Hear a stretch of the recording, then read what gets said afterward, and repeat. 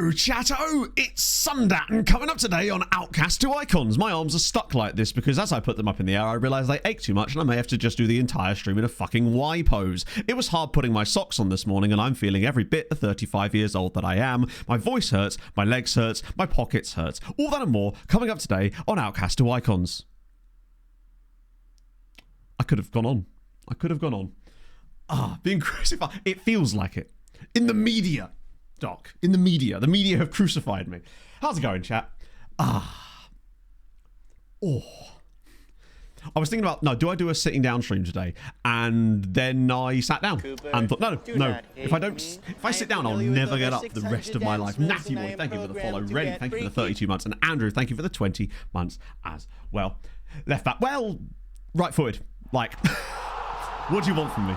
A man who hasn't played football in 7 years on his wrong foot in a defensive position. So left back. You get what you buy. Hashtag card out. Sure, it did, yes, exactly. I'm alright, actually, Pog. It's just a bit painful in weird places, basically. How was the experience? Very, very fun, obviously. It was great. It was just awesome to do that, to hang out with people and play football. TM. Acting right. I know! I might have to... I mean, at this point, what? A Zimmer frame, perhaps? Lollipop out! Terrible. I blame the manager, personally. I'm shifting the blame to Kev immediately. With those boots. Hey! You gotta be visible. You've got a peacock. Not get chipped inside 2 minutes. I didn't get chipped. That was Proudy. I was not in goal. I can't take any credit for Proudy being chipped, other than the fact that it was because I lost the ball. Dear. Pockets out, yeah. None of the wingers are up. To be fair, my shorts didn't have pockets anyway. Nowhere to put them. Could have kept them down my socks. Have the clips. I don't know what you mean. Proudy was in goal, not me. I'm excellent, Dr. Zombiecraft. How are you, my friend? Ready for the match. Do we do negatives ones? Gets chipped. Let's have a look. Oh, he's chipped it over him. Absolutely wonderful. Second yellow card. Oh, he's chipped it over him. Absolutely. And then no nonsense defending. Oh, he's chipped it over him. Oh, hang on. Sorry, I wasn't actually showing it. My bad. I forgot I was on Big Face chat. Excuse me. Con, thank you for the 21 months. Right. Sorry, I forgot that it doesn't automatically go to that one. 21 months of mediocrity. Is there any highlights of yesterday's match? This. And then no nonsense defending. Oh, he's chipped it over him. Absolutely. I mean... Sure. I mean, he's put the ball past me, I guess.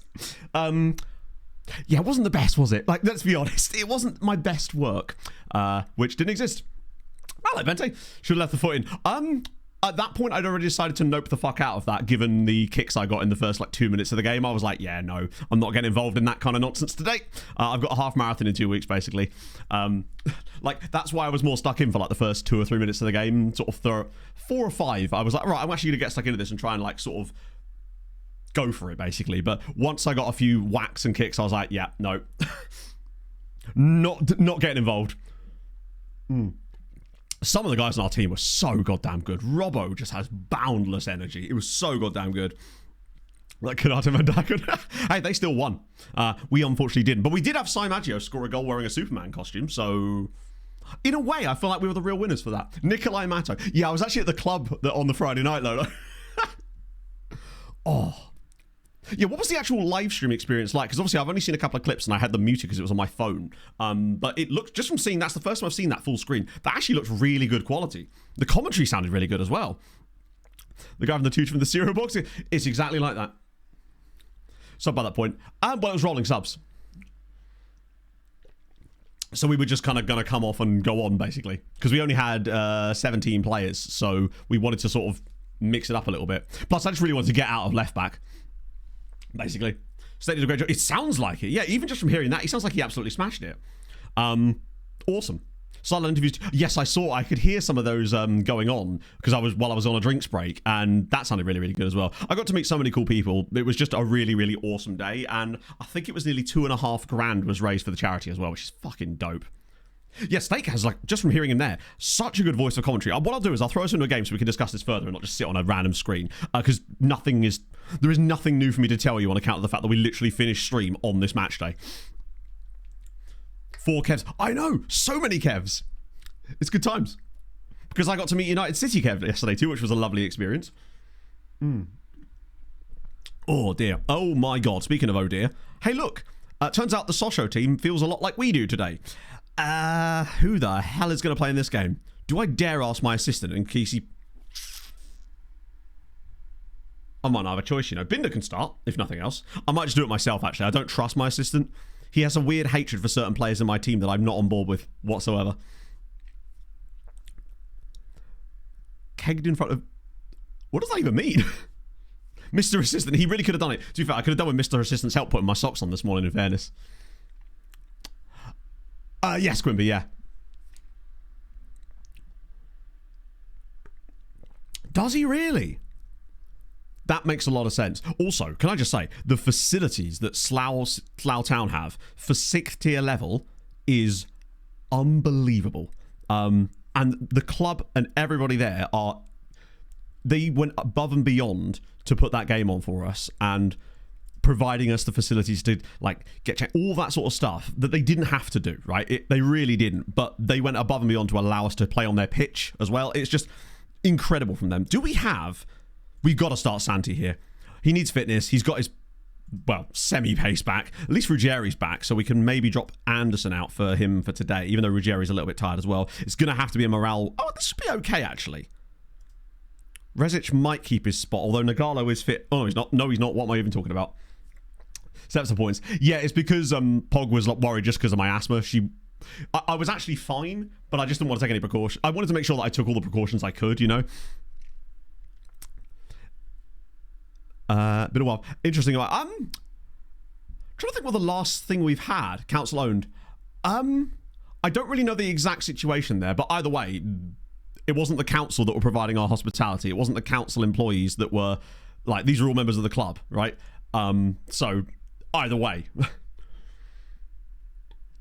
the main stand that obviously you guys wouldn't have seen, because obviously that's where the cameras were, is unbelievable for that level. Who surprised me the most yesterday? Ooh. Honestly, I feel like to even have an answer to that would almost be disrespectful to the player themselves, because I was just impressed with everybody's levels, frankly. Pick your brain, yes. Personality type that's better than others. Model citizen is the best. Basically, whichever personality type, Davey, you would want in your players, that's what you want on your head of youth development, essentially. Because what you're essentially asking for them is for them to rub off their personality traits onto the players. Apart from my girlfriend, this is the most loyal I've ever been. Loving every stream, Matto. Thanks. Proudy, if you've not... Steve, thank you for the 19 months. But Proudy, yeah, if you've never seen Proudy play goal before, he's actually, like, legit really good. Thank you very much for the follow as well.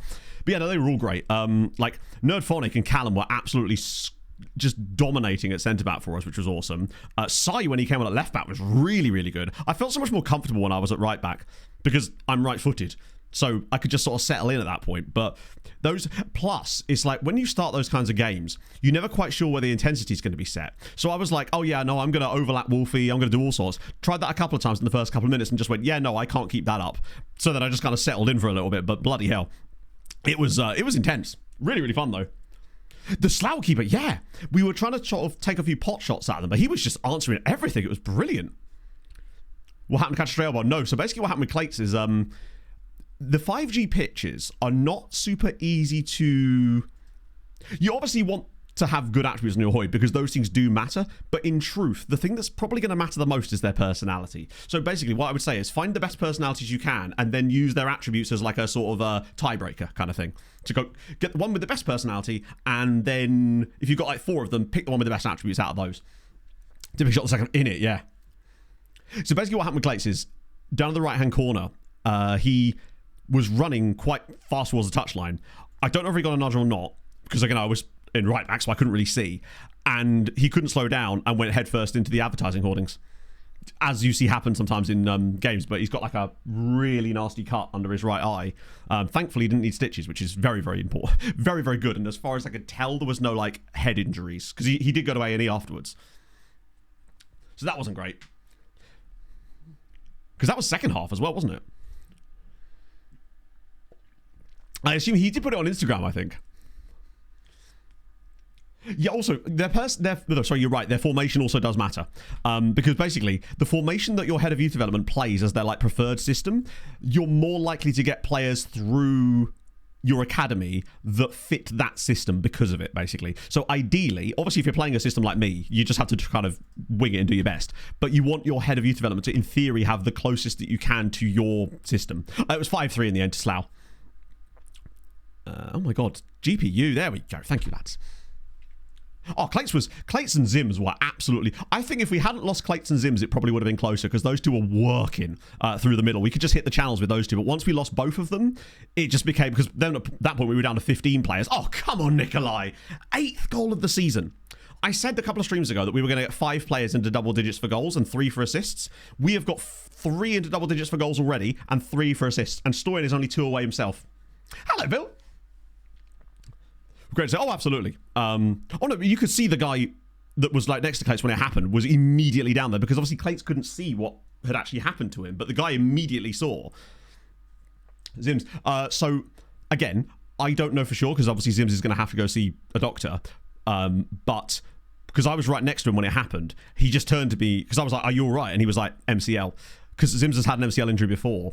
So that's the reason I just ran straight to the touchline at that point, because there's no point in, not going to help him up at that point. It's a case of we actually need to get some people on. So he may well have done his MCL.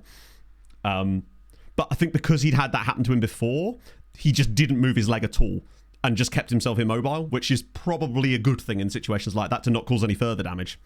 So that you really, really hate to see that, because Zims was crushing it. Him and Clates up front was so goddamn good. Was the youth coach? Really? Oh, really? That's cool. That's useful as well. What a goal from Regic, by the way. We're kind of killing it. Ooh. I love that Sai scored. Clates got his penalty in the first half. Tony, unfortunately, missed a penalty, but he did win a penalty too, so that was kind of... We had a rule, basically, which was that if you won the penalty or free kick, you basically got to take it. Yeah, he hasn't like updated us on what's actually going on with that yet, so... Because we didn't see him after the match, because he had to get back to Croydon. But, like, yeah. Thank God he drives an automatic car. Okay. We are actually kind of killing it, considering this is our second team, and Rana are a really good team. It's not the sort of thing... But basically, there was after like 5 or 6 minutes, there were some tackles flying in, and I have a half marathon in 2 weeks' time, and I was not about to put myself in a position to get an actual injury in a game like this, because it is just for charity, which is why I kind of just reined it back a little bit as far as getting stuck in, because it's just not worth it, right? We're here to raise money, and I was just having a nice time at that point. Fall over. I think... Wasn't that when I got kicked? I've got the bruises all over my ankles from it. Superside still taking the penalty if we hadn't won it. I think so, yeah, because we got double goals for goals scored by the Superman costume, which was brilliant. Not committed. I don't really care. Yeah, massively. That's what we were very surprised by. It was a little bit like too much of that in the first sort of... Honestly, Andrew, yes, genuinely, that's where all the grazes and cuts are on my ankle. So strange. Kevin's manager. Oh, yeah. He told us to do a football, all sorts. But yeah, it was a little bit like that early on, which is why we were just like, just be careful, basically. Did he berate? No, not really. He was a good egg. Yeah, there was a bit. I mean, even I put a couple in, but like, it's, oh, come on now. Oh, he's at the post again. Incredible. Hello, Mathmos. Encouraged, weirdly, yeah. Team match, pre-match team talk as well. I was confused and demotivated, a little bit offended. Is it aroused that you can have players be in pre... I swear you see that on pre-match ones as well. Any bottles thrown? Not that I know of, though there was a lot of bottles around. Mostly just because, we're all old and needed a drink. Roused, that's the one. Another word that doesn't get used in real life at all. We did play 4-2-3-1, yeah. Obviously. Of course we did. You got to play the meta formations. We really should have played 3 strikers, if I'm honest. You got to rouse the troops, I suppose. Yeah, are we the troops in this case? Oh, rouse sounds wrong. Yeah, I mean, in that case, it definitely would be. We're kind of killing it here. I'm so surprised at how good this performance has been. Oh, and now it's a penalty. Have the temerity. Do you know he did? Dribble at mine. It was just basically, I have to cut everything back to my right foot because I have no left foot. It's just for standing. Therefore, make a tiny bit of space and just ping it forward. Did I see the game yesterday?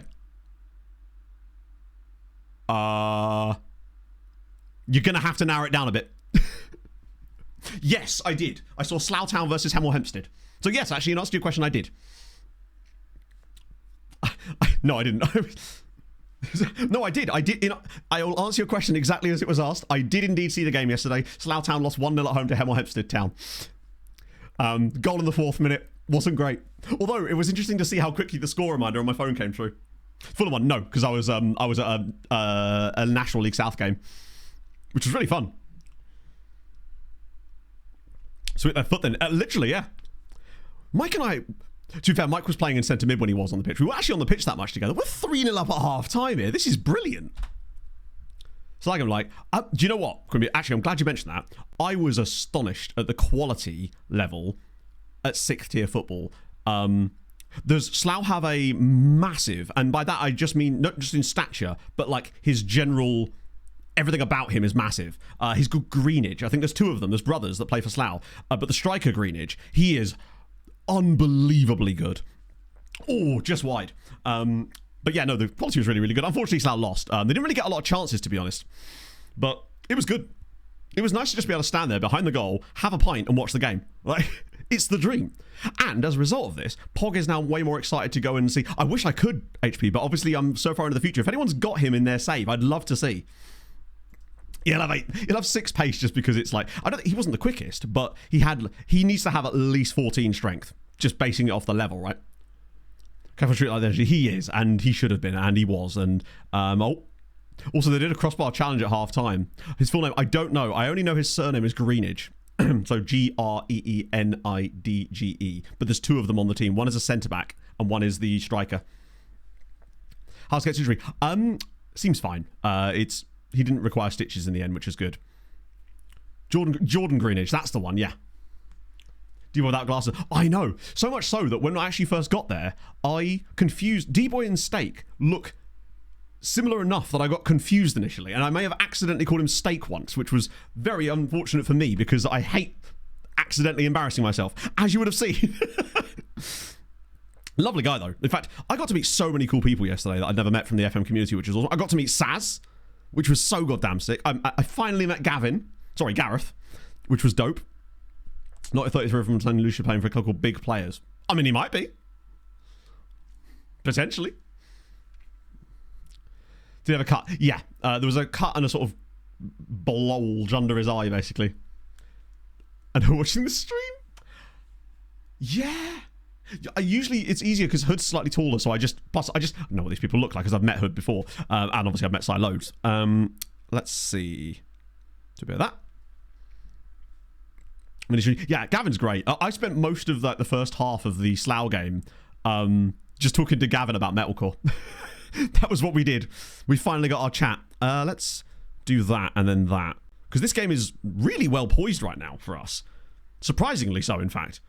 I might give Oscar a run out. Just keep the lads fresh, because we've got second leg against Slavia next week.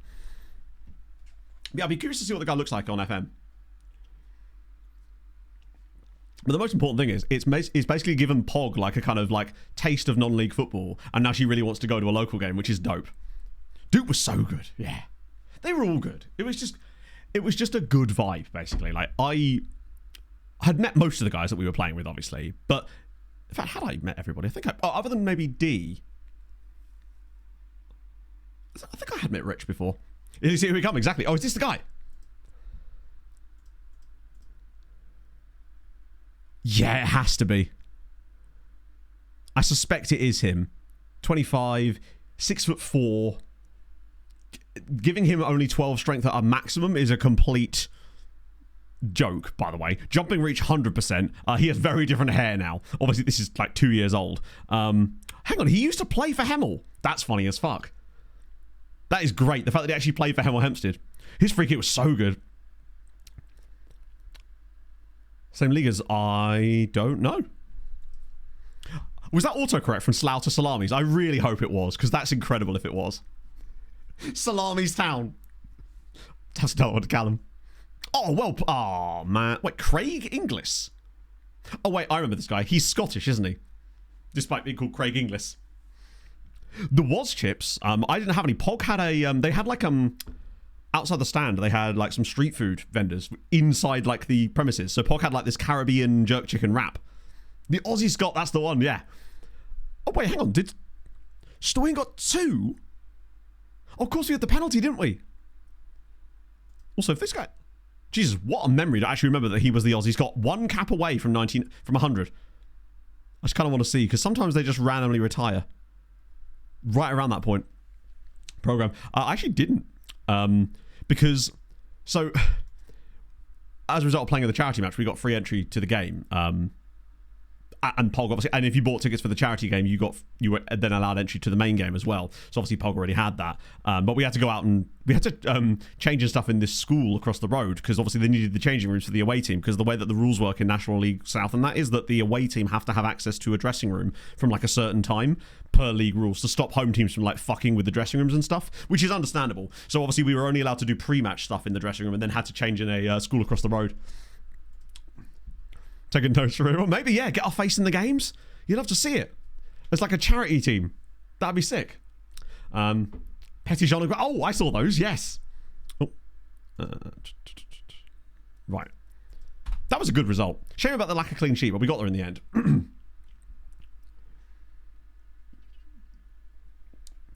How would we even find the worst left back in the game? Actually, I know the answer, but he's not technically a left back. He's actually our loan manager now. Was the worst thing done away. Oh god, can you imagine what? Well, if you follow football enough, you hear stories of like what's happened. I don't know, Quimby, because of the fact that we've got 10 league games, well 9 now. Plus we've also got Europa League, and I want to finish at 2 o'clock because of the 2 o'clock kickoffs. So we'll see how the momentum swings, basically. Other injuries weren't too bad. No, I think most people are just a little bit banged up, basically. It's the thing you're not sort of prepared for with these, particularly as this wasn't present in the last charity match I played, is the sort of like, you'll just be standing there and someone will just run into you and shove you, even though you're like in the middle of the field, and it's like, when the ball's over there, what are we doing? So that was the bit that I wasn't really prepared for. Afonso Trindade, thank you for the 11 months.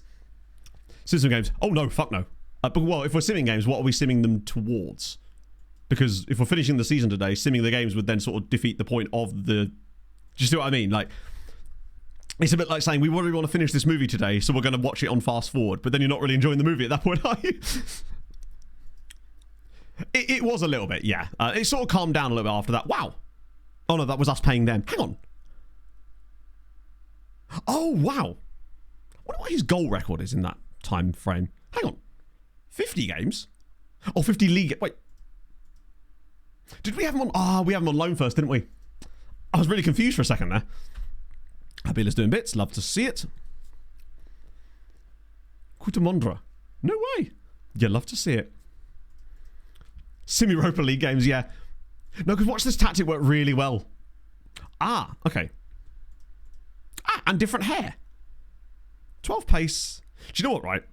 15 acceleration as well. Decent finishing. Composure's perhaps not there. He is actually not bad for this level in sort of this game cycle, because he's got the physicals, right? That's dope. Oh. A football background. Some of the guys play football quite regularly. I obviously don't. The last time I played any kind of football, genuinely, was the charity match in 2018 in Leamington Spa. So 7 years ago. That's the last time I touched a football on an actual pitch. And you could tell that some of them do play regularly, or at least like semi-regularly. Thank God. Otherwise, we'd have been in real trouble. Yeah, I'll show you the worst left back in the game. Boom. What is happening to my face and hair at that point? Oh, right. Do you know what? I'll get there. Outspoken, volatile, plays mind games. Sound like anybody you know? Wait, am I still... I love that I'm still younger than my... Oh, for crying out loud. Just another spam Telegram group. Get rid of that. Spam. God, that's been happening more and more lately. Love to see it.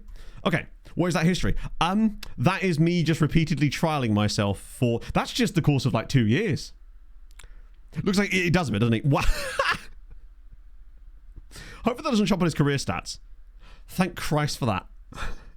Imagine that was just like random trial periods the entire time. That would suck. Let's pretend that season there didn't happen with the 5.85. A bit of Waterhouse. Diogo has been sacked. Why am I being told about a guy getting sacked in Portugal? And there must be a reason.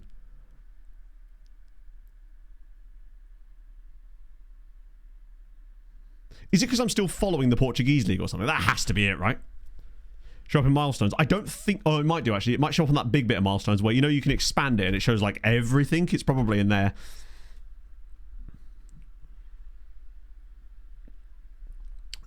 Temporary change. Yeah, I think it's just because I tend to... You know that news article you get at the start of every season where it's, like, updates to social feeds and stuff? I have a habit of rejecting and just ignoring it because, let's be honest, no one cares about the social feed. And honestly, if they remove that from... Did they say they were removing it? They did, didn't they?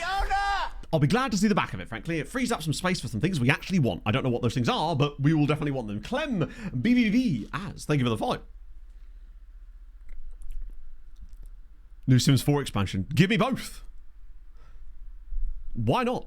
That'd be a hell of a crossover. FM with The Sims. Your players have a bad game, so you trap them in the swimming pool and remove the ladder. I'm totally on board with that. 18 composure now. Isn't too powerful to run. I think it should be okay.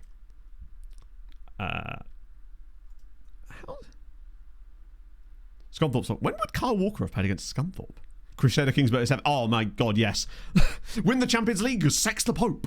It's the dream. I want to just see how he's actually progressed. Oh, now we're talking. This is what I mean.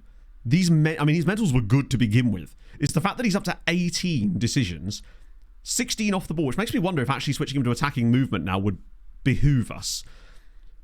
Because his composure and decisions are basically not maxed out, obviously, because there's 2 more to go. But maybe we could do with whacking a bit more on off the ball to make him even better there. Let me just see where that would actually affect him.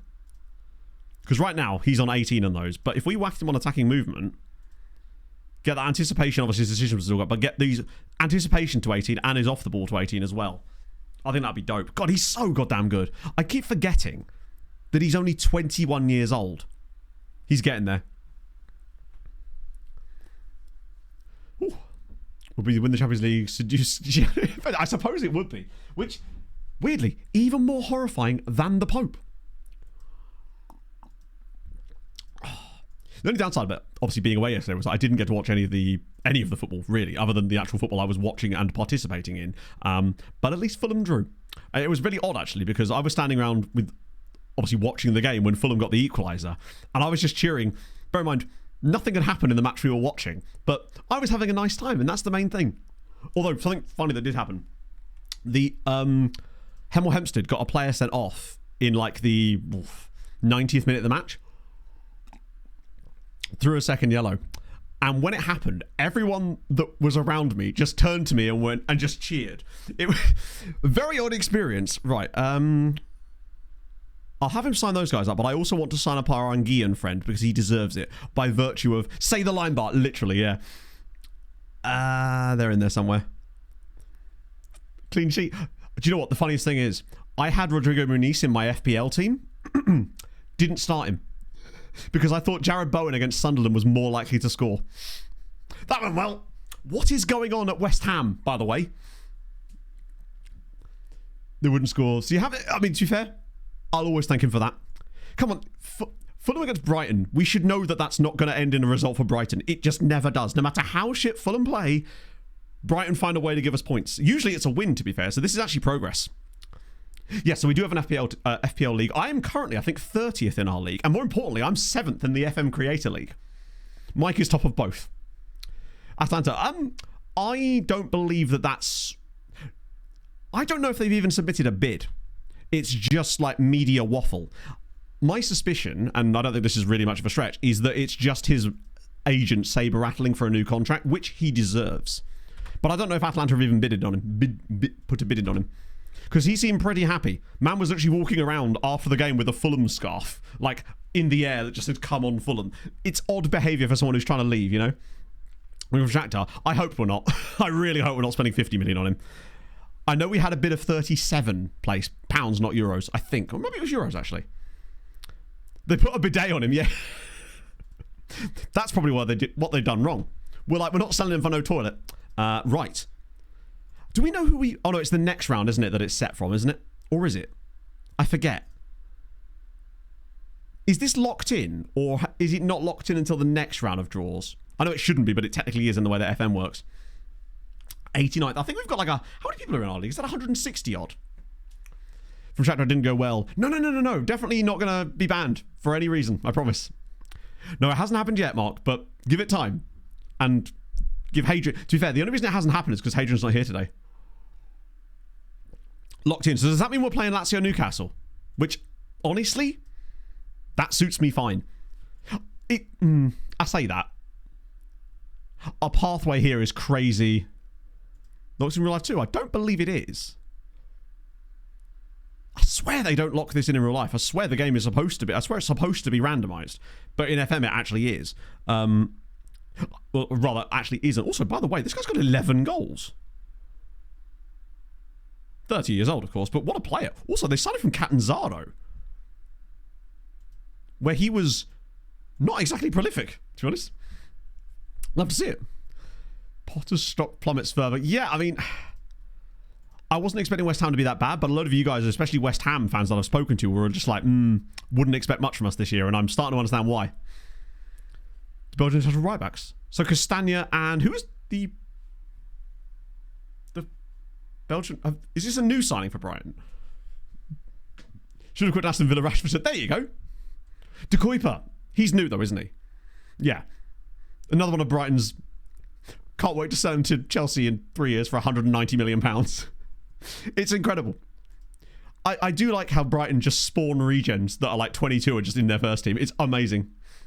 Cheers, who's on? No, we didn't. Let me set the team up and then I'll do that right now. Sorry, you know what I mean. Because Castagna's right back, isn't he? Right, Yurikov. We should be able to get by. But I will bring Bashir back in. Wait, Stoyan played centre-back in that last game? Oh, no, he didn't. I just did a quick pick, didn't I? I was so confused for a second there. Barnett can start again, even though he's a little bit tired. I had to go with the Church's mates. I wasn't sure how well it was going to come out, but I just put in a really simple thing and it just came out quite nicely. Eric Dyer's probably having a lovely time at Monaco. Why wouldn't you, right? Yeah, we're not doing that. He can technically play there because he's not the shortest. We got Mr. Broken Ankle back too, which is always nice. Felix. Is Felix fresh enough? Yeah, he's fine. That'll be all right. Did he score yesterday?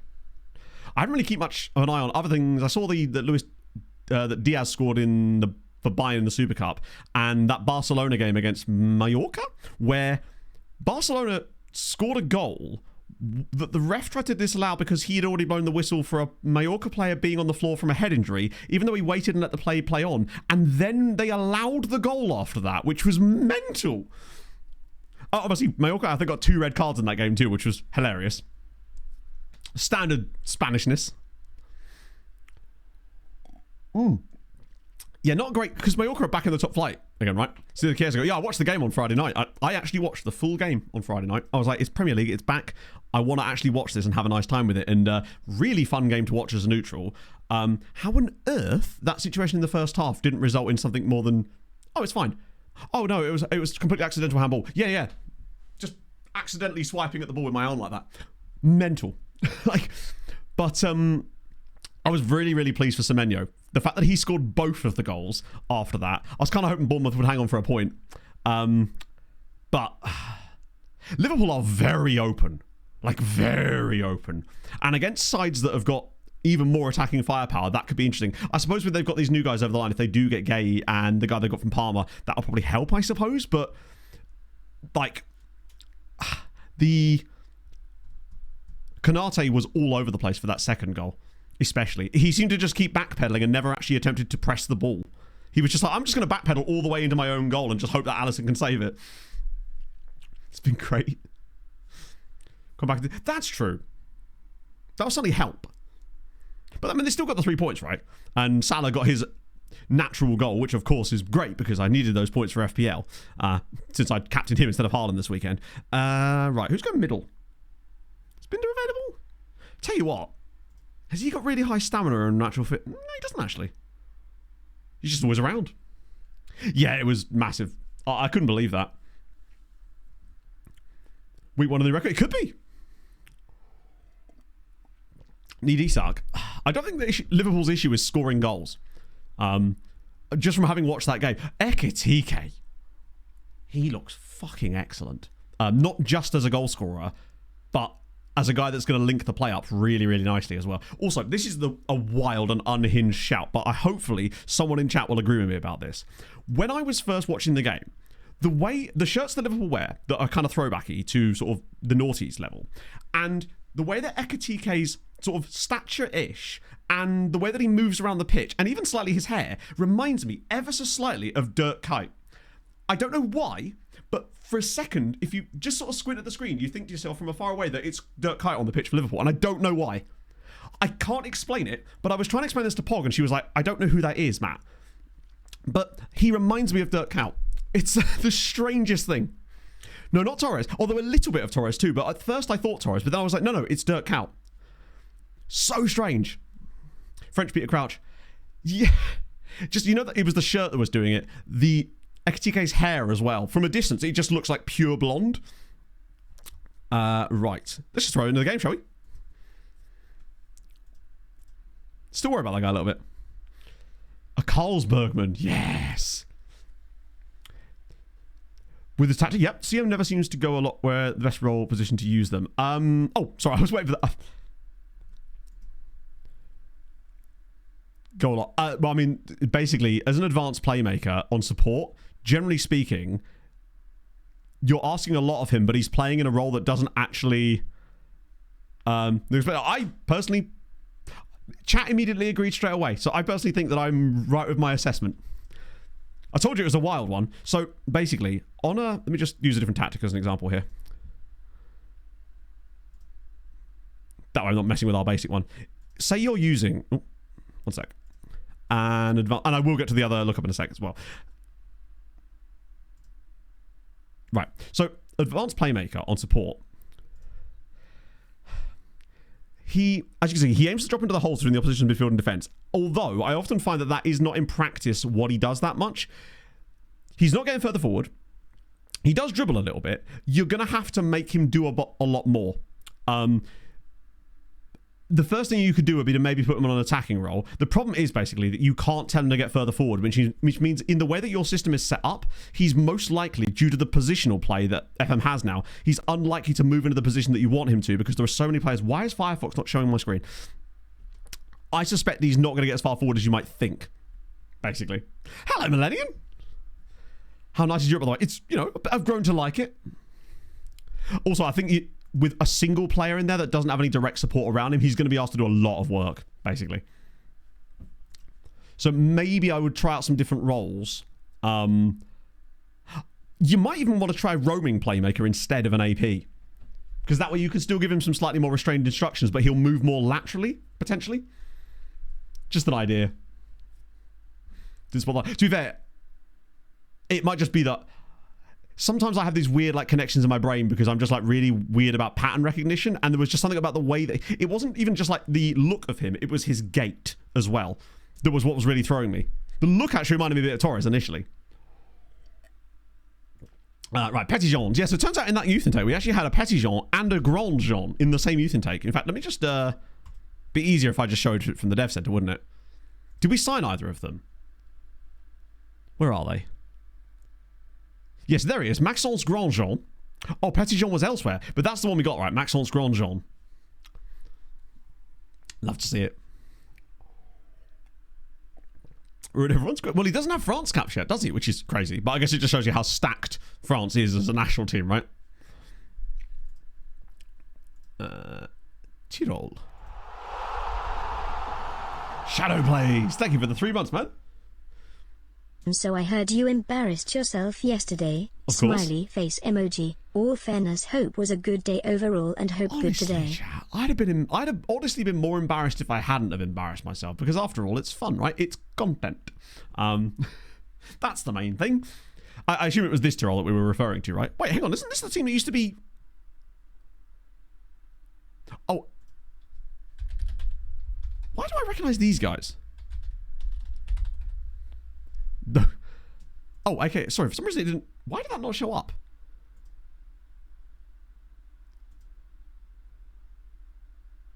Oh. So they're like a youth team. Oh, I see. Hello, Andy. It went It went about as well as the charity match can go, Randy, in that we raised $2,500 for Mind, which is the main thing, right?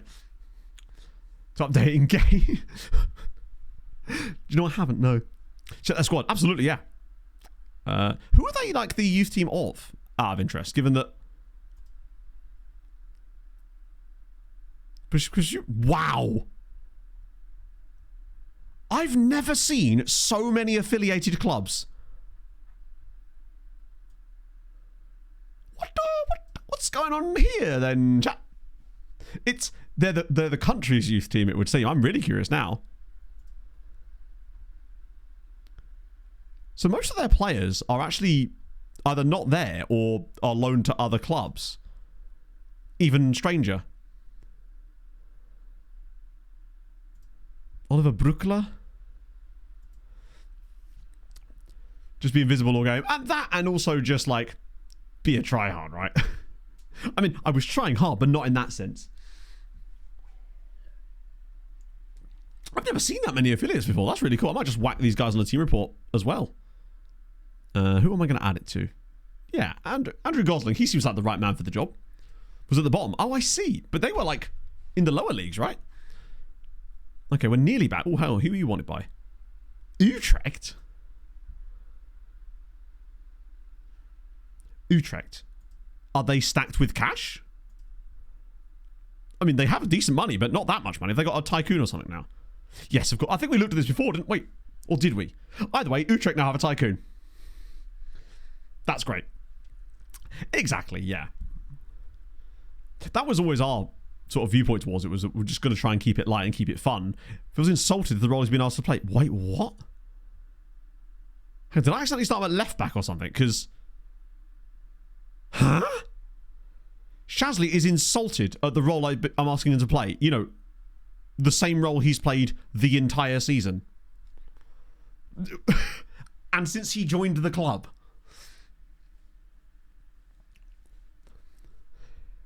Never had it centrally. Bold of you to assume I was trying to head it there. Or had any control over where that went in any manner. I was just trying to get something on the ball.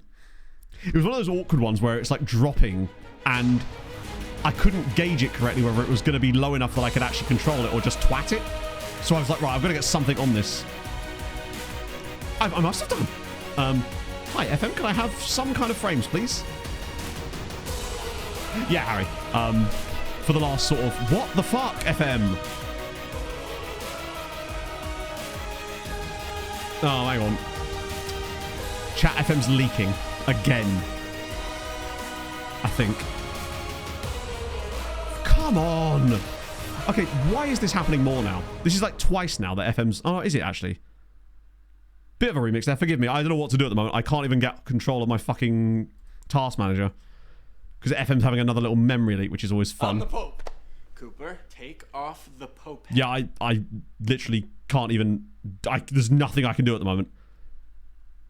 There we go. I think I've got my control back of my camera at least. What the hell was that?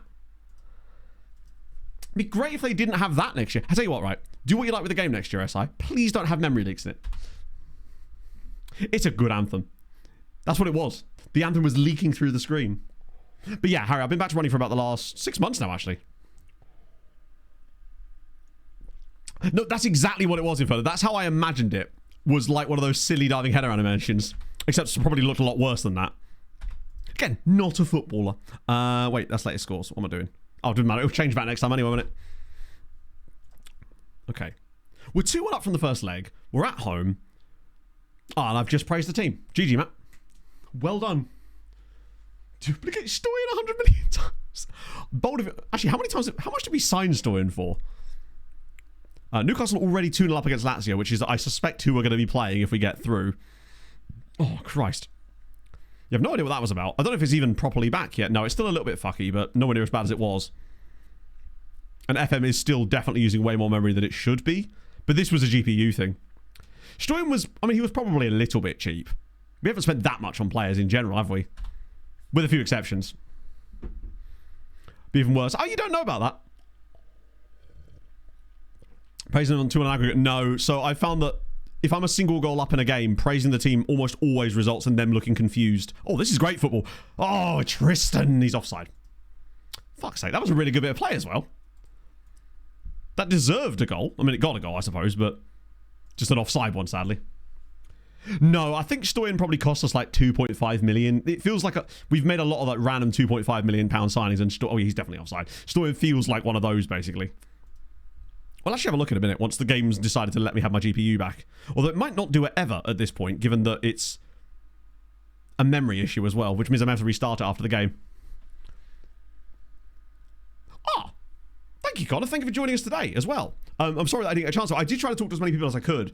It's just, I'm really like socially awkward, generally speaking, and I was saying this to Pog afterwards that I find it really. I always, every time I come away from any kind of social event where I've talked to loads of people, I'm always just like, oh god, I hope I didn't make a dick of myself, because it's like unbelievably difficult for me. But thank you for the hospitality as well. The ground is amazing, the staff are incredible, and the atmosphere was awesome, and the game that we actually got to see afterwards was fantastic as well. It was just an awesome atmosphere. Really good local support as well. Though they love it down there. FM? There we go. Finally. Right, now I'll have a look at Stoyan. Who actually isn't on the pitch anyway. Slavs. A tournament. You think we can get 2 teams out? That's their team, Matt, you moron. Where is he? 4? Oh, you're right, actually. Yeah, it was 4.6. Which, frankly, I still think is a good piece of business, considering he's worth, like, 4. We've almost 10x'd his value. Even if he maxes out like here, he's a useful player that can play in both of the roles that we use in our. And at 6'1" with, 6 foot with 13 jumping reach, he can cover centre back should we need to. Much more about the goal too. Nice. Wait, hang on. Does that mean I actually genuinely help someone with a tactic again? This is happening too much a little bit lately. I don't like it. I wouldn't want. I need to help. Hang on, chat. I need to break someone's tactic for them because I'm starting to worry that someone might accidentally think I'm competent at this game. But that's what I would do in that situation. Plus, I love a roaming playmaker. Something I think might be fun for some kind of... If I do a second Twitch save next year, is I would like to take the Outcasts to Icons concept, but have it so that we do what we did at Mariska Merch, where we use the 11 best players to build a tactic, but we do that at every club, so we have different tactics for every team. And I think that'd be kind of fun. Way days of that episode. There will definitely be videos out about it, because Robbo and Zims were both vlogging it at the time as well. So that was really cool. Oh, 100% Marcus. I'm exactly like that. Is that own goal? Nice. Running smoothly. Hold the cameras there. Hey, you're all doing an absolutely spectacular job. I haven't had a chance to probably look at the stream yet, but what chat have told me, the quality was immense. And oh my god, our keeper's actually hurt.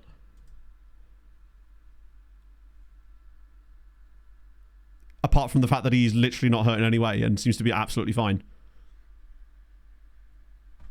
Also, I have a keeper on the bench, chat. I could have genuinely made a keeper sub. Love to see it. Looks so easy. Dennis is just... Ever since that little tweak that Anarith suggested, and we made that tactical change, Dennis has become one of the best players in the league. It's absolutely insane. Destroy more formation with the multi-save. So what you're going to want to do is take all of these guys... This looks like the Indonesia tactic from the FIFA World Cup. I see those double inside forwards. What you want to do is you want to put everybody up here and then turn them all to trequartistas. Pro tip. Overhead kick from open play. Well, I've never seen an overhead kick from open play. Even attempted. I've only seen one scored in the entire game cycle, and that was ironically in my Moon video. Incredible. I'm actually have to go watch it at some point. He was, yeah, literally, he seemed insulted. After like 2 weeks.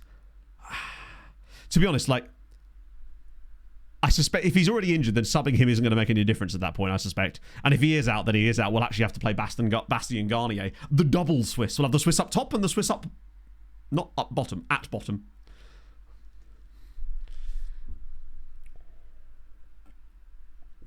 Oh. It's a very mad sentence. Isn't it just? Right, now's maybe... The Swiss in either end, indeed. For when the lint really hits different. We'll get Journeyman. City losing. City are not that good in this save anymore. They don't have their tycoons. So as a result, they're nowhere near as competitive financially. So that helps. And they've not been that great in the teams. If there's a rematch. Well, I know Callum definitely wants there to be a rematch, which would be really, really cool. Because obviously this was all in the works a couple of years ago to happen, but unfortunately it didn't get to happen. But I'm so glad that I got to come back this time and actually have it happen. Because, yeah, it was just a lovely trip down. Nice and easy to get to as well. So it looks like we are heading to the next round, where we will almost certainly play Newcastle. I think Man City are... Katranov. I recognise that guy.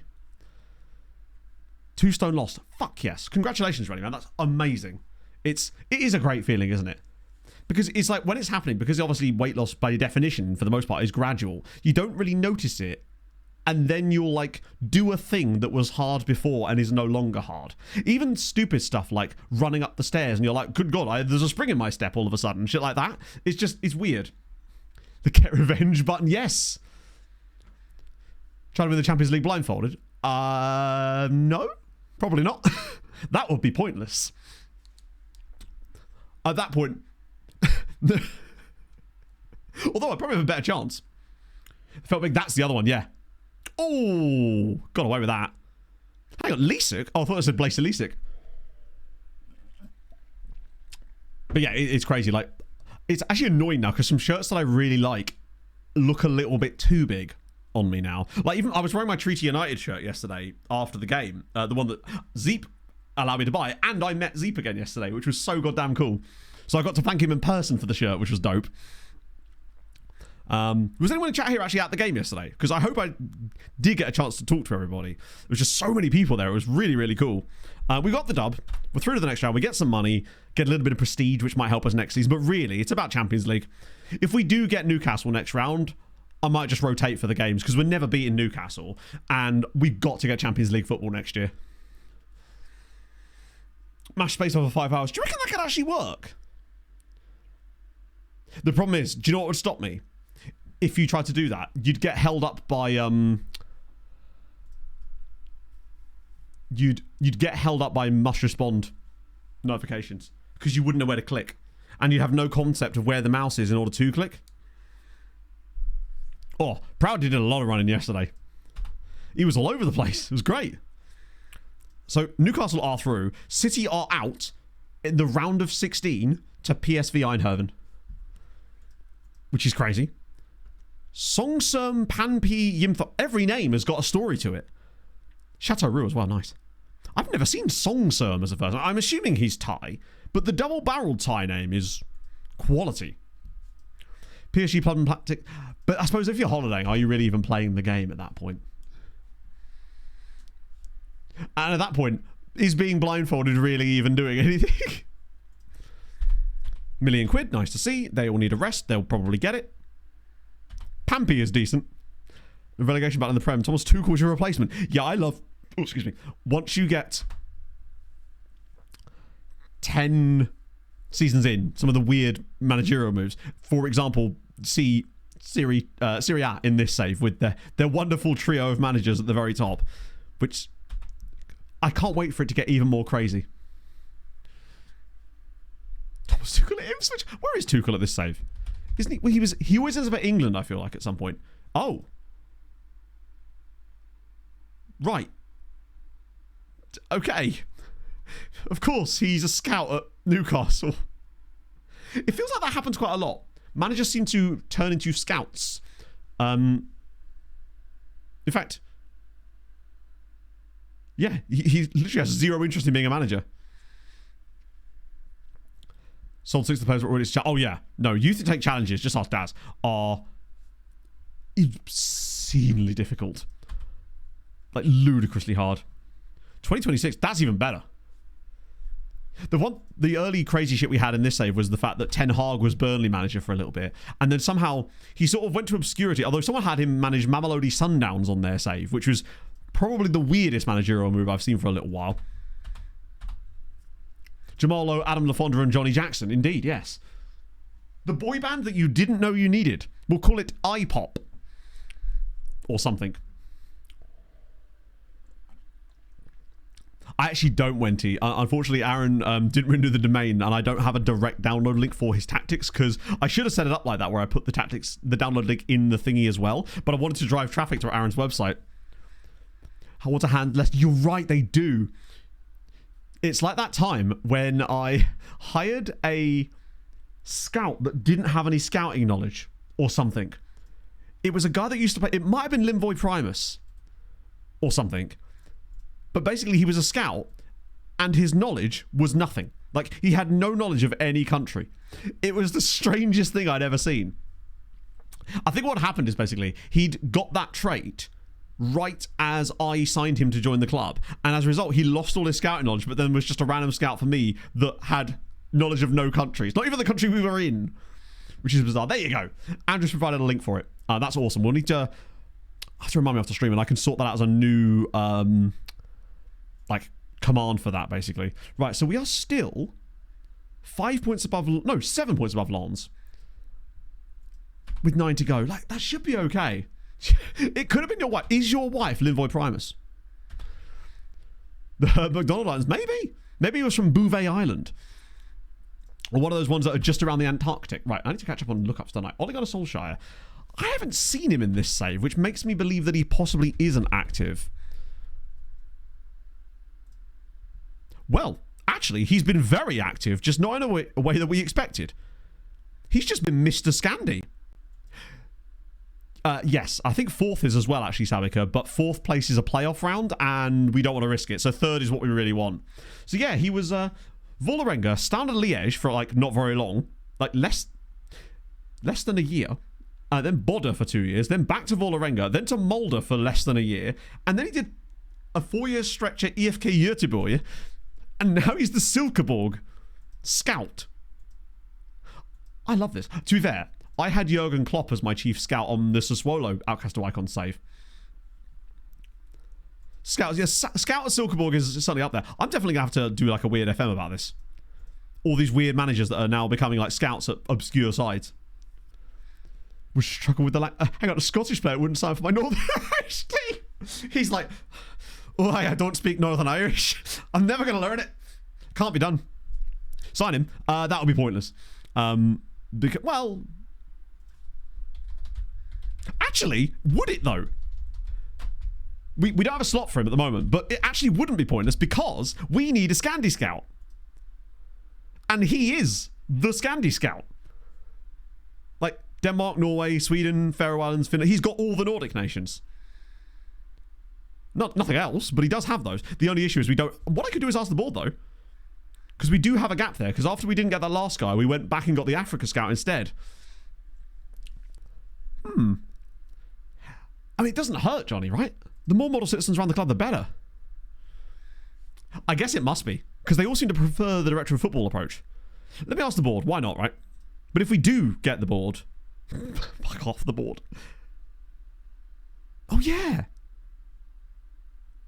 It's weird that they want... I mean, surely they can understand why that happened, right? Really? No? I mean, we did have to play, like, top flight round teams in every round, basically. What would it be under... Staff, more scouts. Oh, nice. In fact, can I ask them for anything else? Actually, we can't really afford it right now, can we? No. But we could maybe get that. We can't really afford to spend any money on facilities because at this stage our facilities are quite good, so they actually cost you quite a lot. Right. Monaco win.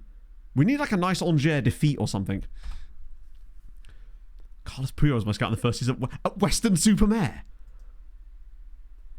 I hope he gave you some great knowledge. I really hope he did. I would love to get him as a scout. Obviously, we could probably find a better scout that has the same exact countries, but that scout is not Ole Gunnar Solskjaer, is it? And like, the memes should always be our dreams. So... Oh, we've actually got a week off in between. Fuck yes. Right, okay. We'll try to go as full strength as we can within reason. Andy will not start. I'll start Rouge and then... Stoyan on the left. Anderson obviously not as a centre-back. Bash will... I'll start the game with Bash. We can try and adjust on the fly because we do still need to win this game because this is crucial. If we don't lose this, we're in great shape. The memes cannot be by. Exactly. Merrill will start for us. And then I assume Binder's going to be absolutely fine because he just always is, apparently. He might end up playing more games than anybody else this season at this rate. Just because he's always available. Does he not have, like, injury prone or anything? No, he doesn't. Okay, that certainly shows. In fact, I'm getting the feeling that he has very low injury proneness just because he seems to always be available and never gets injured. I'll be curious to see what his injury record is actually like for us. Actually, to be fair, he has had like a few knee ligament injuries, but they're fairly spread out. Then he's only quite young. Maybe I'll notice it more now that he's playing a lot more. Eurokov definitely to the bench, though, instead of Garnier. He may, in fact, be worth it. Cool. Very cheap scout. Is he? Is he kind of like what... was it Vicente? That guy that you always used to be able to get in saves who was like... He'd always come for like £200 a week, no matter what league you were in. And he had like 19 and 19 and like a really nice bit of scouting knowledge. I think he used to play for Brighton. He was so good. He was always the one you want to say, Neo Crowy, thank you for the re-follow, potentially. Hope you're well, friend. Boom. Harry Redknapp is still around. I like the fact that the game just caps them out at 100, doesn't it? But I suppose because you can see their birthday, you can still work out how old they are, right? 2 scouts. As long as you fill the slots, they can't remove them. They can, because it will say, like, you have 10 out of 8 scouts or something. Which, the amount of times we found ourselves in that situation, I suspect this is about to glitch out the hell now. It's still a little bit fucky. Mobile game recently called Skycards, which turns Flight Rider into a TCG type game. Honestly, I find that those Dolmen Club things, I look at that and I always just think to myself, do you know what? Those people seem to be having a really nice time enjoying a niche hobby with a community of other people that are enjoying that thing, and that's fucking dope. It's in the kind of the same way that we are really here, gathered on a Sunday morning, right? I love that. Yeah, Memphis Depay, he's been around. He's been here for a little while, actually. I respect people that have like a niche hobby that they really enjoy and like invested in. I wish I had like that. I suppose you could argue running, but it's not really the same thing, is it? Like, let me do that. But I am going to do more FPL this year. Does that count? It doesn't, does it? But the other thing is, with FPL this year, I decided that I wasn't going to like try hard. I was just going to literally pick players on vibes and just kind of just have a nice time with it rather than taking it too seriously. And I think that's made it more fun for me so far. Yeah, we did. We haven't actually got the draw for the next round, Steve, but because of the way that we think that it's already locked in, we think it's likely to be Newcastle, which is probably the end of our journey, which is okay. To the club I've never again. Alice! Oh, God, I stuck my arms in the air again. I feel like Steve Buscemi in Grown Ups. How was the stream? Thank you for the raid, my friend. Oh, fuck. I'm fine when I'm, like, standing perfectly still. Still. But it's just when I try to move around more athletically, as you would have already seen. That's where the problems begin. Story request to transfer to lots. Yeah, innit? Different niches. Yeah, exactly. So, speaking of, chats, on the topic of FPL, you're not going to believe this. Potentially, we might have a stream sponsor soon. And it's sort of FPL adjacent related, which I think would be quite cool. Cardiff, you need a Cardiff City. That's a massive step up. Holy shit. Are you doing a Cardiff only save? Where is there to go next? Cardiff Draconians, that's where. The greatest club in all of Cardiff. Is it pasta? No, sadly not. Basically, it's a fantasy football style game that's got some other elements to it, basically. I was talking to Robbo about this yesterday, but he really likes it, and he seems like they're really cool to work with. So, it's not a betting sponsor, no. I thought it might be fun, so we're going to see if we can get on that. I can't remember what it's actually called, but Robbo showed me it yesterday. No, it's not so rare. It's not NFTs. That would be what I would call one if I did play one. We're losing. This is not good. But yeah, it looked really cool. So potentially we might be sorting something out with those, which would be pretty sick. Retirement Home FC is the last stop. Just keep it to Cardiff Drax for the last stop. They were fun. Probably not even visible in that save, to be fair. It's going. I cannot remember the name of it. There you go. So the EP... Not Ray Shadow Legends, no. What we're supposed to win this? Yeah, we've actually kind of... We've had to rotate a little bit, but I might have to rely on the bench a little bit. It's Football Manager 2026. Can you imagine? Most unnecessary sponsorship of all time. It's like, hey, we're going to sponsor you to play that game that, you know, that you play 99.9999999% of the time on stream. We are actually playing bad. The only downside... I mean, we are second half Sochaux, so I'm not particularly concerned about it, but it does make things a little bit more difficult for us. Particularly as I think we still have to pay PS... No, we don't. We already beat them, didn't we? Morella's not really cooked here. Right. Nagalo's doing early season Nagalo again, which means he's off. In comes Rezic. Barnetche's back in as well. Who else is on the bench that can make an impact here? Felix, because I like Chowie. I don't like replacing centre-backs, but he's not been good. I don't have Anderson on the bench, so he can't really come on. Binder's been poor, though, and that means it's time for who else but Mr. Haribo. And we'll save the other sub. Worried. A draw would be fine. But a loss is concerning. Oh, loads of aches and pains, mate. Honestly, I feel every bit 35. Because it's just a totally different set of muscles. Like, running, I can do no problem. But the thing is with football, it's all the stopping. It's the stopping and the quick changes of direction that get you. I'm not used to that. The ligaments in my feet and ankles are really sore. Oh, God. This guy's good, isn't he? Oh, Claudio. Yeah, this is gone. Played a lot of random leagues, including Hungary. I've seen that you've been doing about 50,000 fantasy leagues this year, James. Which is wild.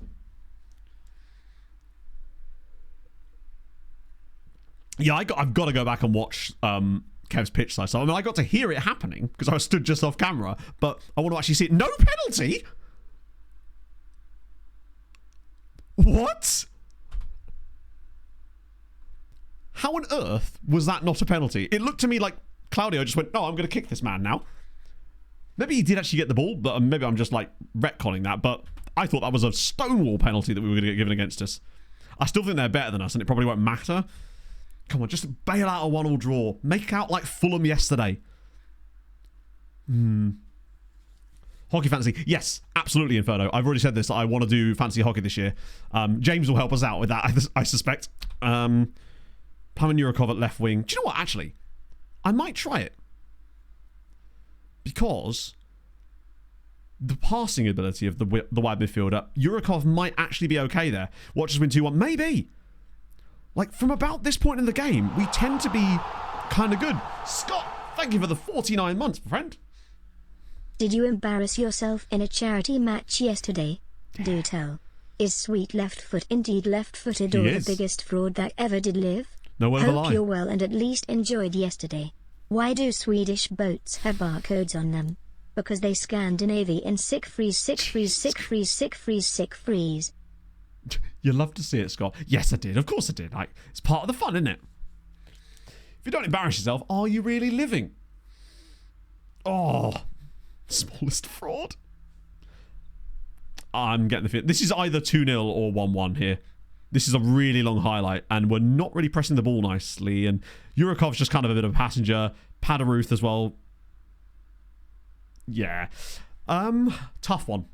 So away at one of our European rivals, it's not easy. But this is why we build gaps, right?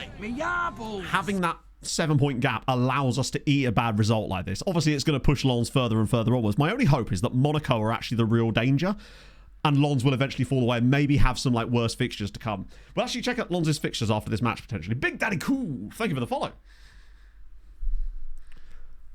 Twitch DJ. I'm spinning the deck, Sean. I nearly didn't stream standing up today. I thought today might be a sit-down type of day, but I think I'd have just felt worse afterwards. I think the best thing was just to stay on my feet for a little bit. Oh. Okay, that's not a good result. I do want to look at their run-in, because that's what, 7 games left we've got? 7 points, 7 games and 5... No. 7 games, 4 points is a bit worrying. We should have a bit of a run of wins again. I want to see what our run-in actually shapes up like. Do we have to play Lille and Montpellier? Not Montpellier. Lille and Marseille again, for example. I know we don't need to play PSG again. We already beat them. Do we need to play Monaco again? Let's have a gander. Right. Cannes, 8th, but we're at home. And we have a full week of rest. I'm going to try, Owen, but we're going to try and aim for 2 o'clock, because obviously we've got the Premier League kicks. Premier League fixtures this afternoon. Angers are 9th. That's Pog and the boys. That's away from home, but they are also Angers. Toulouse at home. Again, it's at home, and Toulouse are usually beatable. Le Havre, bottom of the league, away. Then it's Monaco. Do you know what, actually? Our run-in is pretty favourable. The only team that's really concerning in there is Monaco, and we're at home. Because I suspect that we'll go out of the Europa League against probably Newcastle there. It feels like, provided we don't have any major issues, it should be okay. What I do want to see is whether Lens have got a tougher run-in. Obviously, we do still want to try and finish third, because Sod's Law will end up losing the playoff round if we do get there. What's their run-in looking like? PSG away. They've got Paris and away as well. Marseille as well. And Rome. So they do have to play PSG away, Marseille away, and Rennes away. That's some pretty tough games. Monaco. Oh, I reckon Monaco are actually the ones to watch. They may not be in the position now, but it feels like they'll be coming for us. At this rate, anyway. Boom. The official best team in the world. What do you actually think for the game? Because it's Chelsea Palace, right? I mean, I'd like a nice Chelsea clean sheet because I've got Kukurea in my FPL team. Kulusevski. This is where we find out he's probably still playing or something. No longer concerned. Oh, that's good. I mean, not that he has a choice anymore, obviously, because he's signed permanently, but... well, that's not how you spell Kulusevski at all. Kudus looked really good for Tottenham yesterday as well. Also, that bloody... there he goes, retired. Stayed at Spurs his entire Premier League career, which is fun, though. But that second goal from Richarlison yesterday, my God. Is this the year that Richarlison finally becomes a prolific striker? Or are these his only 2 goals of the season? Spurs look pretty decent, though. Yeah, 110 Premier League goals for Kulusevski. Retired at 36. 456 Premier League appearances. Yeah, he actually retired 5 years ago. 117 Sweden caps. It's about as good as it gets, really, isn't it? Dope. That's one of those. That's one of those. Goal. Oh, yeah, 100%. I mean, the match day isn't even finished yet, but, like, it is Burnley. Yeah. I do regret putting Dubravka in my FPL team because he was cheap and was going to start every game. They do look really bad. I was very impressed with... Obviously, I have... Oh, my God, they said yes! Amazing. Sunderland... I was curious to see how those signings were going to bed in for them, but... Clearly it's worked, right? I mean, also, Dan Ballard, like, approach the sign. What? Bro. Backups who don't play. Yes. It's...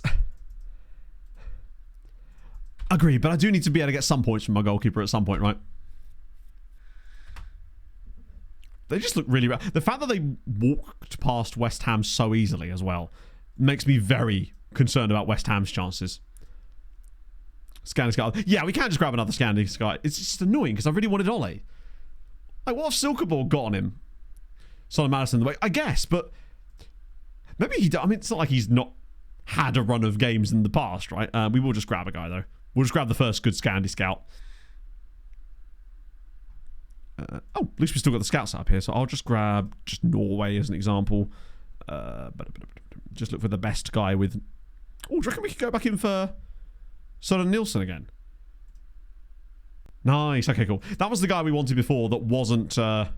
Actually, before I do that, is there any other good names in here that are, like, recognisable that might potentially be fun as well?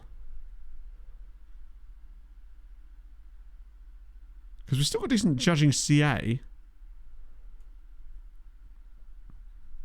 I mean, there's some good... I mean, Christoph de Krook. Superb. But do we really want a Krook as our head scout?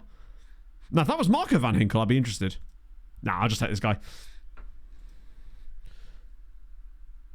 He'll be fine with that. Hopefully he'll say yes. I'll leave the other one available for the time being, just in case.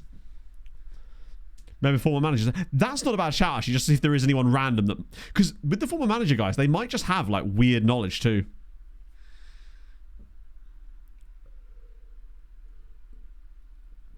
The other teams in the game. Yeah, I mean, it's because he's a £4 million goalkeeper that's going to probably play every game, right? So that was my logic to it. And the other guy I've got is this guy, Valdimarsson, Brentford's backup, I think. But I figured because Kelleher wasn't available, maybe they would start... Who was likely to start for Brentford today? Not that it matters because he's on my bench. Right, we want Hydewell rep.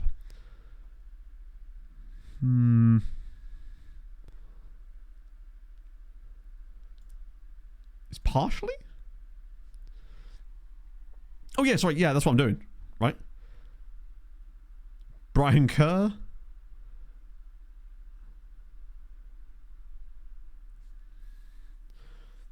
Well, this is FPL point system. What did they change? Because I haven't played FPL for ages. So, I don't know. Because I actually got points for Conser, because obviously he got to 60 minutes before he got the red card, didn't he? So therefore he got the clean sheet bonus. So I was pleased with it because it benefited me personally, and that is what matters the most. Might start as kind of, okay, fair enough. Defcon and midcon points. Yeah, I don't know what any of that means. I just put players in a thing and go, points, please. Yes, HP. Because he's going to play every game. I will, because if I'm not going to start him, I'll find another one. As your bench goal. No, again, like I said, I'm not taking FPL that seriously. I'm just vibesing it.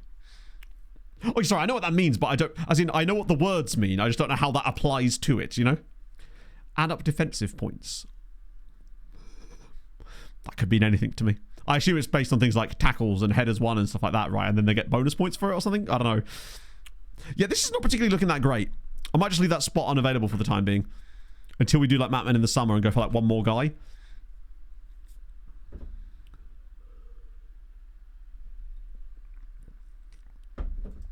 And yeah, I guess it makes sense because if your starting keeper is got a game that you're just unlikely to see any points from and the other guy's got a more favourable game, I suppose it makes sense to have it, right? See you later, enjoy the game. Birthday's tomorrow. Ooh, early B's for Daz, or do we do late ones on Tuesday? What happened in this game?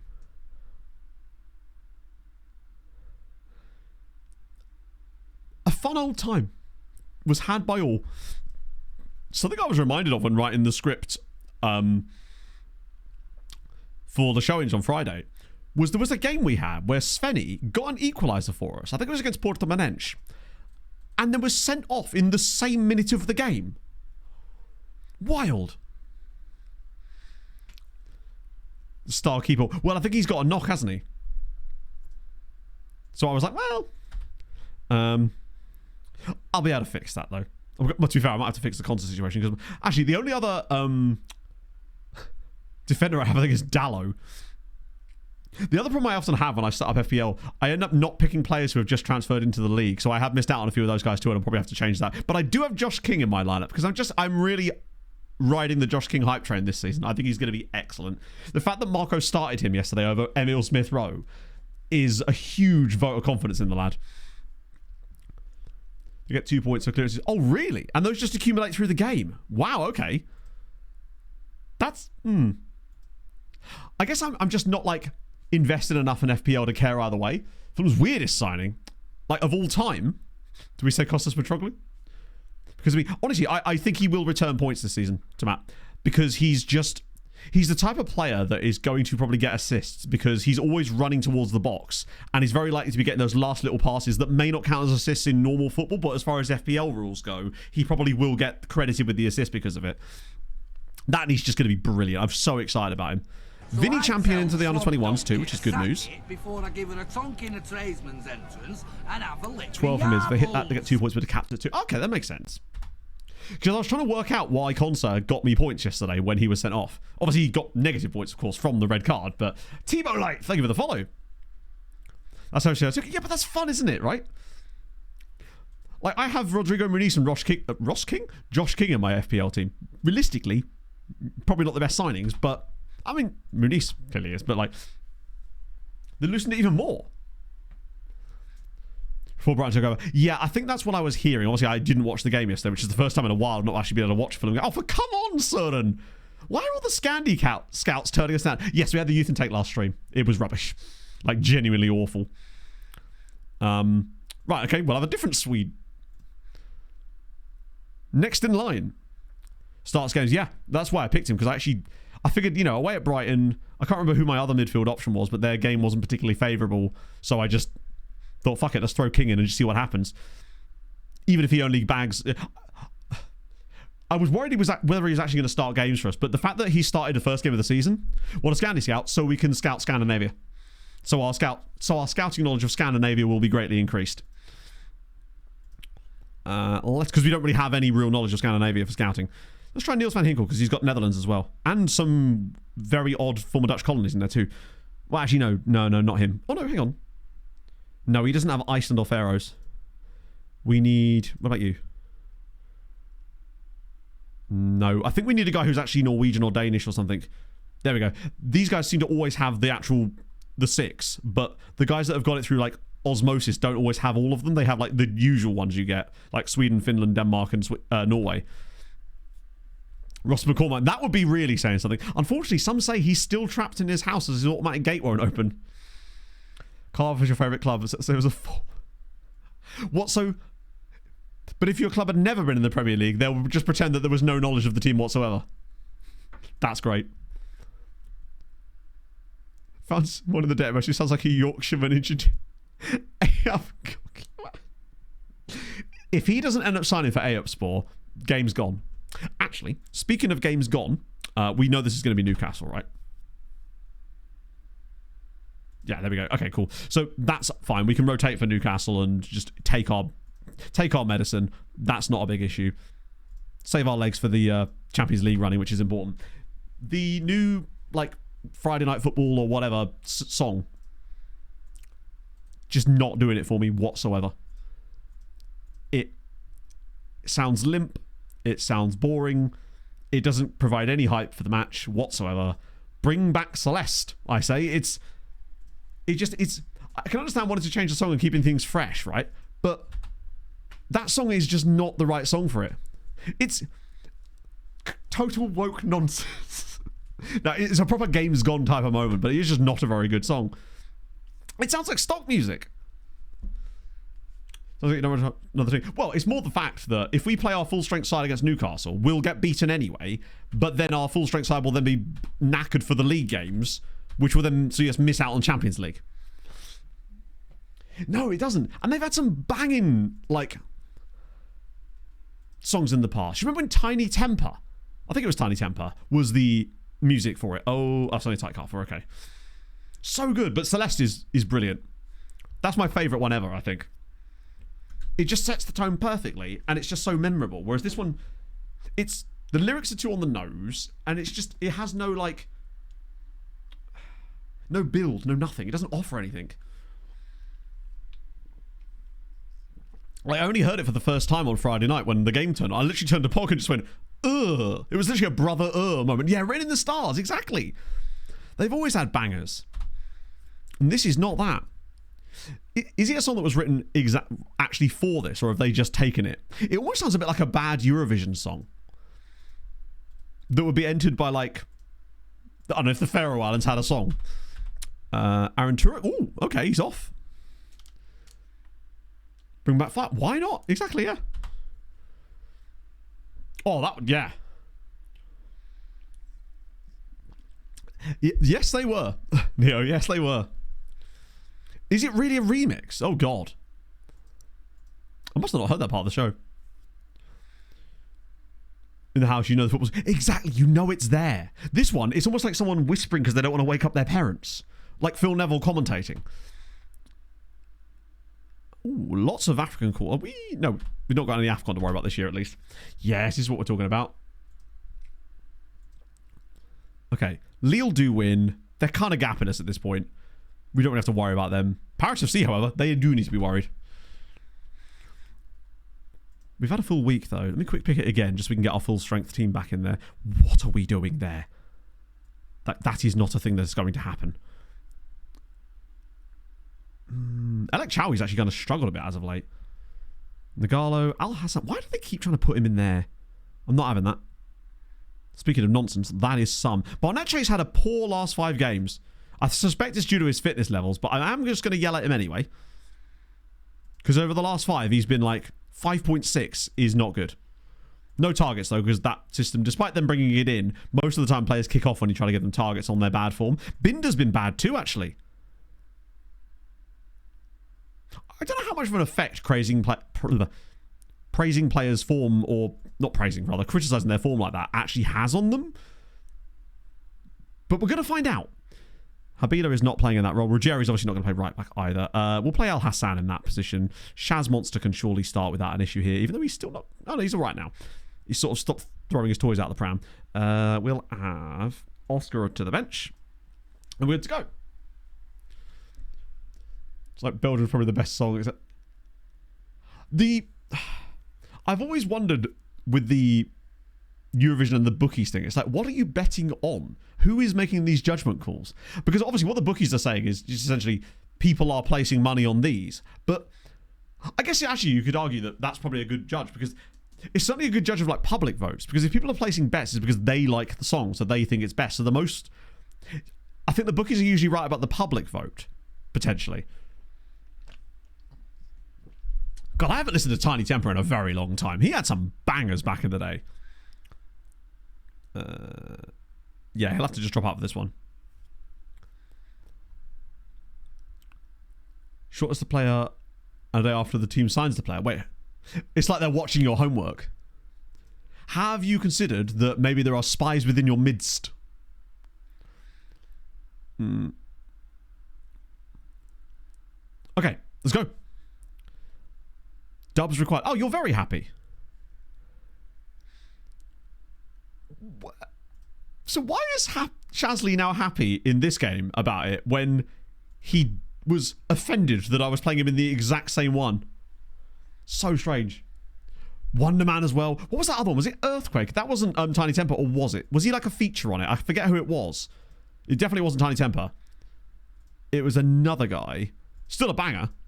Labyrinth. It was Labyrinth. WrestleMania 2026. Yeah, but just think, this makes me think Super Sunday. It's so Super Sunday code. I can see Robin Van Persie scoring. Bet on the colour of the object. Largest temper. Mad about being in play position 18 months after he started playing. It's like he just woke up one day and went, shit, am I right back? No, this will not stand. You'll be hearing from my lawyer, sir. Kind of actually better than I thought. If we lose this, then worries are abound, because this is basically our strongest lineup, with like the exception of probably Al Hassan, who's... Please don't let him score from... Wow, okay, that's an effort and a half. Calm it down, lad. So on the Madden 26, I feel like I have listened to the warning. Maybe. Or they've certainly... I was about to say they've come across my ears, but that's probably not the right turn of phrase there. A CD said no nonsense. Ah. Actually, I was talking to some people about this yesterday. I want to see nonsense roles introduced. I want to be able to play as a nonsense fullback, which is what I did yesterday. Give me that ability. It's just high flare, low concentration, and Stoyan drills on over the crossbar. Oh, have PSG released another shirt? The Jet 2 song request, to be fair, they were very well timed. We'll take it. Should be an easy win. I don't know about easy. I mean, it's like they're 8th in the league. They're on this sort of cusp of the European places, and we've been in a bit of a weird form patch lately, and now the game has decided to be weird in the middle of a highlight. Around, I guess so, yeah. Like, it's a game I would hope for us to win, and if we don't, it does cause... Yeah. It makes me think the word just... Oh, look at this. Yeah, I am worried about this. They're doing things that they wouldn't normally do. Just like leaving balls that they're normally in on. We need like a little reset of form, basically. I think it is just down to fitness levels. Like, we've played a lot of games lately, and just having a run of games where we're not playing twice a week is probably going to be very, very fruitful for us. And if we could just get a couple of wins on the bounce in the league, keep the momentum going, rotate for the Newcastle game, because there's no way we're going to win that tie anyway. This is where the second team end up winning the tie. Oh, what a pass. Dennis, drop it across. Come on, there's so many options here. Oh, Dennis. Oh, Al Hassan, keep the ball moving. Yes. Where in the fuck did that even go? I don't think this highlight's done yet. Come on, one more. Oh, for God's sake. This highlight just will not end. Right, Barnetche. Bang! And he's missed the target. That's so season 1 Tristan as well. That was on... Oh, no, it wasn't onside. It wasn't. It's been okay. It's been okay. God, these songs are throwing it back now. Jude Bullard? I want... Show me an animation of that. Like, imagine that is the first thing they release of news for FN26 in terms of actual footage. It's just someone diving over a bunch of bodies on the floor. Turns out it's a first-person shooter now. Oh, there we go. Okay, they're actually doing some weird stuff too. Like, they keep giving us the ball back, but then we keep giving it back to them as well. Oh, shit. Right, lads, do you want the Champions League or not next season? Bigger depth? Oh, for sure. But, like, the problem we had was we simply couldn't afford the depth. Depth is not cheap, because you need to find players that are willing to be depth, and most of the time the way to go about that is high potential young players who are going to come in and not going to want to start every game as squad players and regular starter type of guys. The guys that want to be breakthrough prospects but are like 2 to 2.5 star CA, those are the guys you need, and they're hard to come by. Because, generally at this stage, they come at a premium. But I do think we've got a few guys that are kind of rocking about that maybe we can bring through a little bit more. At least Regic has shone at times this season. I still love the... Oh, come on now! Actually face the people in the game engine. I suspect not. But it's hard to tell because all we've seen so far is, well, there was the shot of a trophy and a sort of some crowd shots, I guess, right?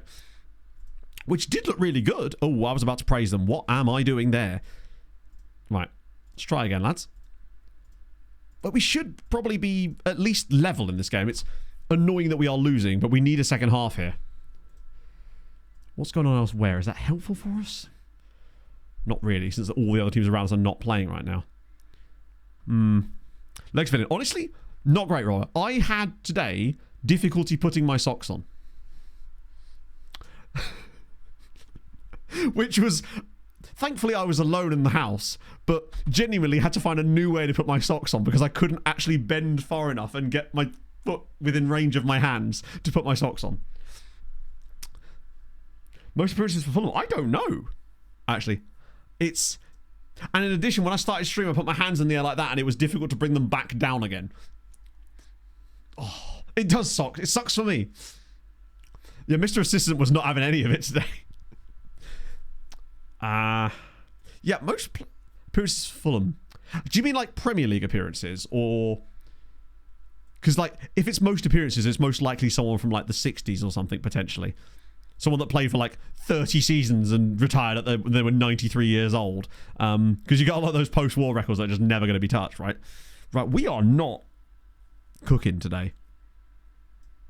It seems like the team have decided to have a takeaway, and I'm taking away their ability to stay on the pitch. Right, let's try that. My outside of my thighs hurt quite a lot too. Come on, do not lose this game too. You are handing these teams Champions League qualification if you do this. Stop being bad. That's all I can do. Now, in fairness, we did have some lucky results earlier in the season, so maybe we are just returning to the norm here. Oh, come on. Peter Bashir when you need him. Okay, Peter Bashir when you don't need him. Johnny Haynes, maybe. Or it could have been that there was less games being played back then because of the way that cups are more regular now. 658 games. Yeah, that's just never going to be beaten. It just isn't, is it? Like, particularly with how rare one-club men are in football these days, especially at clubs like Fulham. It just doesn't happen, because if you're the type of player that's likely to stay at a club, you'd have to be just good enough to be able to play for the club, but not so good enough that any other club wants to buy you. And I would love Josh King to get 700 appearances, but we all know that that won't happen, because what will happen is if Josh King is as good as we think he can be, he'll be off to fucking Liverpool in 3 or 4 years. Maybe even sooner if he's that good. It's a shame. You don't get the privilege at the level, even at the level at Fulham are at, to have those types of guys very often. Like Tom Kearney, this is his 11th season at Fulham, and even that is a massive outlier. For him to have actually done that many seasons. And I think the only reason he's got that level of longevity is due to, no, you're not having that. So yeah, that's the thing. Tom Kearney's been here for 11 years and he's got less than half of the appearances of Johnny Haynes. Oh yeah, Johnny Haynes, if Johnny Haynes had existed, say you sort of shift the timelines to now, and Johnny Haynes existed in that Fulham team, he wouldn't have stayed at Fulham as long as he did, really, would he? He was far too good, even at the time. Running from Fulham would be hilarious. To be fair, at this stage, I wish we would. The amount of players that have seen leave. I mean, at the very least, we got good money for Fabio. Oh, no, we didn't get good money. What am I talking about? That's the other thing. At least when Josh King does leave, it will be for good money. They're a fan. Yeah, but most of them will always want to go better their careers, right? Because Fulham, I love my club, but they're never likely to be a team that's going to be challenging for Champions League, playing in Europe very often. Like, I expect there's an outside chance that we might be back in Europe at some point in the next few seasons if we remain a stable Premier League side.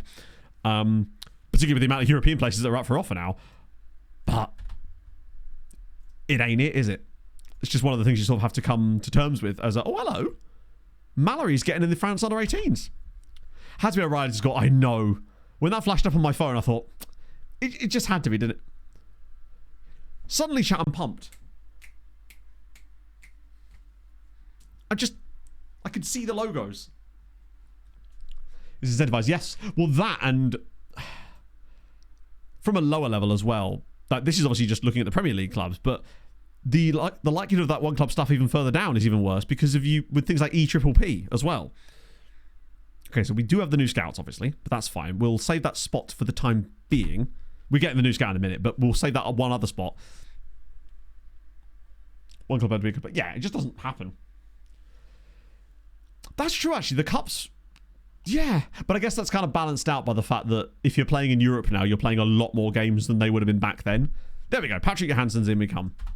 Because most of the time the European Cups and stuff were, one, there was less teams in them, but when they were in them, it was mostly straight knockout, wasn't it? There was not like a lot of group stagery and all these extra rounds that have been introduced later. There's just a lot more football now, for the most part, with a few exceptions like the Cups, with the lack of replays. It was crazy that replays could just go on forever.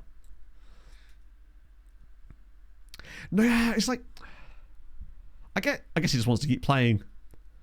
But also, we've lost back-to-back league games and haven't scored a goal now, which is a little bit shit. And now we have to go to Angers. That Caen game could be catastrophic. Like, who is the longest-serving one-club player at your club, chat? Yeah, we have overperformed.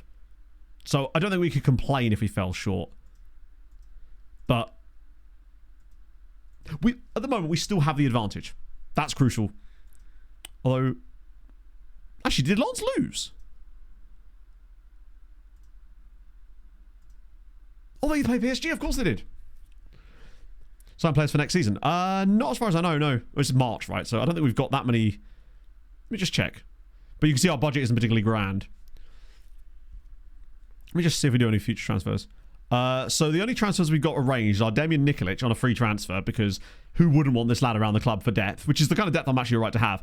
And obviously Martin Al Hassan on a free transfer, because again, really obvious reasons. He's been excellent this season. Ryan Yates, Bamford, really? Saka, do you think it's already Saka? That does actually kind of make sense, yeah. But when I say one club, I mean as in played for that club from youth level, didn't play for another. Obviously, they were different youth teams. That's slightly different, but made their debut for a club and never played for another team. Do loans away from them count? Because I guess at that point, you're still contracted to the original club.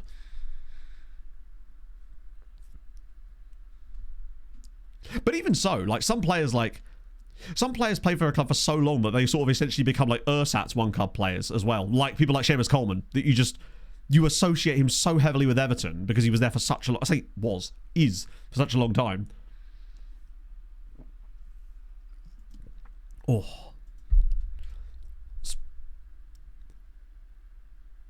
That is, hang on, crazy. The fact that we were just talking about Seamus Coleman and Sligo Rovers, and they're the next team in the fucking scout report.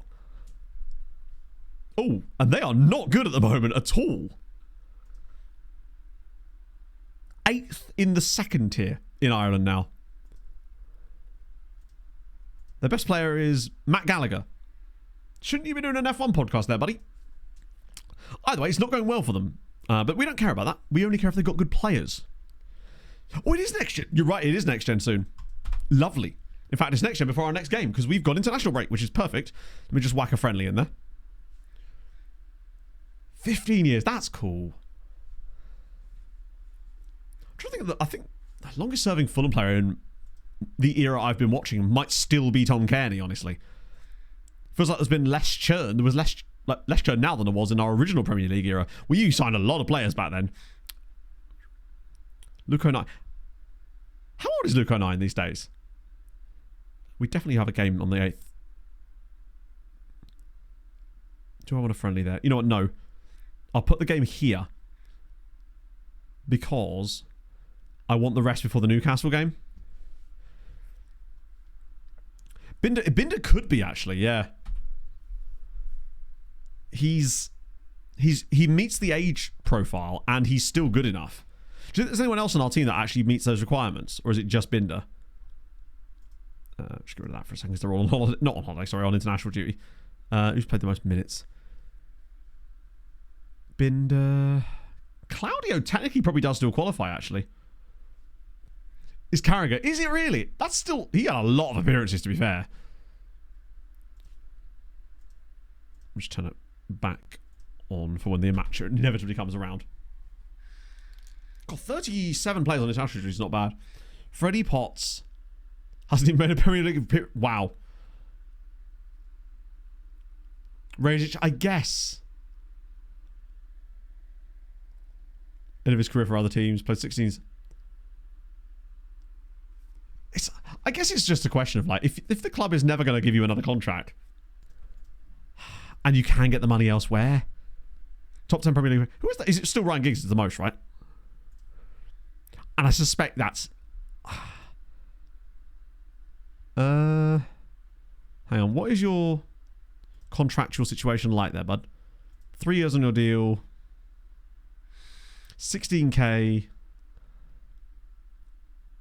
You're going to get 20k when you get 5 international caps. How have you not got more, actually? Oh, is it Gareth Barry the most? Oh, of course he is. That makes sense. What's Milner up to at this point? He must be getting, not close, but like in the sort of conversation in those ones. Or is it just that he didn't make enough appearances when he was younger? Is Luke Knight in 30? That's... I still associate him with being a young player. Hello, Adrian. Miller's 14 off. Really? Oh, he's got to get there, surely. Like, the neck on the man alone, he deserves it. Barry Milner. One of my favourite combinations of players is young Barry Milner at Aston Villa. What a guy. Alex this morning. Not great, Hadrian. They do be hurting quite a lot. I struggle to put my socks on. He's got 3 years on his contract. I just want to see what he wants.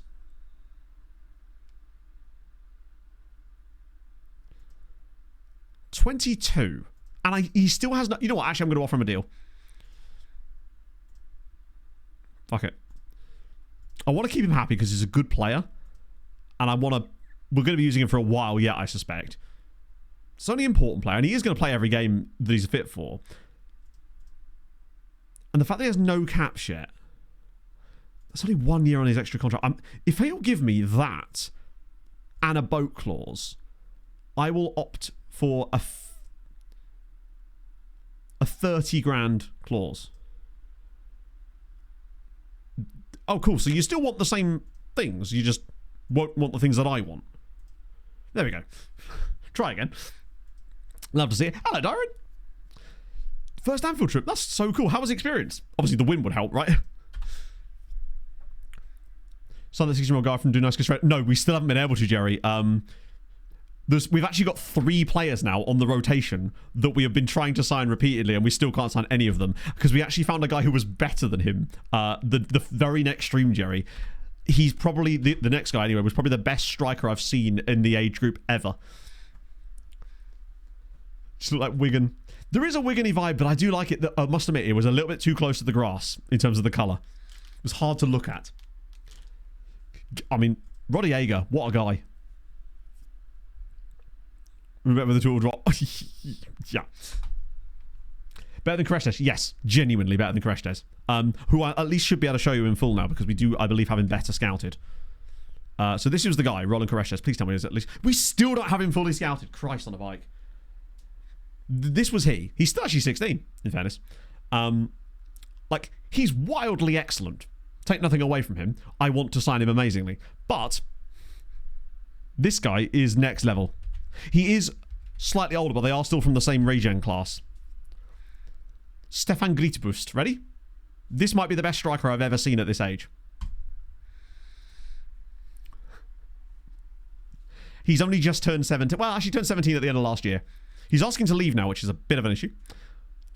He's just ridiculous, isn't he? Model citizen, pacey, finishy. He's already banging goals for Songdal on the top flight. He's asking to leave, which worries me. Move to a bigger club. Shit, are we the bigger club? Fuck. I can't bid. He's not going to join us, but we'll try and sign him anyway, but...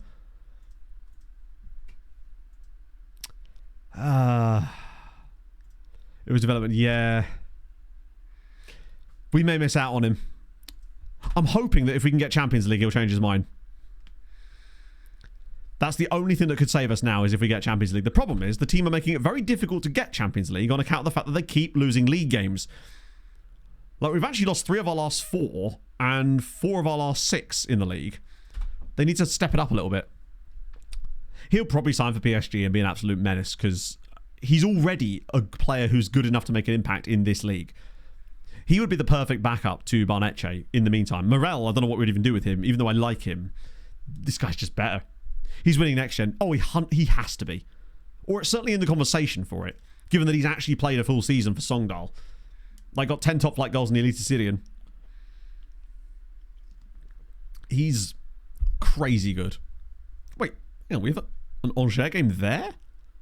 I'm an idiot. I scheduled the friendly too close to the match. Because once again, the game has hidden the fucking friendlies. Hidden the league games on the calendar screen. I'm the Pope. There was me thinking I was being clever, but in Take fact... off the Pope hat. Can I even schedule a friendly fast enough now? Oh, I can. I was wondering why we had a random break before the other game there. There we go. Take that. Nacho, thank you for the follow. Have I looked at scout reports? I don't think I have. Oh, speaking of, let me do that first. They should be on that. You'd think so. And that guy at... oh, no, the guy from Dinamo Zagreb hadn't played yet, had he? Because it's a much tougher team to get into. Ooh, Sergio Verissimo at União de Liera. That's an interesting club. We played them a lot in Portugal. To a left mid, maybe, but I feel like people are wasting our time to... I don't want to turn Morel into a left mid until we actually have a guy to replace him, basically. But also remember, our left mid is a wide midfielder now, and I don't know if he'll have the passing. This guy's okay. Antonio Velasquez might be alright as well. Let me just check on Morel. Naturally, he's missing. Because we're on international break. Let me just do it... just have a little gan. How many goals has he got this season, actually? 2 from an XG of 3.1. His passing just ain't good enough for that. Even if we trained him, 7 passing. If I was to play him in any other role, it would be out wide on the right. I think making him a left midfielder on wide midfield would just be a waste of his talent. I think we'd be able to find other players that we can do more with there. He's not got the position in the... There's so many things that would need to work for him for that to make that work, and I just don't think he's got it. But it's okay. We'll find other players. Right. Let's send this round again. Loads of Patreon regions on this time. There's John West in there as well. Always good to see. Love a good salmon. My gosh, is the entire thing just going to be... Well, that certainly helped. And... I don't know why we're never getting any good knowledge of that random... The fact that our knowledge of Koreshes is still greyed out. Left and training mid, left mid. I didn't set him to training left mid. I was just showing the attributes for left mid. Right. Man at Altrincham. Oh, is that the guy on loan at Altrincham? Yeah, I think we looked at this guy before... Oh, Priestley Bernacle, I assume. I'm guessing it was him because the reason we even noticed this guy originally is because his name is Priestley Bernacle, which is always lovely. But yeah, he's on loan from Borough, unfortunately, which means he's a little bit out of our price range. Scott Angin on this. He's actually Scottish British Virgin Islands. His name's Trevor Williams at Aberdeen, but we've known about him for ages. The issue is that we can't, for some reason, ever get any kind of scouting knowledge on him, and I don't know why. Similar situation with Koreshes, really. Anyone crazy expensive that we can get rid of straight off the bat? Yes, you and you. You're a goalkeeper, so I'll give you that. You as well. What was the left winger here, though? At Gladbach. Andrei Kovalev. Russian-German. Tackling's not even that bad. He's okay. Some nice... I mean, strength is very low. Gets into opposition area. Not sure about the PPMs. Resolute, though. He's an intriguing option. Yeah, no, I totally see why you... Honestly, Jesse, the only reason I even knew that was correct is because we had a look at him a few times, because obviously, if you see a player with that kind of flag combination, you're definitely getting involved, right? Let's... It was Faizulin, was another of the guys we were really intrigued by. He doesn't have very good dribbling, but he has elite... Well, not elite. Actually, not far off on the physical side of things, and he's got great tackling too, but there's definitely some issues with him. And he's so expensive. I am familiar with over 600 dance moves, and I am There's a lot of options. I might short this Kovalev, though. Just keep an eye on him, potentially. Waffles Goat. Great name. Thank you for the follow, friend. Really solid young player. Really solid. But it would be an absolute bastard to try and fit him into our team just because of the non-EU. Hey, it's another Swiss guy. Raymond Rubio. Ooh. Now, him off the right. Sorry, him off the left. He's fun. Ramon Rubio, Spanish-Swiss, plays for Zurich. Let me just see what he's actually like as a wide midfielder, even though he's a bit slow. Yeah, 12 pace. He's very expensive too. But I tell you what, as a wide midfielder, he's very interesting. 5'3", diminutive winger. It's kind of odd how slow he is, actually. Usually the slower players, the shorter players tend to be faster. But he's a very interesting... He's definitely one to keep an eye on, especially if we should find ourselves in a position to have really nice money in the summer. I do like him. Just because it's a nice sort of attribute breakdown. Actually, a very short centre-back. The 15 marking is wild. 14 heading as well. Yeah, you're not wrong. He's really, really good defensive attributes. What's he like in the middle? Yeah, no, he's still... He's a very fun player. I really like him. Definitely want to keep an eye on. Lev Kuleshov. Sorry, Kuleshov. I think he's just too technical. Like, I can deal with 5 dribbling, but 2 dribbling in a system that plays dribbles all the time is going to be a tough one for me to take, I suspect. Öztürk, you're quite expensive.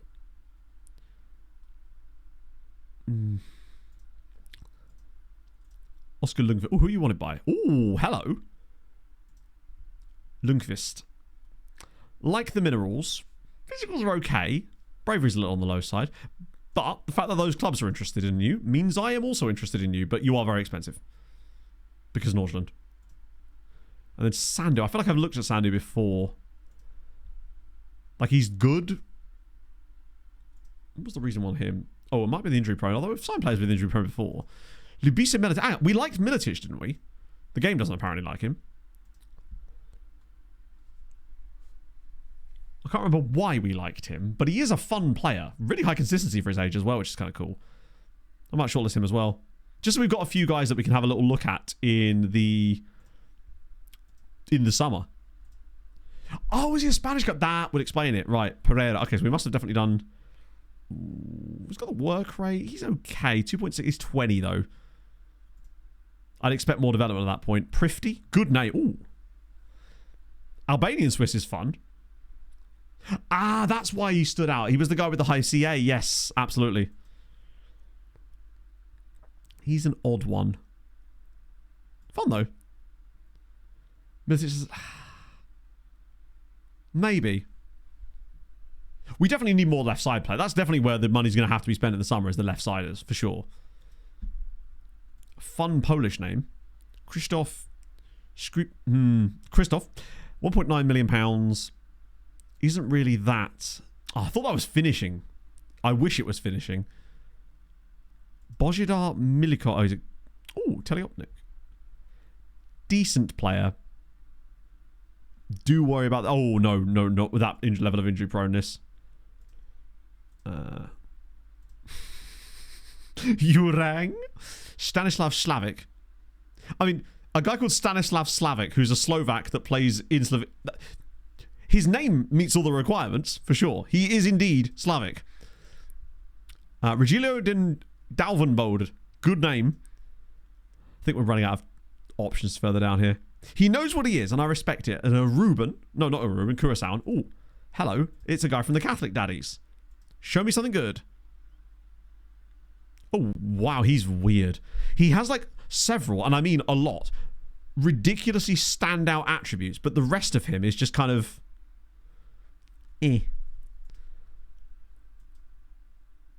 Like, his technicals are kind of...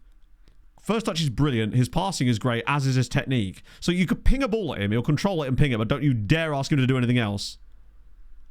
Yeah, if he had like better vision, he'd be a lovely... And the work rate's quite good too, actually. But no Spanish second nationality or anything like that. It's the big letdown. Trajan Pavlov. I remember this guy. He doesn't look as good anymore. Pavlik. God, we've got Pavlov, Pavlik. All the Pavs.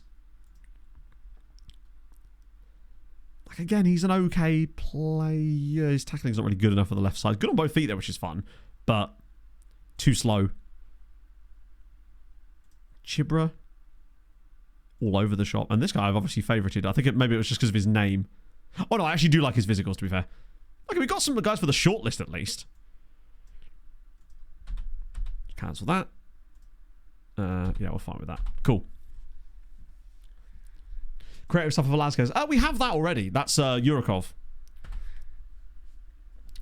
The biggest depth hole in the team is very much the left back, left wing scenario. Because the issue we've got is Anderson can only play left mid, whereas Ruggeri can play both, and Stoyan can only play left wing back. Obviously, he can play right back too. It would be nice if we could find another kind of guy like Ruggeri, not in terms of like the level he's at. That would be crazy. Although you never know. We found him, right? But a guy that can do both of those positions would be really, really fruitful for us, because it would just give us that little bit more flexibility when rotating around games. Because we have had to suffer some injuries this season, and it's really obvious that has cost us in places. Weirdly, now we've actually got the team back in firing again, now the losses have started to come. Here we go. Next gen list. Right, what are we saying? Next gen. Yeah, I think you're probably right. I'm going to say Hungarian Auxerre? Just another guy. Hungarian Sochaux. I believe in him. Yeah, like a guy who's like 19 and might have some decent PA. Don't have to worry about registration. Take a part and play like that. Yeah, if they're cheap enough, for sure. If they've got the attributes, then crack on. The way I look at it. Normally, I'd be hoovering these kind of guys up if we had the money, but the extra Christian Arts. Please tell me he's got good flair. He's reasonably creative, I suppose. Okay. Yes! Come on! Well done, Semir. That's a big achievement. 19 years old, first team player for us this year, and Semir Binder has won the next... Oh. I formed it when Velasquez was injured because no one was feeding the right side. True, but the player we bring in... This is always the battle, right? If you bring in a player who's good enough to be able to do the same thing as your starter, they're not going to want to be the backup. And thus, you can't do that. So the guy you're going to have is always going to be worse than the guy that starts for you, because otherwise they're not a backup anymore. And if you bring too many guys into the squad, you just end up with squad issues. And that's what I'm trying to avoid desperately. We need a load of breakthrough prospect guys like Yurikov, basically. Yeah, Binder is really, really good. He's so well-rounded. Oh, yeah. Those of you that haven't seen the SAS Next Gen thing, that's one of the things that makes it so good. He's just so well-rounded. That's the thing I love about Binder. He has everything across the board in reasonable levels, and a few things that are starting to become really good. Like he does everything you need to like a nice level, and then just you can see little things are starting to get to the 14s and 15s now, and it's just same PPM as Velas. What was the PPM that Velas has? Long range passes?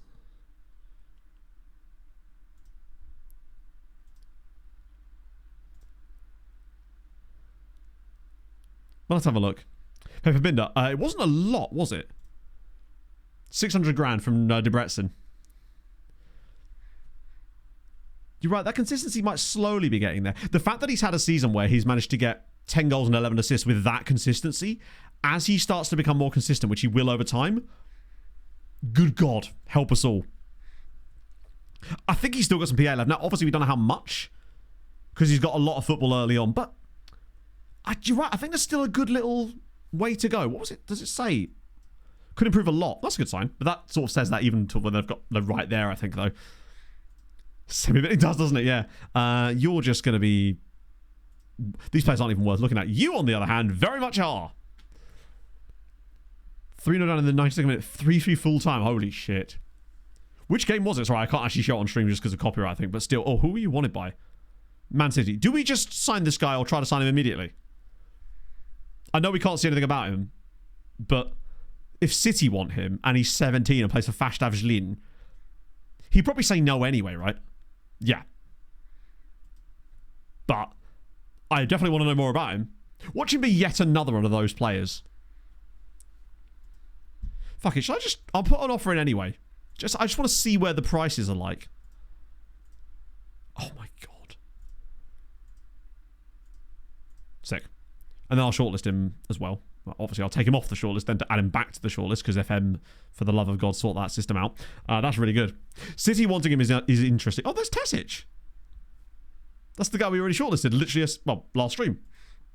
I have a goalkeeper. I couldn't care less about height. For me, it's about aerial reach. If a guy who's 5'6" has 20 aerial reach, I couldn't care less about how tall he is. But the aerial reach definitely helps. Another Stefanet would be really, really fun too. Perinia. Sorry, that's not even his name. Piñeral. Halvor Einang. But he's at Villa already. A few guys we've missed out on, it seems. The Saudi Cruise. Love that. Hello, Mr. Progger.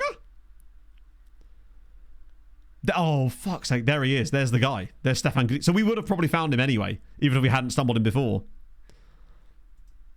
God, he's good. Guy at Hatafe, probably still a bit beyond. Wow, he's amazing. And look at the price.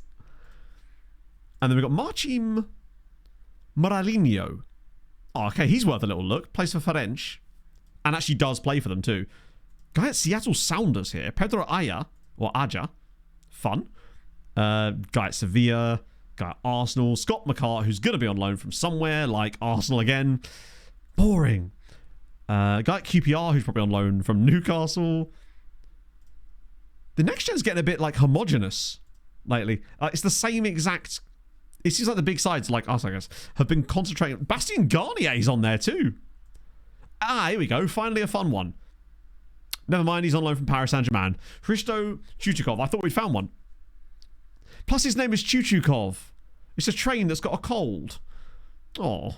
And to be fair, it looks like he actually has got those kind of like proper engine kind of vibes. Is this the guy? Abdulrahman Jawar. Might be him. Aaron Ecken. Orlando City, born in Orlando, Florida. Boring. Alexander Jensen. Joining Frankfurt. Christ on a bike. They're catching. There's another guy at Odense. Lucas Stustrup. Who does still play for them. And is 5'2". 8 million release clause is a lot. He's a good player though. But that's so much to spend when you don't have a lot of money. Oh, hello. Are you actually at the club? Oh, you are. Thomas Papaionou. Or sorry, no. Papaionou.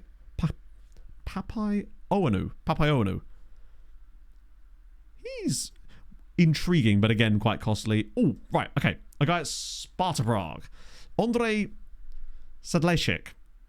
Don't know enough about him, but 5'10", not amazing. Jumping reach could be as high as 14. Acceleration, very, very good indeed. Papaionou. Okay, cool. Kleber. We've already seen this guy before, haven't we? I liked him a lot, but too pricey. Mark Liggett. On loan from Liverpool. God damn it. I'd love to see a guy just randomly at a club like Bolton, just on there that isn't on loan from somewhere else. Alan Matchett, who... Oh, God, he's on loan from Borough. Bongani Fortune, you already technically play for us, because you're on loan at Mamelodi Sundowns. Adam Levy at Tours. Oh, he's on loan from Monaco. Andre Van Dijk, who actually does play for PSV, but his PSV-ness makes him a bit of an expensive option. Yanis Getz at Newcastle. Sam Dunn at LAFC, who was born in Gainesville, Florida. On the last day. Papaioanu. At the end of the day, I will try my best, but his name is unlikely to come up again, and I'm probably still going to end up saying it wrong, but just know that I am trying. Curis. Jose Claudio. That's good. Whether we can sign him permanently is a different matter. Daniel Wong, on loan from Arsenal. Anyone that's like signable? Lucas Adler, he'll be on loan from Man City or something. Or RB Leipzig. He's on loan from us. Lohov, you're on loan from Chelsea. Tottenham, okay. Armel Mahop. Okay. He's actually there on his own value. Macaulay Stirrup. It's annoying that he's on loan at on loan from Man United, but Macaulay Stirrup is one hell of a name. The fact that we've had Priestley Bernicle, and Macaulay Stirrup. And we're giving stirrups from Sheffield. Imagine growing up in Sheffield with the name Macaulay Stirrup. Amazing. Ignacio Rovira. What a midfield pairing that would be. Meshal Othman. At least they've not signed their massive £30,000 a week contracts. Billy Castaneda, who's from Carson City. And then lastly is actually, wow, okay, Serkan Meral is on the list as well. Good to know. That was not as good as I was hoping, but the last couple of years have not... Wait, accepted? Oh, wait, he's still going to say no, though, right? Yeah. Doesn't feel that joining Sochaux is the right move for his development. God damn it. It feels like there's a generation of wildly talented players right at the tips of our fingertips, and we just can't quite sign them. But they're the kind of guys that could take us from being a good side to the sort of team that, if they flourish through, could be a Champions League contender, which is what we need. I think it's a game-changing moment if we are to be able to sign any of these guys, because if we do, that could be the sort of thing that actually wins us a Champions League cycle. A Champions League in this save. There is. We've got John Joe Stirrup, Richard Stirrup, so Dick Stirrup. There he is. It's English-Albanian set-piece coach, John Joe Stirrup. Maybe Stirrup is an Albanian name. Season 1. Yeah, literally. Because it seems like some of these guys, I mean, maybe they don't have the highest PA, but their CA is crazy. Or from what we can see anyway. I mean, it's pretty fucking obvious. That Grita Boost guy, with the amount of attributes he's got in the right places, his CA must already be touching like 120, if not higher. Or hopefully, Steve, that's the thing. That's why I think it's like a sort of domino effect this summer. If we can get in the Champions League, those guys become attainable, and they're all still cheap enough that if we do get the interest from them all, there's a chance that we might be able to hoover them all up this summer, potentially. But we need to get Champions League for that first. And not just Champions League, but guaranteed group stage. And then again, would they care? Surely that all they care about is, I think the game would only care that we have qualified for the Champions League. Monthly financial update. Oh, the money's not looking great. This is why I've got to be careful on the funds as well. It's another reason that we need to kind of qualify for the Champions League. Not that I'd be opposed to a big sale this summer. I still think Ruggeri could leave this year. And Bauer as well. Which in a way means we possibly need 2 left-sided players for next year. Because Ruggeri's not really been amazing. Character of 1 Romanian Player of the Month. As always. It's what he does. Seth Ridgen. I don't know if Seth Ridgen's even in this save gaming goalie. Because he's so young now, and just think that this save, as far as FM is concerned, is 2 years earlier. So I don't know if he'd have even been young enough to be included in Fulham's youth squads, because isn't he only like 16 now, or is he 17?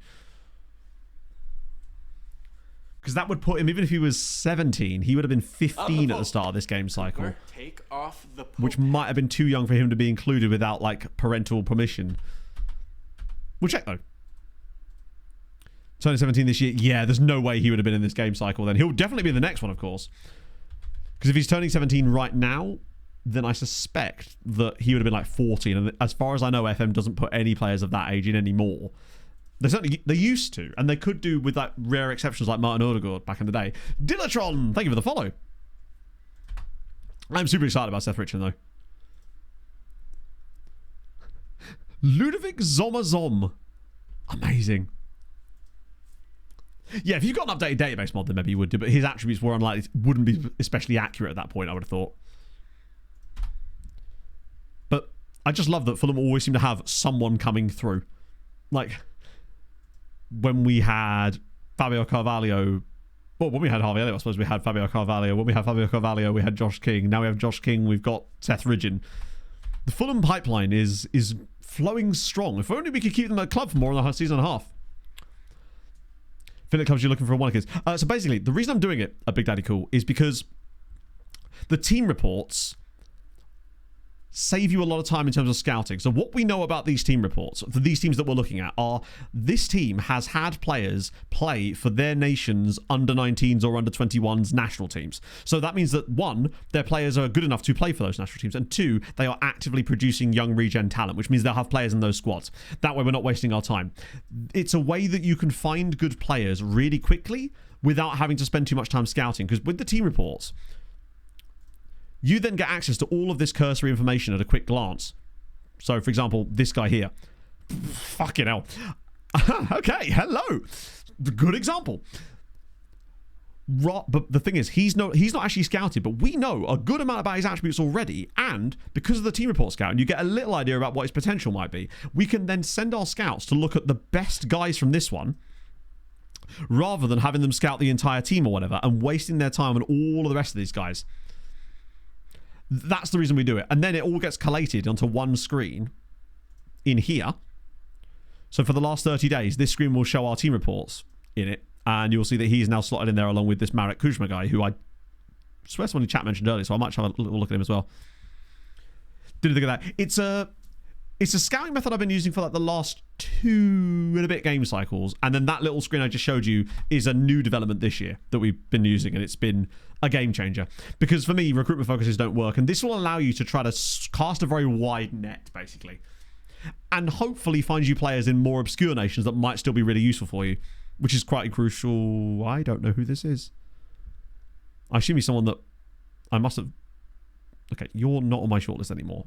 I actually think he's quite good, but clearly he hasn't got the ceiling. Tenkanen is a cool name, though. Let us choose which venue to use for home. That would be cool. So you could kind of do what England do, where they sort of take the national team on the road a little bit more. I'm glad they're doing that again.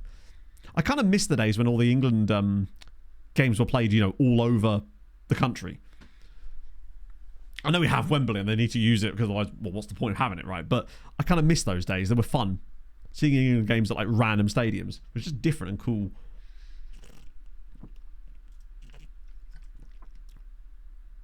His first cap for Colombia. Wait.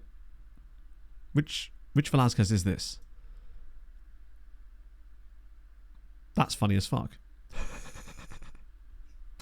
He signed the new contract and immediately got a cap.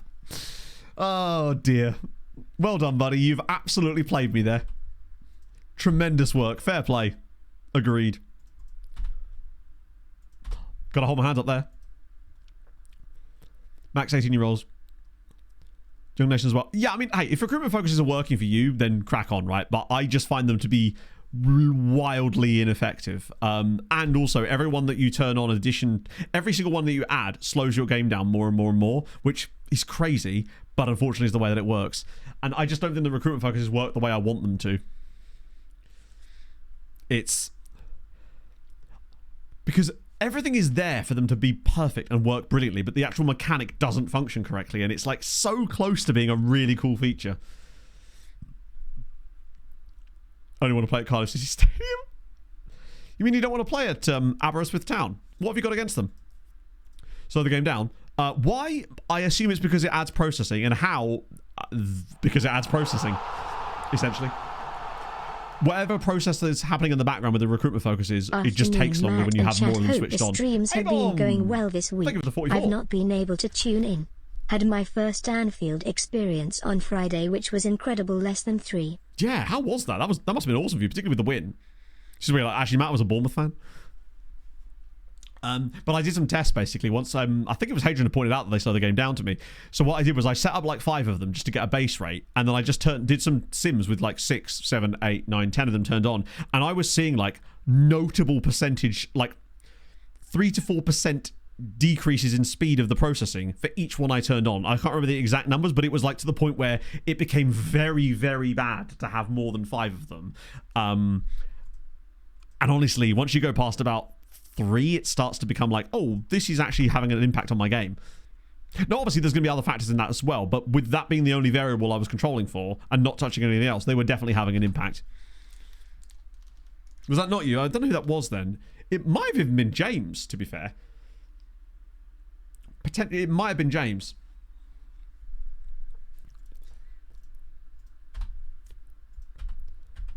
But it's so close to being a good feature.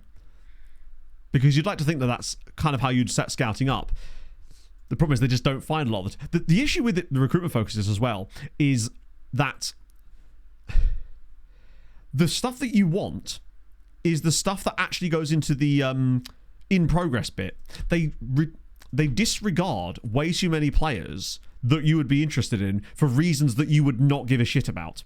That's the other issue. You'll have like 30 players on a list and you'll be like, I'm interested in like 25 of these guys and want to take a closer look. But at the end, the list that actually bring you with like returned reports is like 1 guy. And you're like, well, why did you get rid of the other 24 guys that I thought looked kind of interesting? And it'll be things like, I don't know, he doesn't speak the language. It's like, yes, well, obviously I'm signing him from abroad. just need to, yeah. What do the other scouts? All my scouts are doing, basically, is scouting the players that I'm telling them to scout. So, from the team reports, we send a load of those players into the scouting. So, I'll look in here, and then I'll say, doesn't fit social. Yeah, stupid shit like that. It's like, oh, cool. Just disregard the 200 PA guy. So, when I'm going like this, and getting these reports, that's going into the scouting pool. So, that's what my scouts are doing, basically. They're funneling through these on this list here. So you can see we actually only have 43 guys on the list at the moment, which is pretty low for the normal amount. It's usually up to around about 200. How's the Mapman thing working? Because the Mapman thing gives us better initial knowledge of the players when we first look at them in the team reports. So, say I go to this thing here. The reason I can see more of his attributes than, say, if this guy was in Vanuatu, it would be mostly blank, is because of the Mapmen. It gives you like a better starting point. So you almost like, think of like scouting knowledge as walking up the stairs. If it's a Vanuatuan player and if we had no knowledge of Gibraltar or Bosnia, I would see nothing here and it would be like starting at the first step. Whereas because we've got Mapmen that has some knowledge of Bosnia, I get to start on like the third step.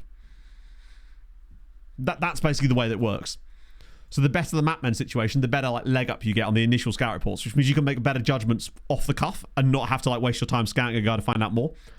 That's basically why it works. To be fair, it's a really stupid and convoluted way of doing things, Hanger, that you shouldn't have to do, but that's the logic behind the Mapmen thing. So actually, let me just find you. Why have I typed that in? What I need to do is find an example of a player that's from a nation that we have less knowledge of that's in that scouting pool. To sort of show, you'll still see something because it will vary. You'll have some knowledge coming from somewhere, right? Let me just see. Is there any nationalities in here or nations that? Probably most of these are European sides. Let's go a bit more obscure. Somewhere like. Fuck, we're actually in a really awkward spot in the countries we're looking at right now. Yeah, I've already scouted this guy, unfortunately. It's tough to show an example because obviously we're not looking at those nations. Chinese player. I don't think there was any Chinese players in there though. That's the problem. Because the Chinese player, I wanted to find a guy that would have come through a team report that maybe we didn't have knowledge of the nation. That's what I was kind of looking for.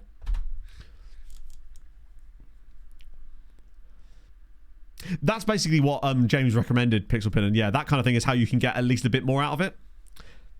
Team reports off stream. Yes. Originally we actually had 1,100 of them. I literally spent like 3 hours one day just doing team reports.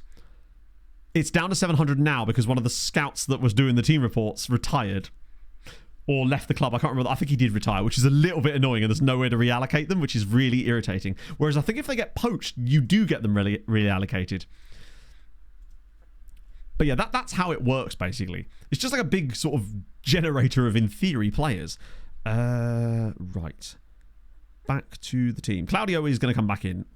Even though he and Al Hassan have... Actually, no, he's been doing really well lately. Yeah, there's no way to recur them. That's why you'll see me always just randomly right-click on them, get team report, because all I'm doing is sending it around to the back of the list again. So we'll see that in like 3 years' time, basically. Ideally, the optimum amount of team reports to have is probably somewhere between 600 and 800. Too many, and you're not going to find... You won't see the team report again for too long, and you'll miss out on players. Too few... and you'll see the team report too frequently, and you will not be getting any new information in it, basically. So it's Mike Audio, 100%, yeah. It's good that we've got Al Hassan locked down, in case we can't get him, but I definitely do want to sign him anyway. Yeah, we won't start Schubert here. Better options now, no chance. Oh, hang on. Thank you for the 5 gifted subs. That is very, very nice of you, man. Very unnecessary, and that's the wrong button as well. Christ.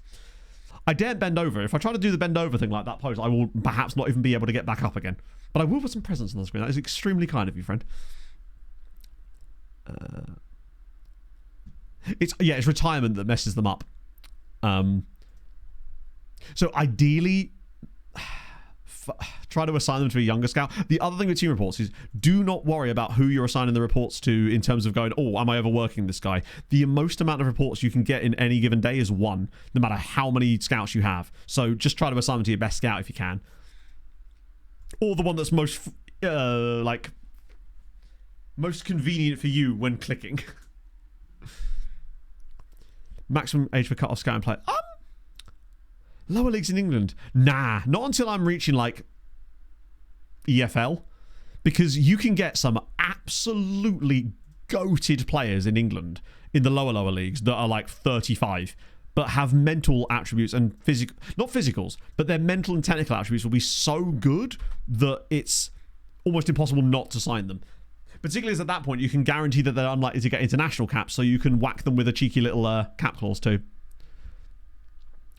Yeah, you want to see that if you're seeing a team every 2 to 3 years, then they'll have had 2 to 3 youth intakes in that time, which means the data you're getting is like fresh information on a new batch of players. If you have too few of them, you're going to get the same information each time. Jovino at Cambridge United, that's amazing. How much is that costing you? Rep. Yeah, so the rep is the big thing because it will cost you a lot of cash. We have to win this game. I mean, it's Pogs Angers, which... I was going to say, who has the money on Pog to score in this game? It feels like an inevitability because it just seems to always happen to us. Yeah, the game is being a bit fucky again here. There we go. Like, there's really no reason why we should be playing poorly again now. The team is quite literally maxed out in terms of our lineup now. There's nobody in this team, come on, that I wouldn't want in our lineup at this point. But it seems that apparently that doesn't matter in any way because we're still going to keep shitting the bed. Come on, drop him back inside. Yes. That is, yes, nice. This is more like it. Oh, unfortunately, I think it's basically just that we're maxing... Sochaux free kick? Oh, okay. I do worry that we may have we're going to just enter a period where we're not going to be able to play well no matter what we do because we did overperform at other points in the season and now we're just going to hit a form dip. I think so, Dyron, yeah. I'm seeing no reason not to. We love a bit of Vidazine, particularly with Lons winning again. 75% of the time. That is really odd. You should be getting them every day. It won't start straight away. You need to wait, like, the first reports don't start coming through for about 5 days. I don't know why. I'm guessing it's because they're building the first few ones. Like, the train is coming very soon. They're building it now type of beat. Come on! Semir Binder. He's won the Next Gen award, and now he's given us a crucial goal away at Angers. I think it's because it's still the winter ball, Hazy, even though it's, like, late. I think we're in April now, but I think we are still technically using the winter ball. A lot of people have comments about the ball, actually. I don't even really notice it most of the time. I see 11 goals and assists this season. Scout levels drop, so skipping teams outside your... Oh, there is that. Yes, true. Make sure you have worldwide scouting. Value shooter. I don't think it did. Though, that being said, I wouldn't be able to tell you what his value was like before that anyway, so I honestly couldn't say. It was around about the 50 million mark, though, if I recall. Please don't concede yet another set-piece goal. Well, Pog has scored, but luckily she is offside. Or is she, actually? Because there's no assister, is there? Nope, no, it is valid. Well, there it is. There's the inevitable Pog goal against us that happens every bastard time. I couldn't see the guy on the line. No, we got an absolutely terrible youth intake. We were promised a good one, and we really should have done, but we didn't. We got a terrible one. Nearly, Jesse. We've got, I think, 3 guys with double-digit assists, 3 guys with double-digit goals, and of those guys, there's like 2 guys that are right on the cusp beneath that as well. Stoyan actually is one of them. My God. I mean, most of their XG was that one highlight, but yeah, something's just fallen out. It's the same lineup now. So this is just a morale and form issue, sadly. Played poor yesterday. Thank you, random person in chat.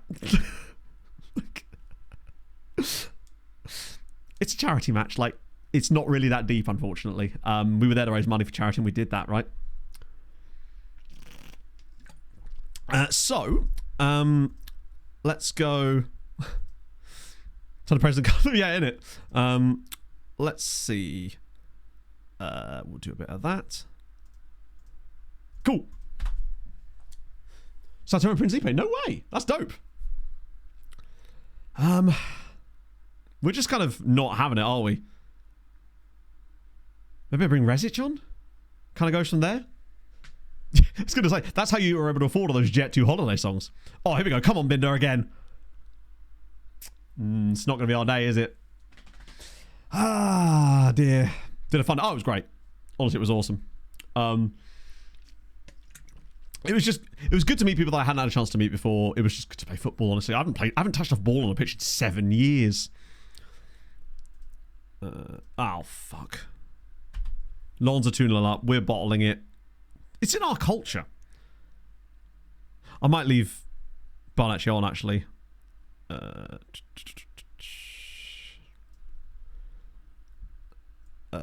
Jerry. Didn't want to die for the night. Hey, there was a badge on you. Just couldn't see the... Did you not see the badge? It said Portobello Football Club. I don't know where that is, but I'm sure they're brilliant. I should have just knee slid for every goal that was scored by us, which was 2 penalties. But nevertheless, it was a good day. Fuck. To the Balatro content creators team. Portobello, but you just don't know. In Hearts of the Match, the entire stream is available. The game was broadcast, which was so sick. I don't have any highlights, if that's what you mean. My highlights were all more lowlights. Think about that game. No, that is not a feature of FM. It quite literally is just sometimes your form is going to dip, and that will be things down to like consistency of your players and various things like that. There's nothing you can really do about it other than have better players, right? But you don't get there without having to go through this period. Do a dupe and fall. Yeah, dupe. He did full Phil Jones in the midfield. It was great. Very popular on Vintage. Really? Yeah, Sai sorted out the kits for us and he did a fantastic job with it. Yeah, the donation link is still open. If you think you could do a better job than I did, then put your money where your mouth is, literally. And you'd be right. Obviously. Because you may have touched a football before.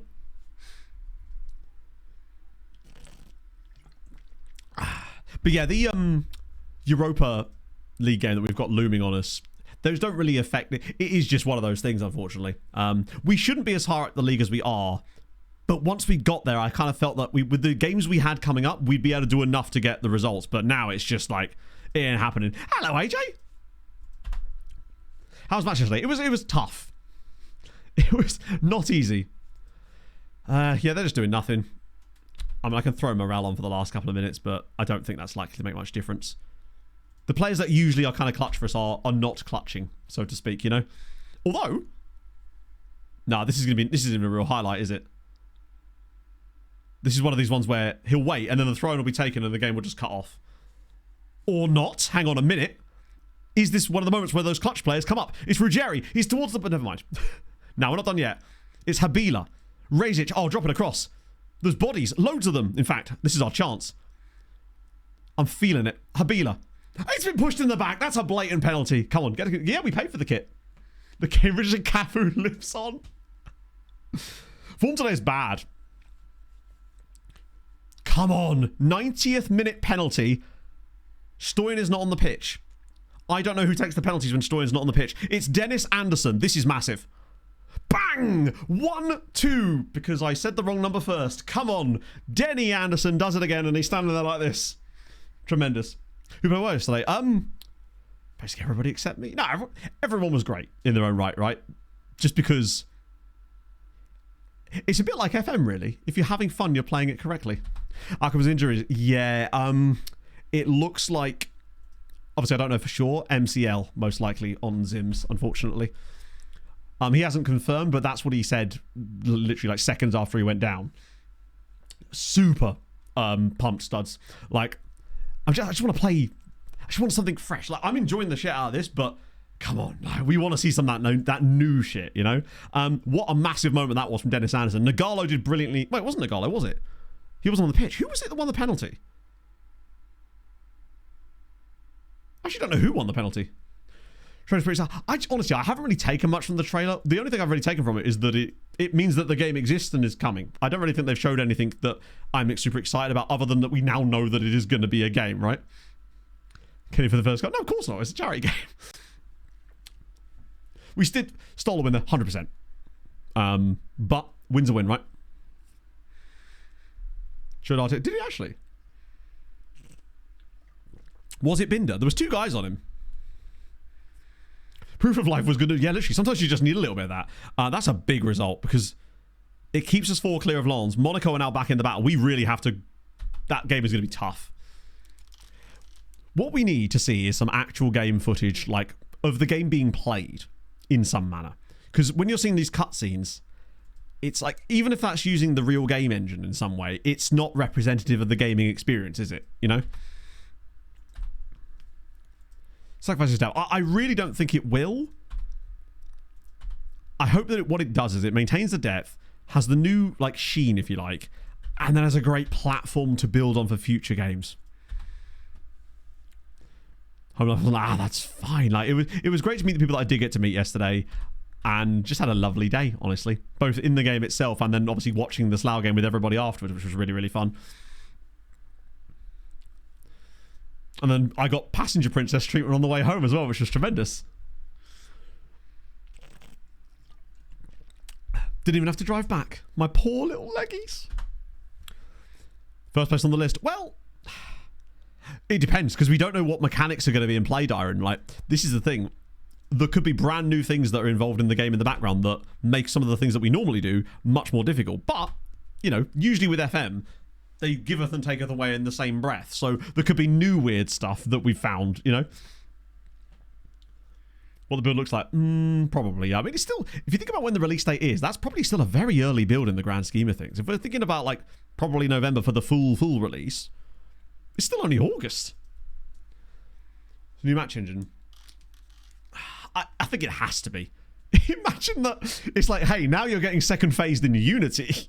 Hello, Saz. Another person I had the pleasure of meeting yesterday, of course, which was delightful. Oh, sorry, Steve.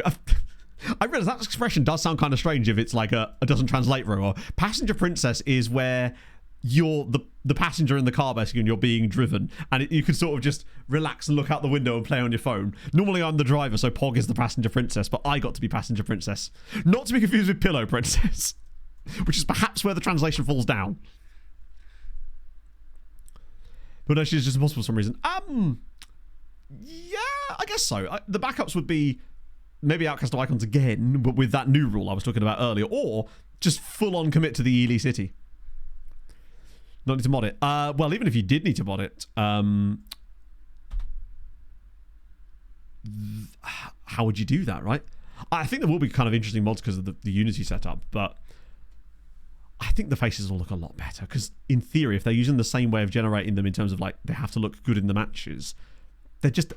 The fact is, even if they're not, like, perfect, they're going to look a shitload better to the point where we won't care, right? So my boobs. I could have signed my own, Tommy, and then sent you a picture. Play for it before it gets boring. How long's a piece of string? Right? I tend to only get bored in saves when there's not a reason to keep playing, be it like an interesting challenge, something I still want to achieve, an interesting player I've got, right? Brentford save. Don't you even say these things. Yeah, the way I look at it is, don't expect FC 26 or whatever level graphics, but, you know, if we're looking at FIFA 17, should be decent.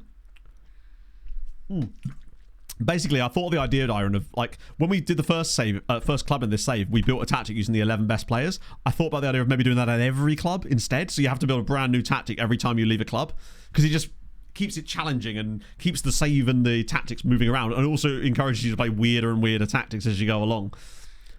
Because you might get to a club that's got, like, their 3 best players are centre-backs. Or you might get to a club that they've only got 1 good centre-back, you know? So you'd have to find a way to work around that with maybe, like, half-backs or something. The Conte approach in it, yeah. But yeah, or I just fully commit to, if that was to not work out, I could just literally do an Ely City save, which I still would like to do anyway, just because I think it'd be fun. I haven't done, like, non-league in a long, long time. Okay. All goalkeepers. Yeah. I think I would probably... you know, have a thing where it's like, you only get 1 goalkeeper option, obviously. Yeah, and the fact is, it helps that it's just a really good game at the moment as well, isn't it? Our first team's actually looking pretty okay. Oh, I was going to rotate anyway, wasn't I? I'm not going to, like, fully rotate. I'll just rotate the players who need to be rotated. What's the next game? Toulouse in 3 days. No, fuck it, I am going to rotate. We need to win that game. And we're going to get absolutely clarted by Newcastle anyway. Sven is starting. I like that a lot, actually. I will still put Kilaza in goal because there's no reason not to, honestly. 15 season Paris FC survival. No, that's cool, though. Like, what was it that pulled you back in and made you want to do that one? Because I must admit, I think that coming to the end of the Cyrene save, I'd kind of lost a little bit of like passion for the game, but that was why I decided that this was the perfect moment to pivot and change to a new save. And just playing a save that wasn't a Building a Nation has been really refreshing and enjoyable for me personally anyway. Do the right thing. Yeah, I think it creates more of an identity, Drew, like for each team. Like obviously most of the time managers don't do it exactly like that, but I think it would just be an extra challenge because I actually do like building tactics. Yeah, that's the other thing, which is one of the reasons why for next year's Building a Nation, we're going to have some slightly different things about the way we do it. So we're not going to just be, once you know, when we reach a dominance domestically, we tend to just insta most of the league games. One, we don't know if that's going to be possible next year. But two, it kind of cuts down on fun moments because there's less games in which to have fun things happen because we're not watching them. So what we're going to do next year, once we reach those stages, we're going to have like chat will pick televised matches, which are matches that we will watch on stream like normal, basically, out of the list of games from that stream. Which I think will be cool. Like, it may slow down the progress ever so slightly, but I think it'll be more fun and interesting anyway. Just make rules, yeah. I've still wanted to do the idea of a not the top 20 save. I've never done that, but I think it would be a fun save. We're at St James's Park, by the way, and we're going to be behind after... This would be so funny if me rotating the team, because we've got more important things to do than put our first team out to get hammered by Newcastle, and then Sven ends up going, actually, no, I've decided that I'm going to be the best player in the world right now. We've got more wiggle room with Poland because we've probably got a 10-year head start in Poland, if not higher. Wait, I swear that just started working again, and now it's gone back to being shit again. Or is this the memory leak thing again? Oh, no, it has gone back to it. What the hell? I reckon I'm going to have a look at OBS for next year, like a deeper look at some of the things going in the background, to see what actually is happening with that. Oh yeah, like women's football as well. Like I really want a Fulham save, but I wouldn't be able to choose that as my like stream content as like the pure save because it would just like I'm interested in it, but I know that I wouldn't be able to sustain it from a viewership standpoint, right? Wow, this Meadows guy is quick. Oh my goodness. Okay, Newcastle have quite a good player there in Jake Meadows. We're behind after a minute. Doing the press conferences, no.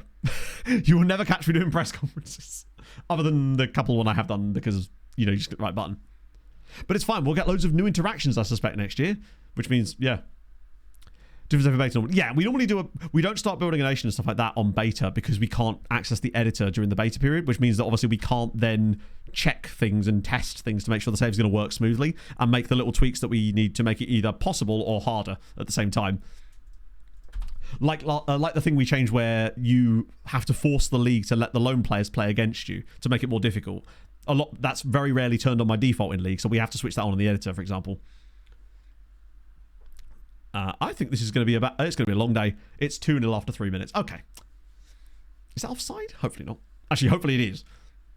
Yeah, we'll still be focusing a lot on Visva's women's side as well, though, which is going to be fun. But yeah, for the beta, I don't know what I'm going to do. What happens with the beta save is usually I just have a random like brainwave and go, yeah, that's what I want to do for the beta. That's why all my beta saves on stream are so like random. So we've had last this game cycle we did USMNT national team save, which obviously we can't do at all.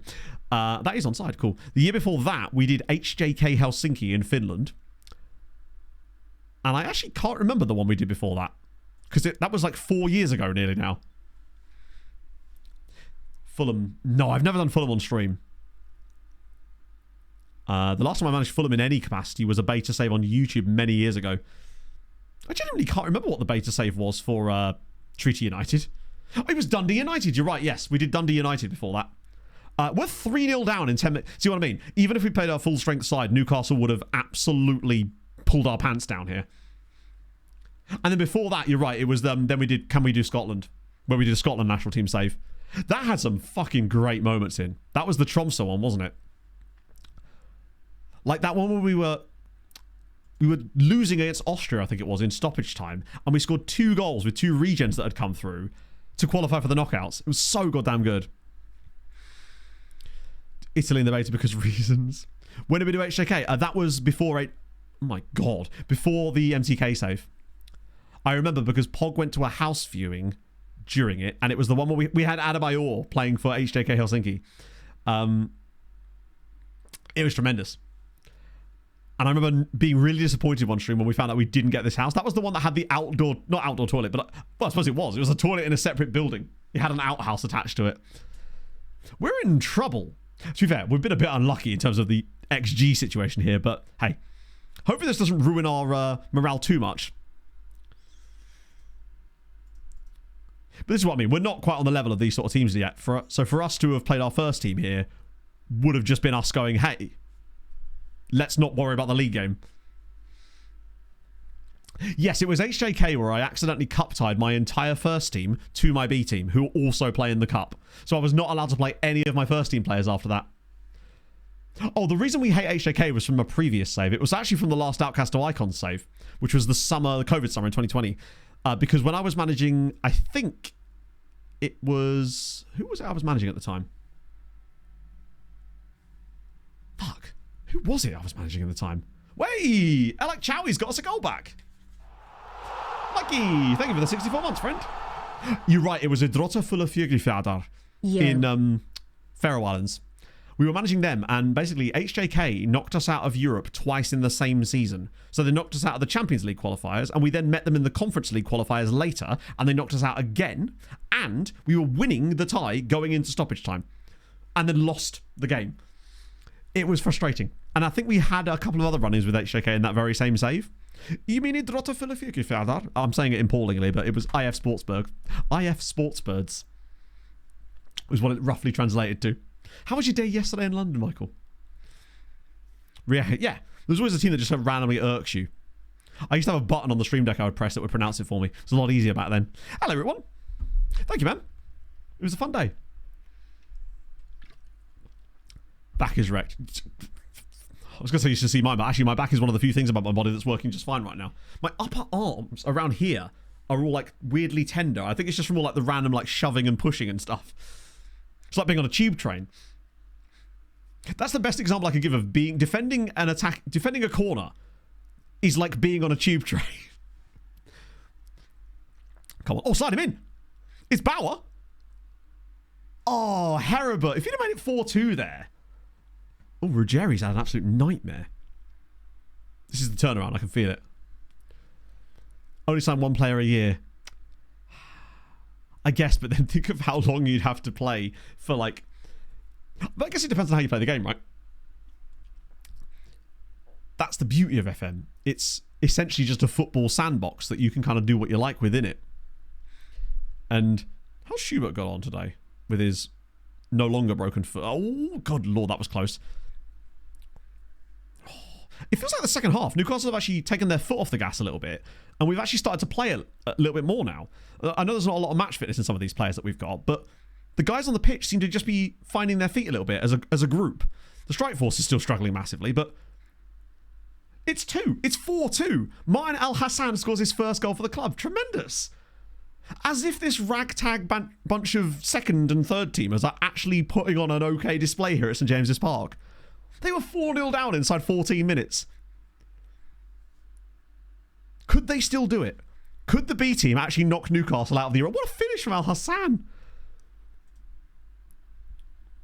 I might have to take some of these guys off in a minute anyway, just because of fitness. The bench is not boding well. I might get Ualabi on, actually, for Bauer. Smates. We've got to leave Smatesy on. Be rude to take him off. Oscar, maybe, for DLP? I've got Shehu at right back. He can come in. Like, we've got some third choices on the bench, too, that can join the ranks. Or go on, make a mistake. Oh... I love the fight that they've shown here to make us not be completely embarrassed on the night. I mean, admittedly, if we do get another goal back, Newcastle will probably wake up and score a couple more at that point because they might actually start trying again. Oh my God, are we going to win the ball off them here? We actually are. Al Hassan. Slide him in. It's a chance again. It's Bauer. Oh, it should have been 4-3. He's had two absolutely brilliant chances in this game. Wait a minute. Ualabi takes it short. Samapali. Oh my God. Will the fans love you or never forgive you? Do you know what? They're probably thinking to themselves, imagine what could have happened if we played the first team. But I think the weird thing is we all know that if I'd played the first team, we probably would have lost 3-0. Like, They probably wouldn't have even put anywhere close to this performance in there. Oh, imagine if we did check Tiote Newcastle here. Be actually somewhat apt in a way. Ah, here we go. Oh, come on. That's a good tackle. It's not going to get... It will get given, unfortunately. Invite to 21's league. I don't know... Excuse me. Oh, pardon me.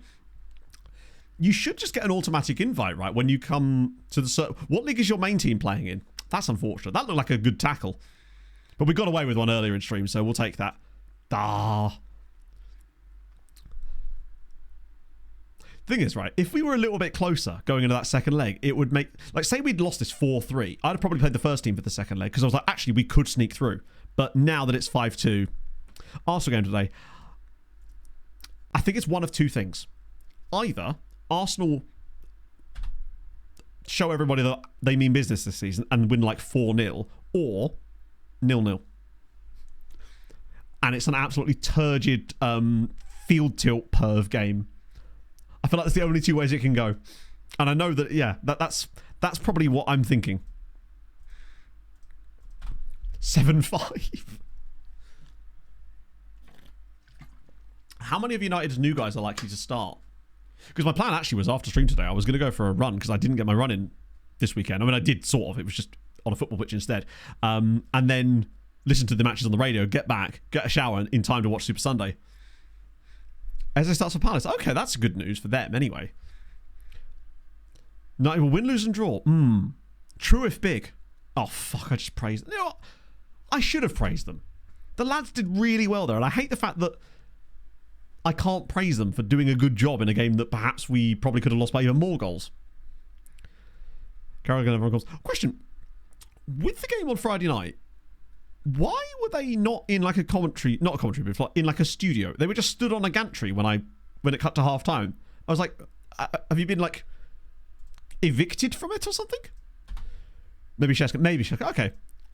I'm still not sure what to make of Man United, and until I actually see those players on a pitch playing in a system, it could be brilliant, or it could be the continuing next chapter of Manchester United disaster class, right? Fingers crossed for the latter, just because it's funny. The producer choice. Yeah, it's like... But not sure why. I'm not sure what it added. Relegation to scrap with Brentford. I still think that Brentford aren't going to be that bad. West Ham really do worry me now. But that would make sense, actually. I suppose if they're coming up with a bit where if the media suite is unavailable because of that, that makes sense. Yeah, it's what I mean. I'm just excited for football at the moment, so I'm just kind of absorbing anything I can. Like, had I not been playing in and then watching a football match in person yesterday, I would have been glued to that shit all day. It's the exact type of thing I needed. Although, I must admit, the early kickoff wouldn't exactly have wet my whistle for the day. See Burnley and Sunderland staying up. I cannot see Burnley staying up. One, Scott Parker's their manager. Two, yesterday. I don't see what it is about them that's... Like, the only thing that they have, because Scott Parker, is defensive stuff, and they lost 3-0 yesterday, which means that they're not offering anything going forward, which I expected, but they're not even doing the defensive part. Admittedly, that second Richarlison goal is just a wonder strike, but I just really don't see it. In fact, I think they will be the one that's got like a 10-point gap to anybody else, potentially.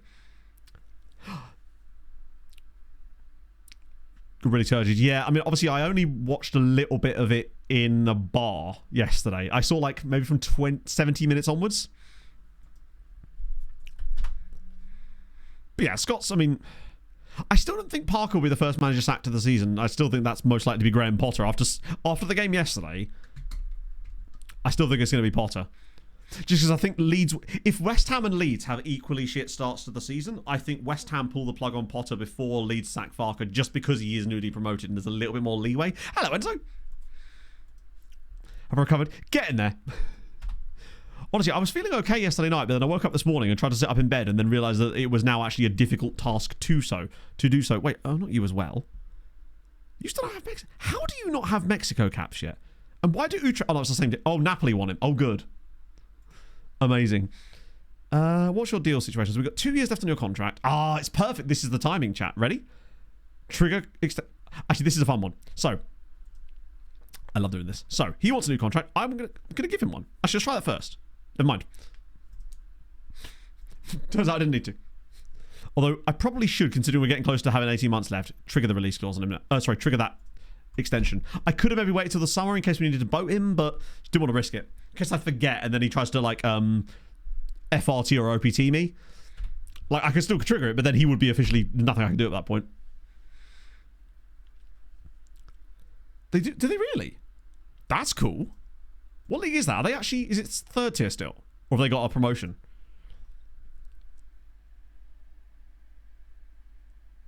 I'm starting to do the names and numbers like this. It's odd. Like, it's always difficult to read names on the back of shirts like this in the first place, just because of the... Or maybe it's just my weird eyes. Wasn't there a team in Germany that... I think it was probably... It feels like something Castor would have done. Their shirt was essentially not allowed to be worn because the front didn't match the back, and how in, like, there's, like, rules in Germany, I mean, they have to match. They must be white too. Yeah, it's weird that you would cut that off. Hertha, that was it, yeah. Usually when there's any kind of kit-related drama, it's always Castor, isn't it? They are just a disaster of a brand at these points. Extremely common Castor L. Yeah, exactly. Shall we Stein at... No. We want... Wait, where's... Oh, Bashir's suspended, isn't he? Shit. In fact, so's Felix. So we might actually have to start Serdan Schubert, which I don't really like, but I'd rather start him than Stein at centre-back, because at least Schubert is, in theory, okay. Wow, he's actually worth 10 million now. That might be a fun one for the summer to sell. Rezic will definitely be off the bench if needed. Wait, no, oh yeah, he's asking to leave, isn't he?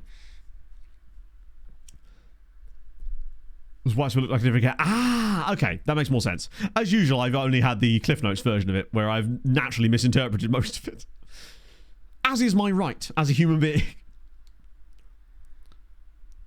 Because it's a bit like how in... Is it the National League, where you're not allowed to have a black kit? I think Wrexham talked about it in the documentary, where when they got promoted to League 2, they were then allowed to have black kits. Is that because the referees in the National League wear black rather than green in the Football League? Although the referee in the game yesterday was wearing green.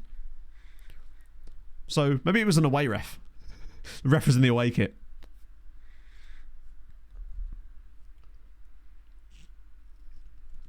They're in tier 2 now. That's kind of cool, actually. They know what's coming. They know Roy Fleming is going to come and save the day. Right. Boom, boom, boom, boom. Norway names another situation. Wait. Really? Dunfermline doing... Wait.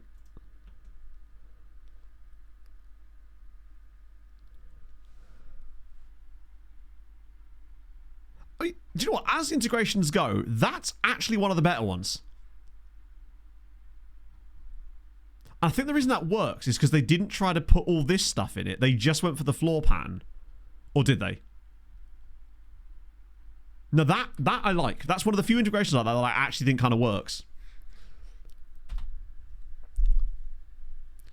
Because they could have easily gone too far with that, where they tried to actually pattern the entire album cover over rather than just like the standout pattern from it. Like had that guy with the table, for example. Okay, at home against Toulouse. If we can make it back-to-back wins in the league, it puts pressure again on Monaco and Lens. Because we got that Monaco game looming, which concerns me. But I just want to see a game where we actually just score a few goals, play well, just have a good day.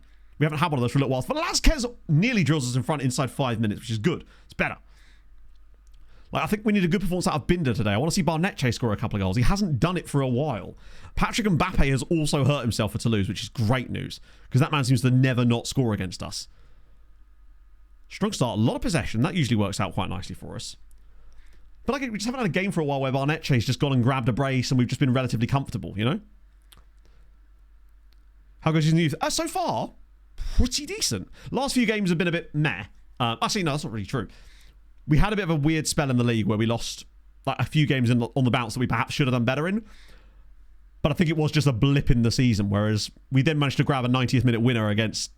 who was it? It was Angers, wasn't it? And then obviously lost in the Europa League, but that's okay. Oh, there we go. That's more like it. Oh, please don't tell me that's offside. No. Absolutely meant nothing there. Bonacci scores a goal. Shasley gets his 11th assist of the season as well. For a man that started off kind of weird on that, he just runs it inside, just takes them both with him here. And Bonacci, nobody tracks him at all. Simple finish. 1-0 Sochaux. Come on. Fourth in the coefficients. Not very close. If anything, France are actually closer to going down further. So that's not great. We are heavily relying on the fact that basically they had a couple of seasons where the European qualifiers were a bit fucky. So they had like teams that were sort of down here most of the season that had snuck into these spots, occupying European places basically. So it wasn't great. Nagalo's having a poor one again though, but at least we've got Rezic off the bench. If we just have to win a cheeky little 1-0... Yeah, it's just been a couple of years of Europa League and especially even Conference League teams do it. I think there was one year where the French Conference League team got knocked out in the playoff round to like an English side. And as you know from Building a Nation saves, that is the worst thing that can happen pretty much. Or go on, Jose. It's kind of hoping he wouldn't shoot there actually. When I said go on, Jose, I kind of meant like, hey, drive forward and pass it to someone who actually knows what they're doing.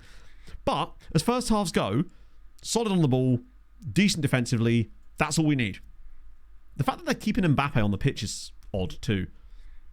That means he will score the equaliser, naturally. Claudio's done well.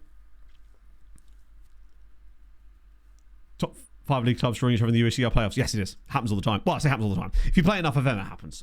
In fact, it happens quite regularly in our Building a Nation saves. But there's nothing to stop anyone drawing against anyone there. It's just a bit unlucky if it does happen. I remember there was a season... What? Well, there we go. Yeah, those just almost never go in lockers. Thank you for the 5 bits, friend. John Strasbourg. Yeah, also, did you guys see the... was it the second legs of Malmö and FC Copenhagen? 0-0 in the first leg and then just absolutely battered them in the second leg. I think it was 5-0 in the end. Yes, Samar and Eastside are also 1 game away from it too, which is awesome.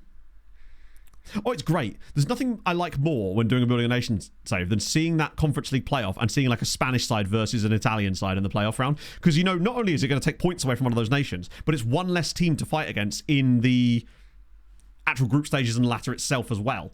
I think we had one year, I think it might have been MTK, where 3 of the big nation teams went out in the playoff round. One to like the English team, and then the others were losing to like Belgian and Swiss teams or something. Who are Virtus playing? I actually don't know. Also, remember, Hamren are also in the Conference League playoff round as well. So there is a chance that Hamren could be the first Maltese. Oh, no. Come on now. Injured Patrick Mbappe. Toulouse have literally scored... Oh, yeah, they have. Yeah, they have. They've scored twice in 2 minutes at the start of the second half because that's just the game we're having here. It's a great ball. Really is. How is he able to run, is my question. He goes around the goalkeeper too, which is so rare. Oh, Christ. 2 goals in 2 minutes at the start of the second half. Cheers, lads. Do you want to play in the Champions League next year? Because this is not how you do that. And now we get an injury. Angry Ginge, thank you very much for the follow. We will whack Habila in there. Nagala's been awful. Oh, that's such a shame as well. It's stuff like that is what's going to cost us Europe. Not Europe, but the Europe that we kind of need to get the guys that we want next season. The only other advantage we have is that Marseille seem to be flapping about as well. Christ. 1-0 up, half-time cruising, and then within 2 minutes of the second half, we're losing. This is just the way things are for us at the moment. And there'll be no more highlights for the rest of the game now, I expect.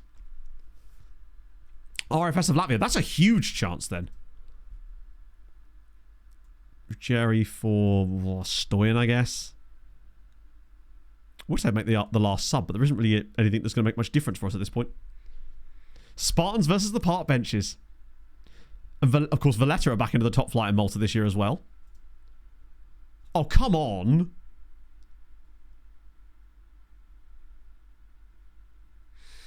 Yeah, I don't know what to say. First half was great. Second half, we haven't had a single highlight go up, even visible for us, and then they scored 2 goals in 2 games. It was really fun, Enzo. Fun experience, met loads of cool people, and got to raise some money for charity, which is the dream as Rezic's ball. Habila! Oh. Have Malta changed the rules again? Because that wouldn't be surprising. Crap. One last little change, I suppose. Oh, he's looking bleak. Even a draw isn't enough. Are you going to tackle him or not? Oh, come on. What an insane highlight. It's fine. We only had like 3 opportunities to just win the ball off of them. It's only in between your own legs. Yeah, that's a shit one. We were the better side and we've lost. And that is really bad. Because if we win that game, which we should have done, suddenly you're on 58 points. The gap's looking good. Lords have fallen away. It's Monaco. But now they're just not working at all. I saw that Differdange pulled off a really good result as well. There's just some really good ties. There's going to be some interesting teams qualifying for European competitions, as in the group stages of them this year, which is cool. Mark that sound. Thank you for the follow. Anytime soon. Oh yes, very soon. They are building Based on it coefficients now. of the new format because they have 4 season winners a season. Really? Have Malta been copying Hadrian's homework? And FM7 in Portugal before? Yes, this one, in fact, and not just this one. I've managed in Portugal in this exact save. Shazly is out for a little bit, but actually gets a goal bonus. God, that started so well. Who's company after? Ngalo. I mean, after his recent performances, you still can't have him, but I'm more tempted. And I also had a save in FM20 with União de Madeira in Portugal as well, which is really fun. It's the first stream save I ever did. Yeah, Linker and Ips as well. It's just cool. Even though the South American format is insane. Well, I don't know. You should see some of the things he's cooking up. It's like that, but more. I've got a Molder one there. Then... Right, so we got to win against Le Havre. That's your hometown? No way.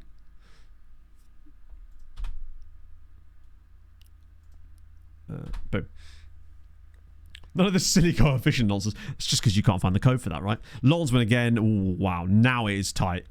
1 point between... Well, 2 points separate 3rd and 6th. That is tight. Do we at least have some home games coming up? Le Havre is massive. Monaco. And then like the run-in is 12th, 17th, 11th.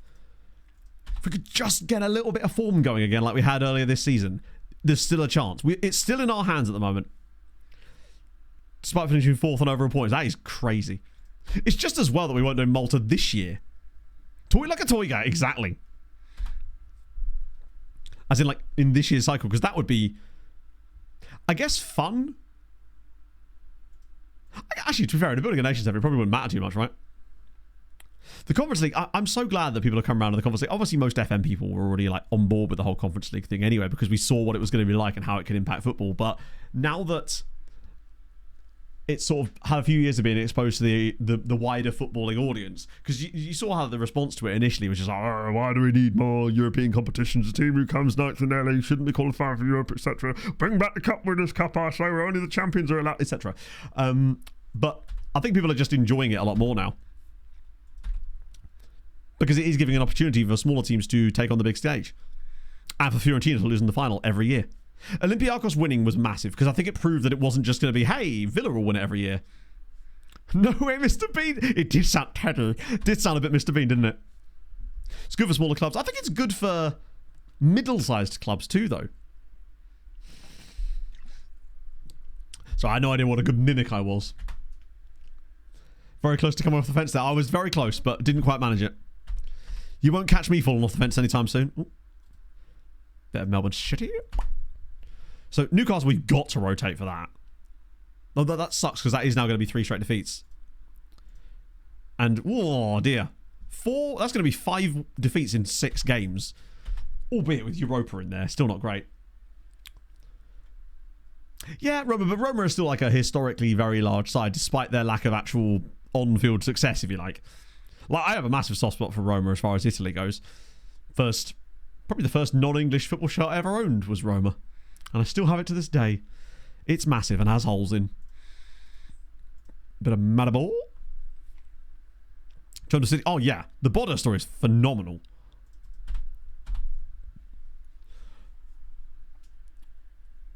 To be fair, I see what you mean. I actually like the idea of that, but not as like a replacement, if you like. More as just like a thing that exists. Right, Newcastle at home. The rotations. Actually, no, not youth prospects. We'll do rotation squad because it's a lot of our players are youth prospects already. Right, so you can start there. Smate's on the left again. Horrifying. Bashir and Schubert. Might have a choice there. Who's going through the middle? Ulabi, maybe? No, I can start Morel. Oh, no, I'll put Morel off the... No, I don't want to do that at all. I want to start Rejic off the right. Even though he's been out of form as well lately. Never played in Europe. I think it's more just that they qualified for the Europa League. So if that happened to Fulham, I'd also be pissed and want to play for them too. Like, if you built up all this and have never won a trophy, and then you get to qualify for Europe, and then it gets taken away from you when you're just a fan of the club and have no involvement in things, I can see why you'd be like, why am I being handed this, right? That being said, I think it would be incredibly funny if they then went and won the competition and then ended up in the Europa League again next year anyway. That would be extremely funny. And I really do hope that happens. Like, normally I'm really not bothered about the English side winning the Conference League. I'd rather have it be an obscurity or someone that's a little bit like Olympiacos, for example, right? Space man of the match? Maybe. Win it 3-0. Send it to Penos. Garnier bails us out. Actually, I will give Garnier a run. If he's going to be our backup, he may as well at least play this game, right? Although Eric is now troubled about that, which I understand to an extent. Still fuck up. Yeah, he probably won't even be involved in the clubs, but somehow, like, Leon will have accidentally, like, won a game against a team from Reunion, and as a result, that means that the Reunion team actually takes Crystal Palace's place in the cup. And then Everton also get deducted 10 points as part of the deal. But that's the kind of banter I'm on about. I mean, are Leon likely to have that happen, given the situation going on there? Right. This would be very funny for the game to throw out the home advantage to us in this game, specifically. But we really do not need it. And 10-second penalty to Arcon, exactly. That's not a bad pass. Wait, no, that kind of works. Smates has provided one for Ruggeri. Wait. It's in! Darko Rejic makes it 1-0 to Sochaux. We are not dead yet, chat. The B team lads really are putting the first team to shame right now. I guess it's first round though, right? Surely the whole reason that they were administratively relegated... Obviously, I know they weren't anymore, but like, there's presumably still problems there. The Smates contribution, where he massively overhit the pass, but if he hadn't overhit that, maybe we wouldn't have got on to the end of it.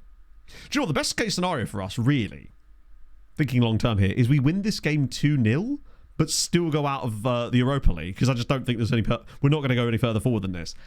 But we get the benefit of winning the match on the night, which gives us the morale boost going into the game at the weekend. Oh my god, hang on a minute. It's Al Hassan.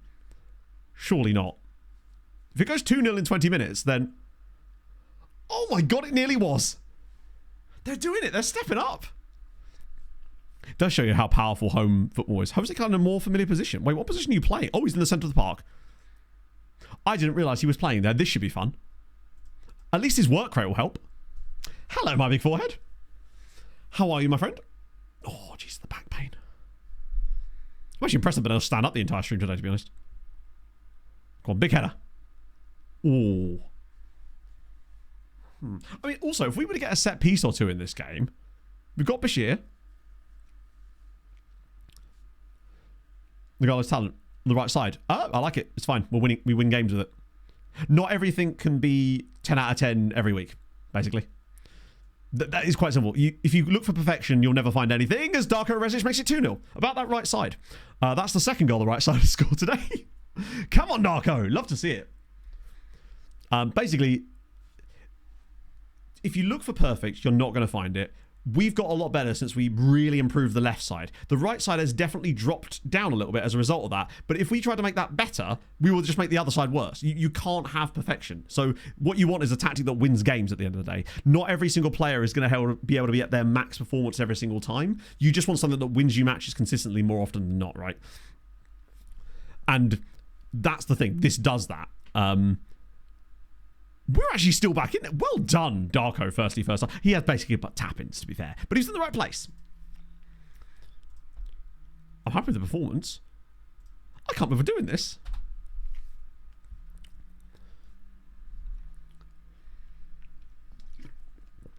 Exactly. If you're too dependent on one thing, it's not going to work. And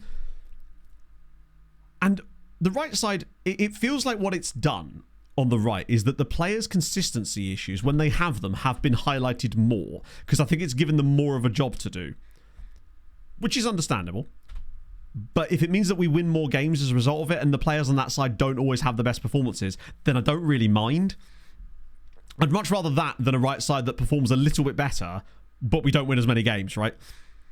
I guess Bauer is what we're looking for here. The bench is mostly first teamers, which is fine. The only players I really want to bring on are guys that I'm unlikely to use at the weekend. I like away goals, but I've not... I think that it did encourage... I suppose at the very least, it did encourage away teams to push forward in matches to try to get that goal. But I think the problem is that they were just too powerful. Oh, hello. Smakesy's just... Hang on. Smakesy's... Oh my god, it was nearly 3. I thought Smakesy had a kick out of the guy there. Either way, Ruggeri's had a blinder today down the left. From left wing back, he's been goated. Wait a minute. Oh my god, it was nearly 3 again. We are actually giving Newcastle one hell of a game here, considering the levels we're... We've been massively the better side. I mean, 2-0's probably still a little bit harsh on Newcastle, but I'm genuinely so impressed with the lads. I'll watch Newcastle get a 2-2 draw out of nowhere now. Here it comes. Are we about to get rep-rolled in a game we don't care about? Which, to be honest, I'm fine with. Like, if it happens, it happens. But I would still like to win the match because of the morale. And because honestly, we just deserve to. We've been the better team. Like, come on, lads. Get this over the line. That's probably put to bed any chances we had of actually qualifying. Oh, come on now. Let me guess. Another Jake Meadows header. The keeper looks weird.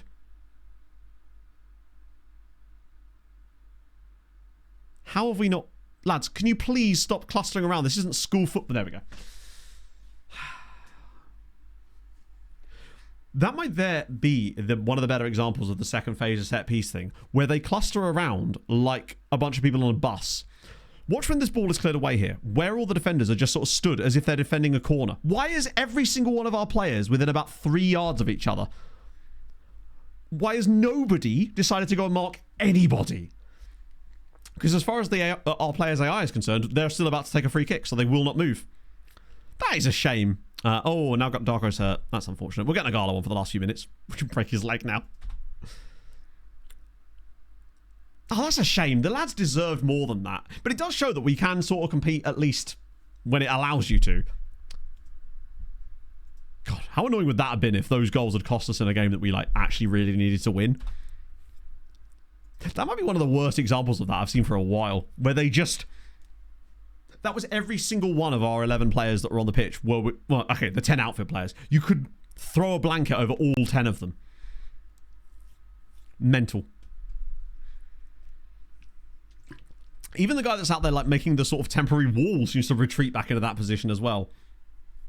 Tell you what, the first match we get into on FN26 when we finally get that game, the first set piece we see and that doesn't happen, I'm going to be running around the room and knee sliding for that not to happen. Be brilliant.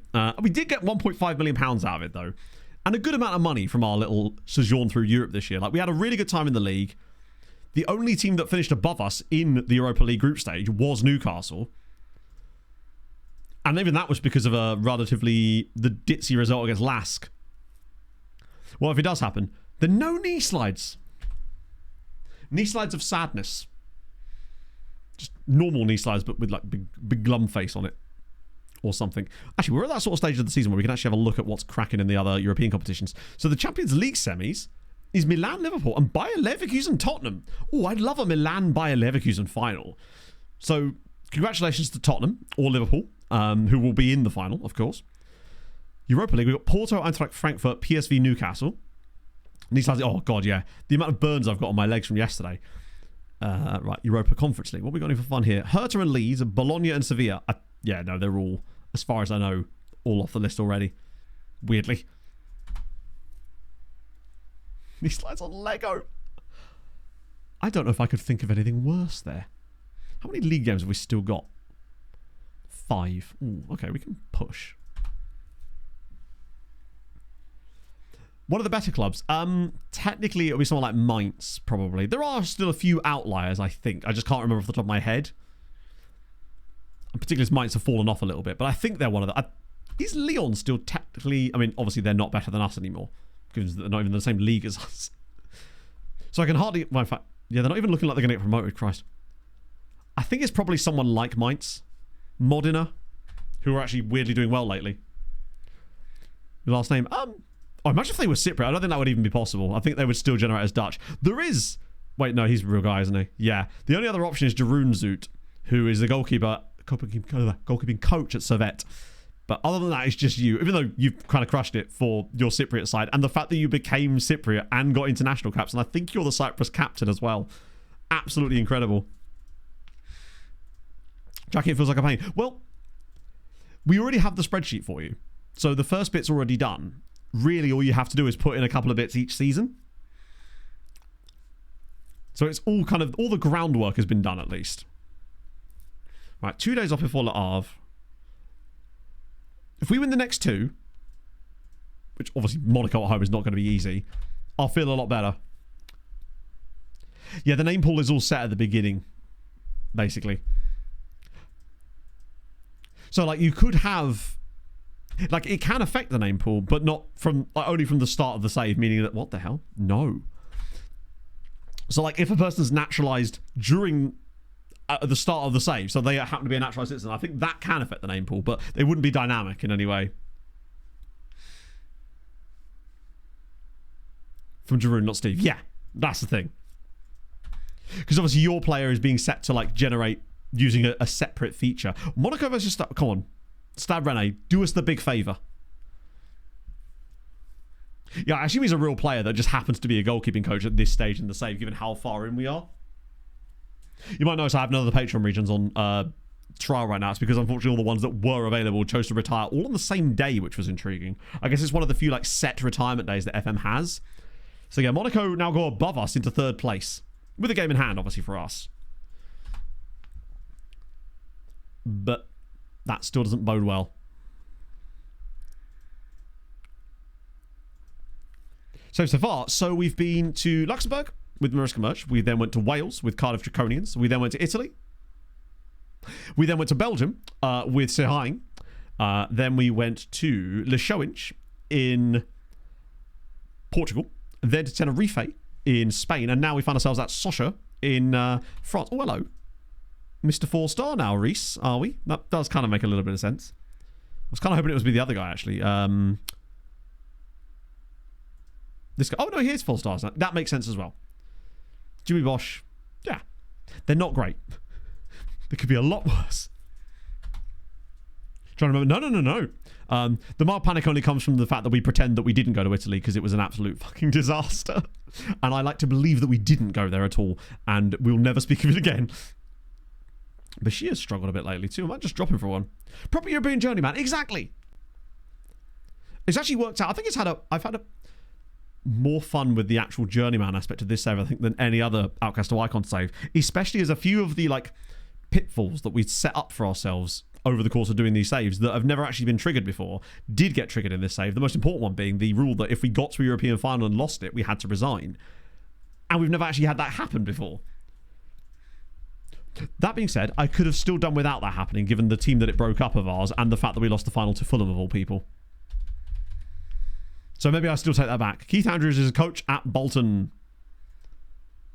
and has been for 15 years in this save. See, not even good enough to be the head coach. Brentford, what are you thinking? An Aussie Asian Journeyman. Nice. What teams have you managed in that? Exactly. My corporeal form never set foot on Italian soil. I was actually in the other Levante the entire time. the superior Levante, it turns out. The Spanish one. The Spanish one? Yeah, it's Spanish, yeah. Shasley's dead. Did Shasley play the last game and I just forgot to take him out? Oh no, he's back from injury, isn't he?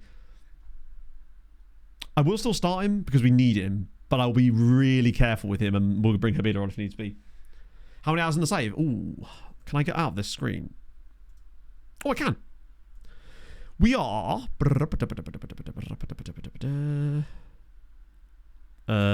22 days, 17 hours. What's the thing it says? This is my life and I'll do what I want with it. You'll have to see it. That's a lot. I can't remember what Malta was. It was a similar amount.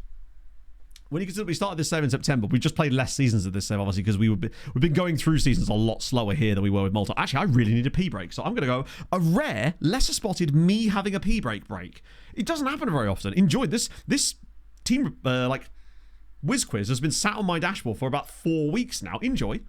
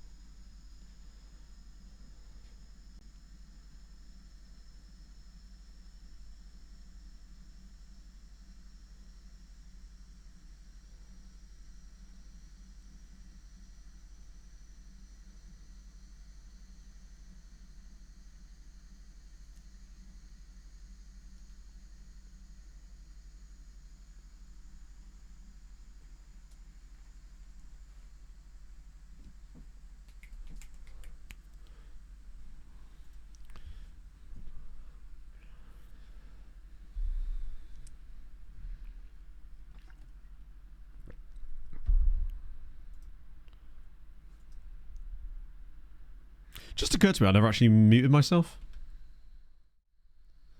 Just as well I wasn't wearing a lapel mic, otherwise you'd just been hearing me sloshing it around in the bowl though, wouldn't you? It was Craig Forrest, was the answer. Just sounds like a bloke. And he is, obviously, a bloke that played for some teams. We're 11th in the form table. God, I knew the form was going to fall off at some point, but today is the day, lads, that you need to actually play well. For the love of God. So, Jesse got us Doff, you've got to. He managed Woking in this save. Oh, you went to Indonesia. That's dope.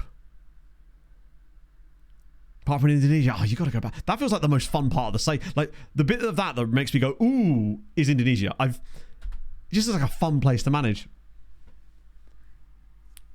Oh, hello, Punk Cousin. How's it going, friend?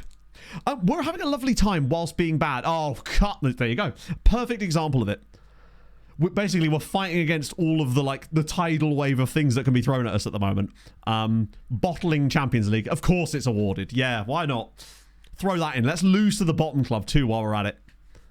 That would be very FM, actually. Champions League race, definitely going to lose to the bottom club. Right. Not great, Hazard. Not with the way we're playing at the moment.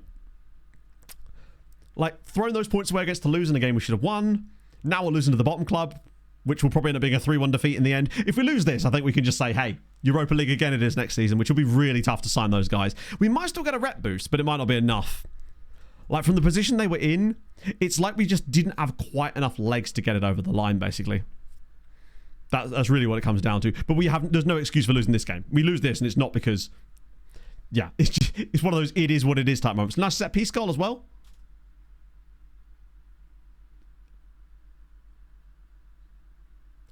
I'm amazed that didn't go in either. Sadly not, no. We have won a game today. We didn't even beat Newcastle as well, which would have been great.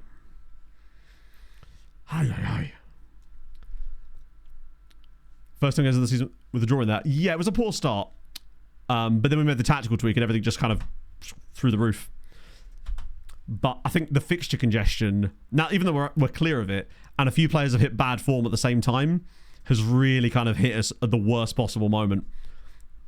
Where just little bits of bad luck as well. Now, we had some luck in some games as well, though, earlier, so it's kind of just balancing out. We probably are a 6th or 7th best side this season, but if we could have got... Oh, go on, Nagalo. Go on, this is a simple tap-in.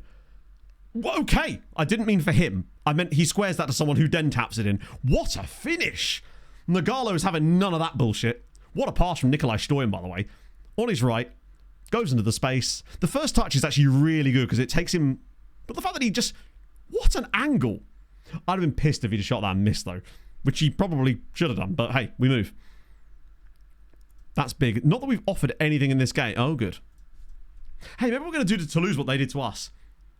What would actually be very funny is if we play like absolute shit against the bottom club, but still randomly win. We're going to concede straight from the kickoff, aren't we? What a tackle. This is more love. No, wait. Let him cook. I get the feeling we're about to pull off one of our Sochaux specials, where almost everyone gets a touch of the ball. We slowly play it out from the back and build into a beautiful goal. Never mind, because our players are just incapable of walking in a straight line. Fucking hell. So, Europa League squad next season. Like, you're running towards the ball. Why do you stop? Like, it's not like he stood there waiting for the ball to come to him. He runs towards it and then goes, you know what? No, I'm going to just slow down. I've done my part. I've met you halfway. It's up to you to score now. I think that was one of their fullbacks, in fairness, so it makes sense that it would be his first goal. They've got an injury as well now, but we're not offering anything ourselves. Right, cool. Lads, have you considered not playing like absolute shit? Just an idea. Right, we go again. Even Dennis Anderson can't get us going. Right, need to step up. We have had some good second half turnarounds, but I'm not sure we're getting one today. I mean, if we lose to the bottom side, who are like really... They've won 2 games this season. But we were ready to be number 3. Incredibly, we would actually still be in the top 4. But this was one of those like banker games, you know? We'll go beat Monaco at the weekend now.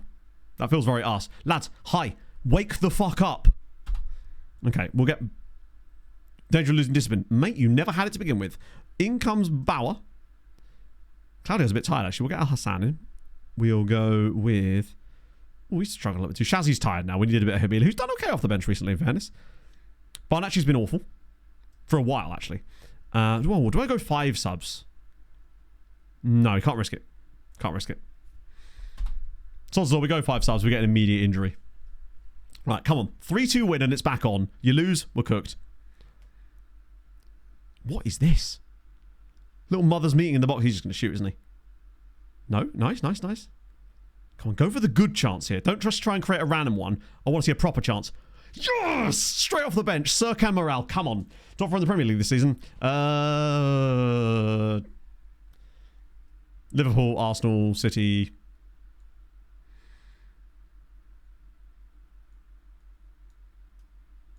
Why am I forgetting someone? There's a really obvious one I'm forgetting. Oh, Chelsea. Not in that order specifically, just those 3. It's a boring take, but like... It's a what I think will happen rather than a what I want to happen, right? Take some calls. Please do, Mr. Progo. Soften him up for us. Okay, it's a point. Is there still time? I mean, we've been lucky as hell here. But maybe the subs are going to be the ones that save the game for us, because that has happened in the past where our strength off the bench has actually allowed us to flourish later in games. I wonder if we just do attacking for the final 15 here and just have someone score a banger. Velasquez has got that in his game, right?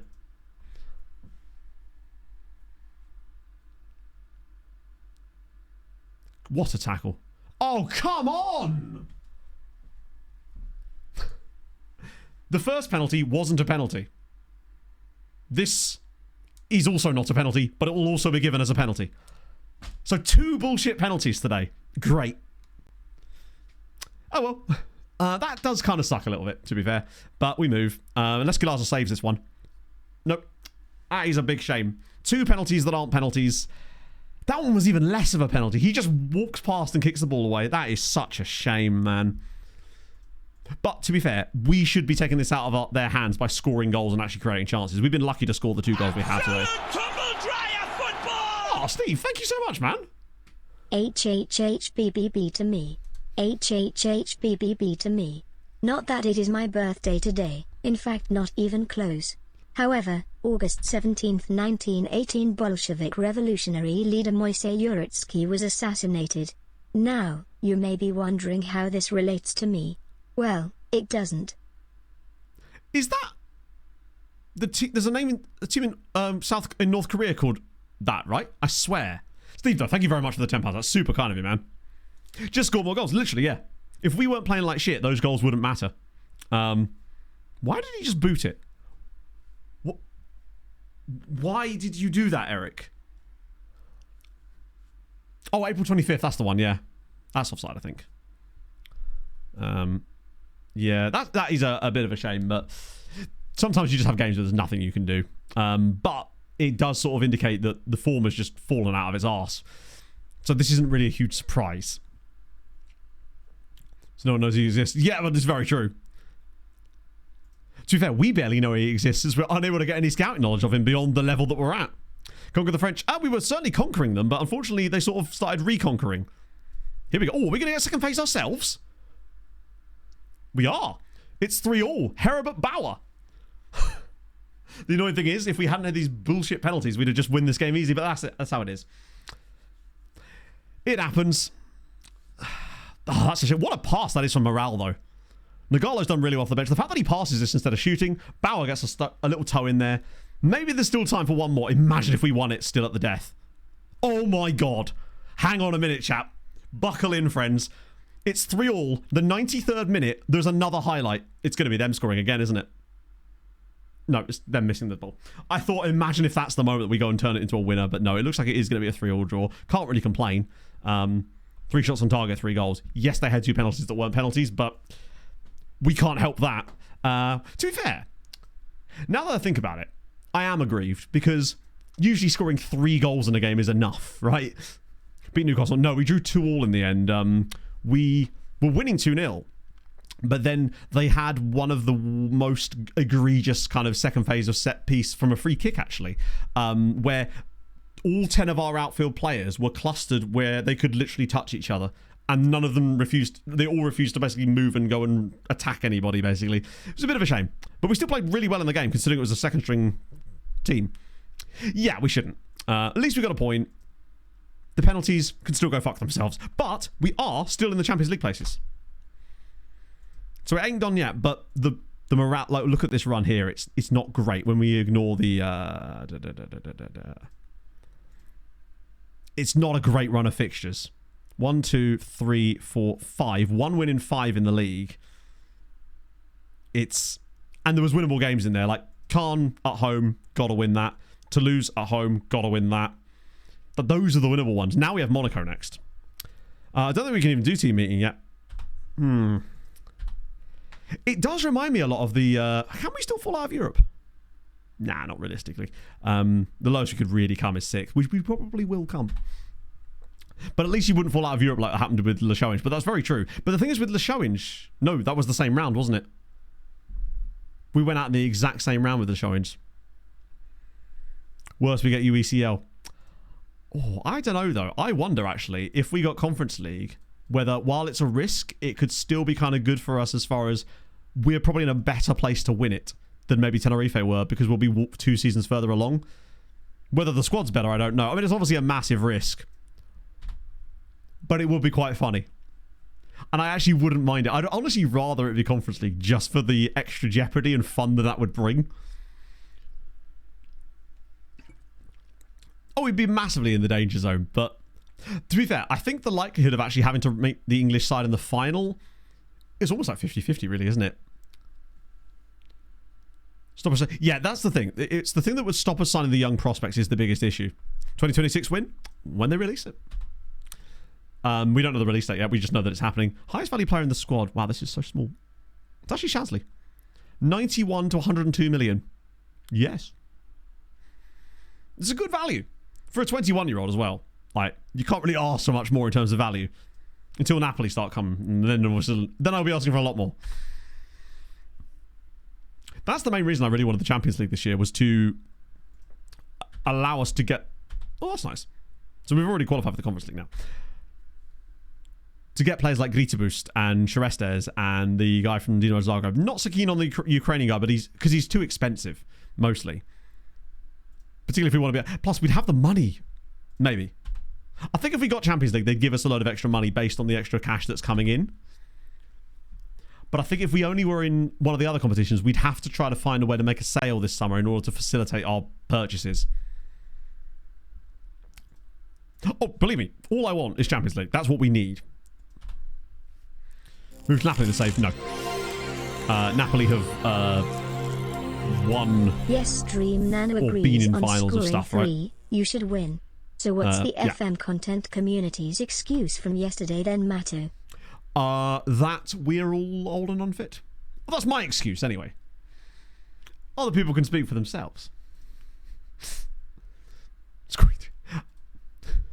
If anything, we actually only scored 2. Do you want to shell out over 100 million for a player? No. There is almost zero reason why that would be very good to do, ever. Like, I can't foresee a situation where I would ever spend that money on a player. Realistically. So I got for 30, 40 million? No. No chance. One, he's worth 70, so I wouldn't sell him for less than his value. And no, I wouldn't sell him. Ever.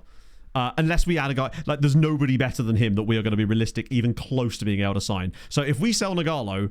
Congratulations, our team is now worse. Basically, that's how it would be.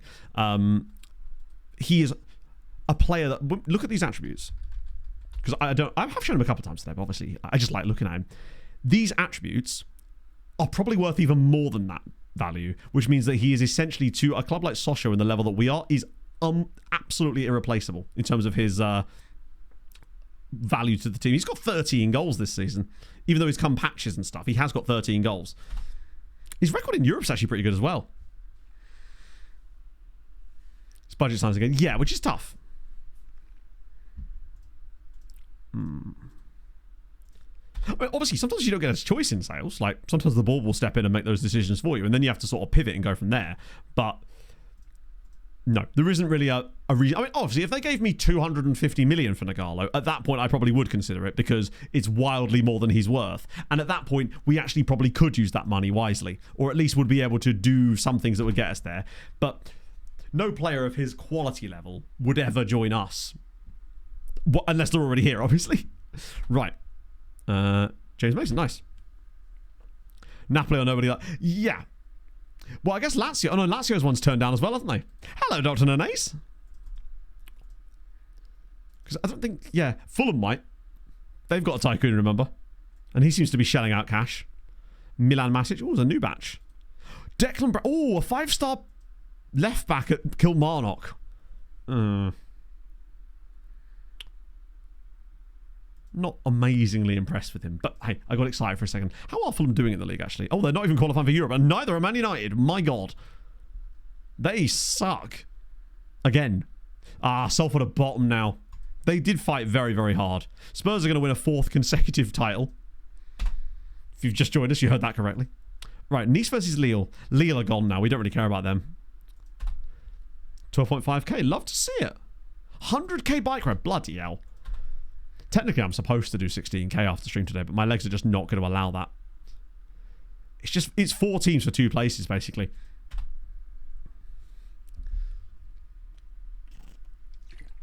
That being said, if we do beat Monaco in this next game, it will be pretty tough for them to catch us. Because we'll hit their goal difference and we'll be 3 points clear with only 3 matches left. It's the other 2 you've got to worry about. How's Madrid? This is very true, yeah. It's just so much different and more difficult. Oh, actually. No, I don't want to do that team talk. The hedge drop one, we've not lost enough games and in that bad a form for that to matter, unfortunately. 620 pace on the total run. Fuck yeah, that's awesome, man. Are you training for anything in particular, or are you just doing it for health, which is easily the best reason anyway? Oh my god. It always feels like the games that we need to care about are never on. They're always on at the same time as ours. Or afterwards. I hate playing first. First film, yeah. At least they're both in the battle, I suppose. Oh, back in South Korea there for a little bit. Okay. Luffy doing bits. PSG, as if PSG just lost at home to Le Havre. Some of my experience. Personally, every time I've tried them, they don't. So, even if they do for you, most of the time they don't for me. The only one I ever find works is the hedge drop one when you're in terrible form. And fact is, I'm not going to risk it because if we bugger up our morale even more, ain't worth it. Do it felt nice. Inside, I bet, yeah. What's the temperature there, Basil? Half marathon done twice this month. Holy shit. Love it. Why wait for the second bus when they all come in at once? Lons are... Oh, that's perfect. Lons are playing Marseille later. I don't even know what result I'd want. I guess if those two draw and we won, that's the best possible result because the maximum amount of points have been dropped. Right then, lads. Tristan's been... Well, everyone's just kind of had a little bit of a shitter for the time. For the more recent matches, unfortunately. 37 cells. My god, that is crazy. Yeah, fair. Ualabi. Yeah, we won't do that. Right, okay. Do I risk starting Ruggieri at left back?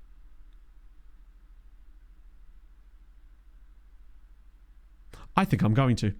Stoyan has had a bit of a wobble lately, and Ruggieri has actually put in some shifts, despite the fact that he was playing with much worse players. Right, Franklin Nunez. Oh yeah, that was the old Real Madrid guy. I was thinking about Ukrainian. Really?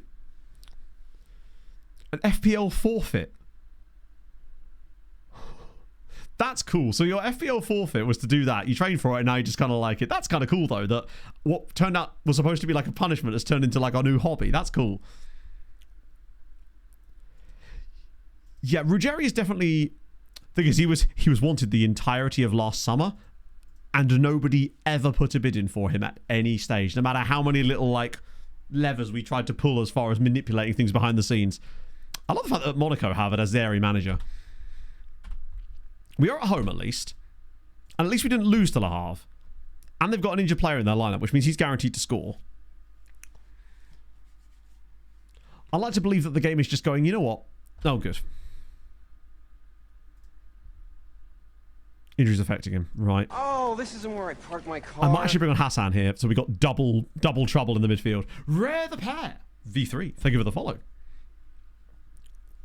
But I think Ruggieri and Bauer have to go this summer. Because they're aging... I mean, they're still not super old. But their contracts are running down and they'll have one left in the summer. So that's the year to try and get the money for them. If we could get 20 million to 25 for Ruggieri, which is what I would accept as good value, and like maybe 10 for Bauer, then I'd happily take that. Oh my god. The amount of chances Mardeche is missing lately is actually frustrating me. But we move. That was a good... I mean, it's a difficult one. It's dropping over his shoulder. We can't expect him to bury all of them. But it would be nice if he could bury, like, some of them. When they're not, like, direct. This is going to be a back post header. Yeah. Oh, unfortunate. And it was the injured player as well. Amazing. 130k and 100... Wow.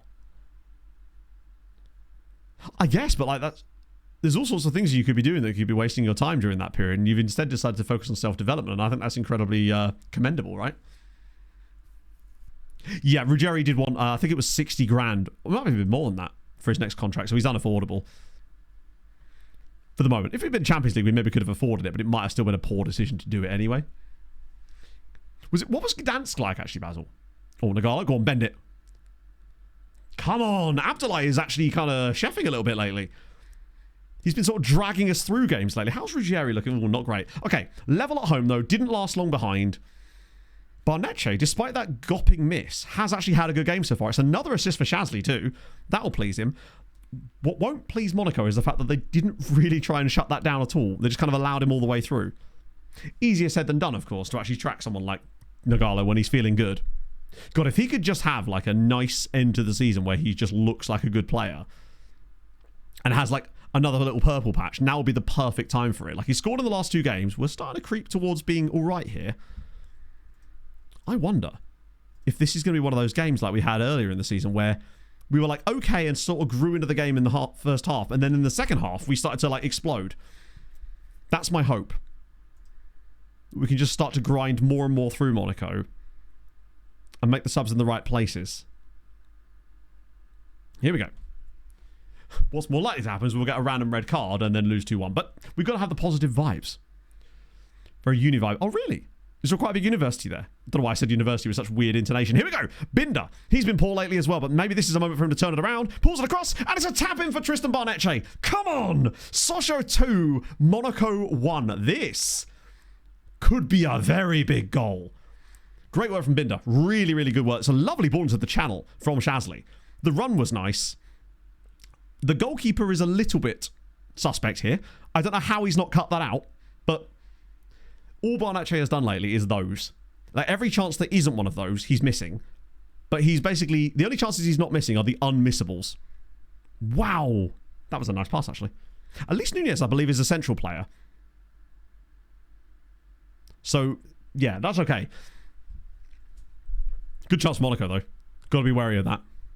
Ruggieri seems to be building back into it. This is a good performance. The sort of game we needed against a really tough opponent, where they finally seem to have stepped up as a team. Like, nobody's really struggling for rating. I mean, Alec Chowie's not been great, but we've not got people absolutely shitting the bed in this game, too. They look like there's more of a performance happening as a group for once. I wonder if the Ruggieri to left-back thing has worked for us. Look at the space now. Here we go. I'm telling you now, 4-1 Sochaux. Nogalo whips it in. I'm feeling a 4-1 out of nowhere, where we just have one of those games. Oh, I'll tell you what, this Nader guy's really good. I feel like they're going to throw more bodies forward, and we're just going to be able to cut through them at will. Here we go. Oh, great touch. Barnetche, can he finally bury one? Yes, he can. It's 3. Now, I don't know who am I shushing here exactly. That's more like it. 3-1 to the lads. 125k of running and biking. That's really, really cool. When did you start? That first touch from Barnetche was absolutely crucial. And then the little fan of the body. 3-1 to Sochaux. Better. Finally. Some delicious food. And 2 assists for Binder. Gotta be careful here. Ruggieri's been good. But I want fresh legs now. I wish we had an... this is where we could do with that, like, one extra player. Nogalo for Regic, I think. Back post headers could be good. Now that we're in a good position on the pitch, I want Habila on for defence. A Peruvian spot tonight. Bit of guinea pig. Kind of just want to get out of this game with a dub now if we can and not see any signs of Monaco coming back into it. I'm hoping that if they do start to throw some bodies forward, it will just lead to us catching them on the break. Because it does feel like they've got a lot more open in the second period. Anderson's very tired, but that's the benefit of having Ruggieri on the bench, is I can bring him on in those situations. Right, come on, please. Go on, show me a bit of speed here. Right, what they're going to do for second phase is here. Right, hopefully they'll play it long enough that we... oh, mate, come on now. Lens winning against Marseille. If we want Champions League overall, then that probably would be better. But it depends. Do we still think that third place is achievable? Because if third place is the one we want really, and that's the achievable goal, then we kind of want the maximum number of points dropped as possible. But I think honestly at this point, I'd settle for any kind of Champions League. Fourth place would be, at least then we got a chance. And likely the team we're playing against should in theory be weaker than us, you'd think. Oh no, please, I don't need a highlight, not when it's 3-2. Oh, okay, that would have been fun if that had gone in, but at least it's going to be a meaningless highlight, and that should allow us to see out the final moments of this game. We've been massively the better side and deserved the dub, but that's not been always the case lately. Much, much better. Key passes throughout. Shazzy actually only had the one key pass. It was the goal. Tremendous. We've done our part of the deal. We're in Luxembourg and Geneva. Is Peru? I've never known the idea of that being popular. I don't think I've ever seen a Peruvian restaurant in this country. It seems like there are certain like delicacies or nations' cuisines that are less popular for like specific restaurants in certain nations. You'd more likely see like a Turkish restaurant in this country. Both of them channel 69 as well. So now we go 3 clear of Monaco, crucially. Yeah, I see what you mean, actually. At this point, now it would make sense for Lens to win. Still going strong. I'm not sure what you mean. Fitness concerns. Good from Barnetche. An Uzbek food truck. Interesting. Like, we have Korean... There's a Korean food truck here. We actually, we do have a Nepalese food truck here, which is pretty cool. Right. That... I don't know if that's good or bad. That's actually given us a better chance at getting... What a weird result. At getting third, I guess. And we have now played the toughest of the final 3 games. We've got Stade Rennais away, who are 14th, 17th, and then 11th. There is a chance that we could win out and get third. But I've watched this team today, and I don't trust them. If we don't get any injuries over the rest of this season, maybe it's doable. Although Hassan is suspended. Absolutely, Basil, yeah. Unless it's like there's some giant thing where FM is like released in beta super early and I just have to work constantly. Yeah, I might try. I know that the 2 o'clock kickoffs are coming up, but I do want to try and finish the season today. We've only got 3 games to go, and because things move really quickly, we'll be at the next game in like 3 or 4 minutes anyway, if not sooner. It's got another goal bonus. I'm just glad to see him grabbing a couple of goals at this point.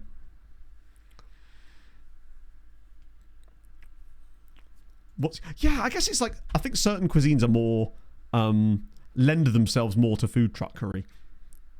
I like kind of niche food trucks that aren't even like a specific cuisine. They're like a sub thing within it. You know, like how a pizza van isn't just Italian food. It's a specific, like the wrap place that we have sometimes where Pog gets her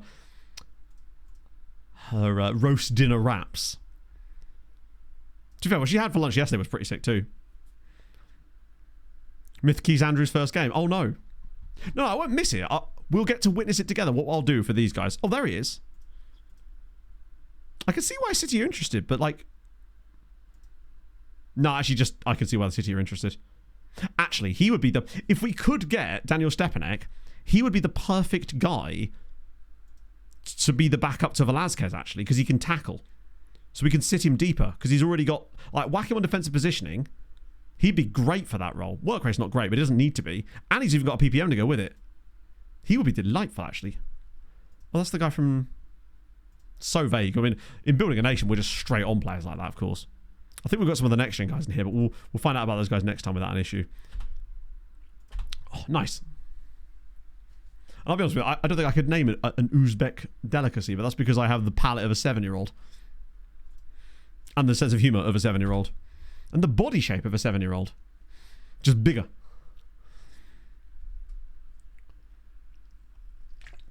It doesn't help that 2 of our last 3 are away from home. I'm not sure what our home record versus away record actually is.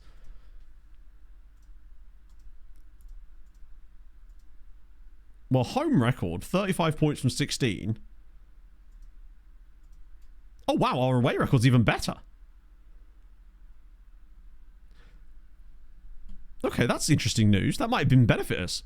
I mean, it's not even better, actually. It's 25 points rather than 35 points. But compared to the rest of the league, our away form is actually pretty good. No, definitely don't have the facial hair of it. If you can find a 7-year-old with this kind of facial hair, then they've given them something special. How much? I don't know. I think people just shit on it for no reason, basically. Britain, like with its language and English in general, there's all sorts of foods that have been eaten here for such a long time. It's like, food is food at the end of the day. Different names. Oh, absolutely, yeah. Monthly review. Oh, good. Just what we needed. Fantastic. How are Tenerife getting on? Second in La Liga? No way. Jesus, Tenerife are actually in the title race.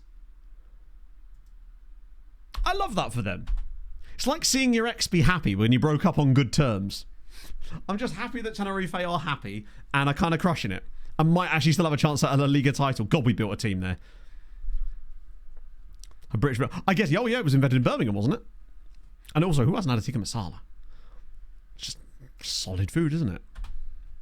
Next game... Oh, imagine if they won that. Position issue with Alec Chowie. New contract.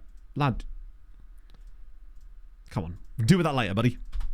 It's a massive 6-pointer, isn't it?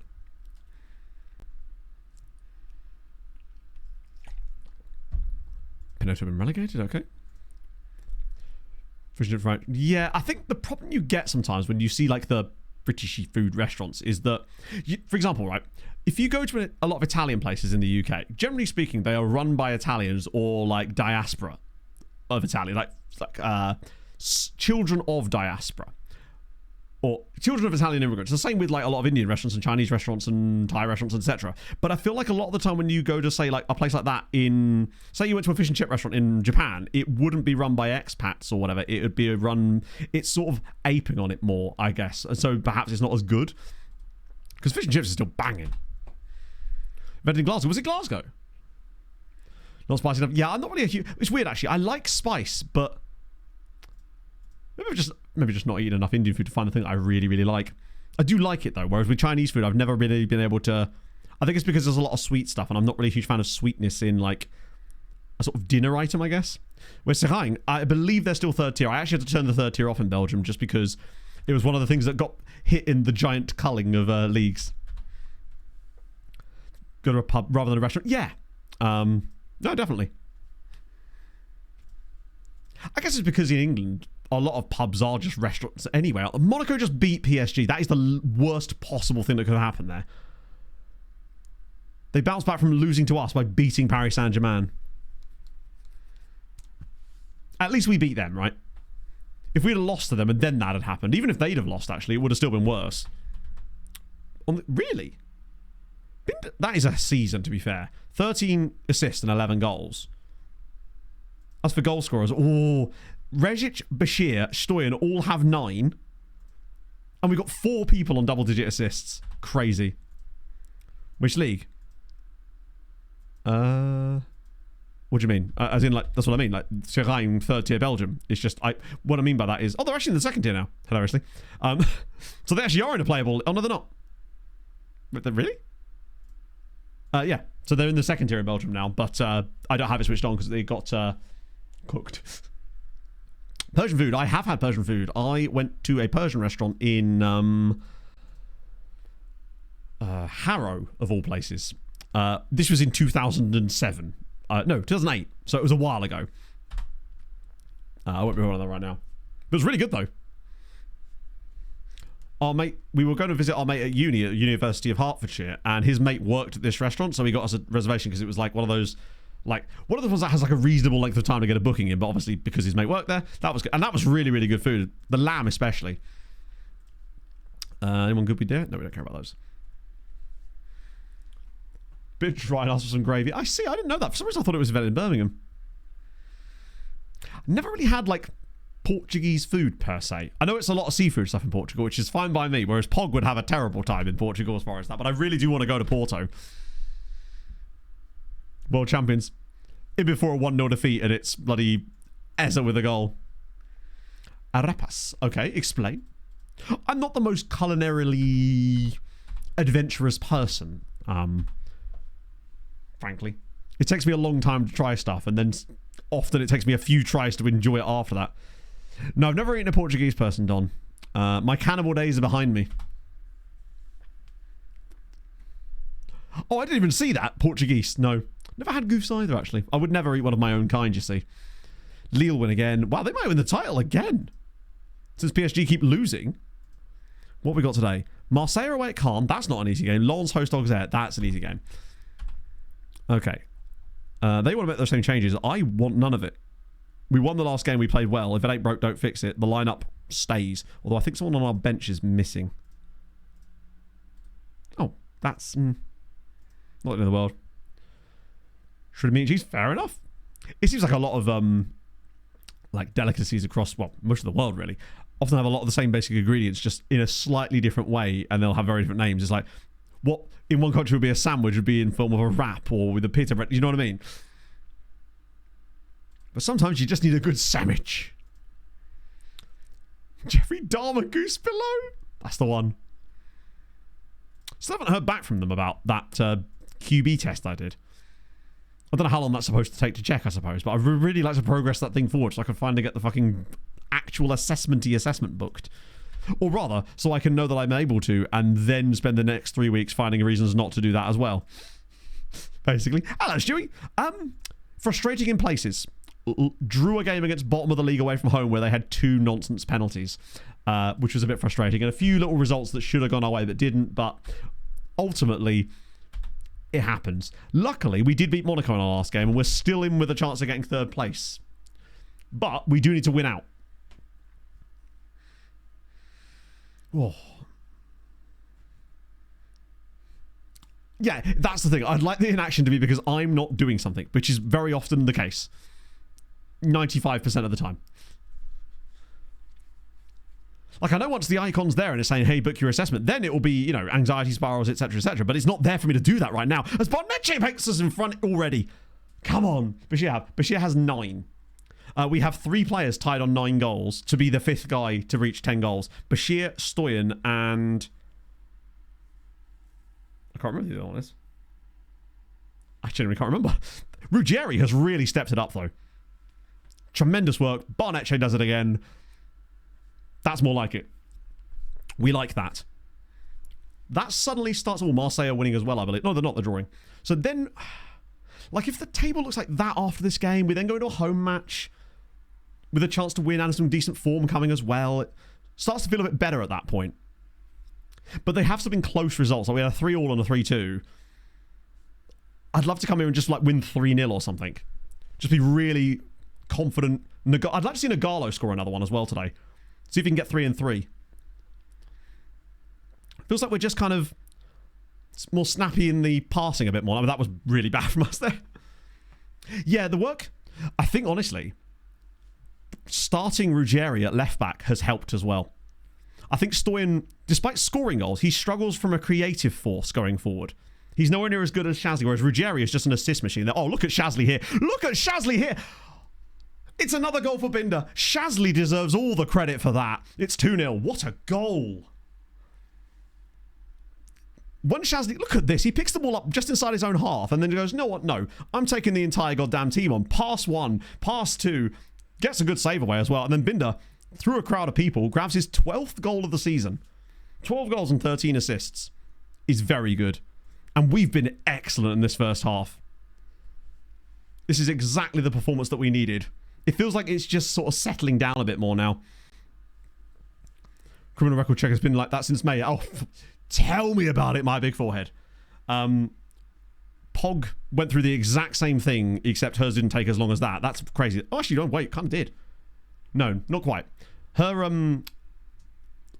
what's it called? DBS check took 2 months. Like, she was offered the job in June. And only recently actually got her start date. Oh, hilarious. She got taken in for a performance review at work yesterday. She's like, what were you reviewing me on? Like, they're like, oh, these are the things you could do better. She's like, I don't give a shit. I'm not working here in 2 weeks, you knobs. Like, bad time of the year. Yeah, I suppose so.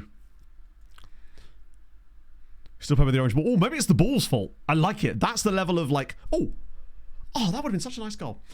That's the level of copium I want to see from you, chat. Follow Lord Richard's example. It's not me, it's the ball's fault. That was also the case yesterday, by the way, chat. Wasn't fully inflated. That's why I was associated with football. It's because it was the ball. Everyone else, they used to play with deflated balls. I personally like my Jabalani's like fully blown up.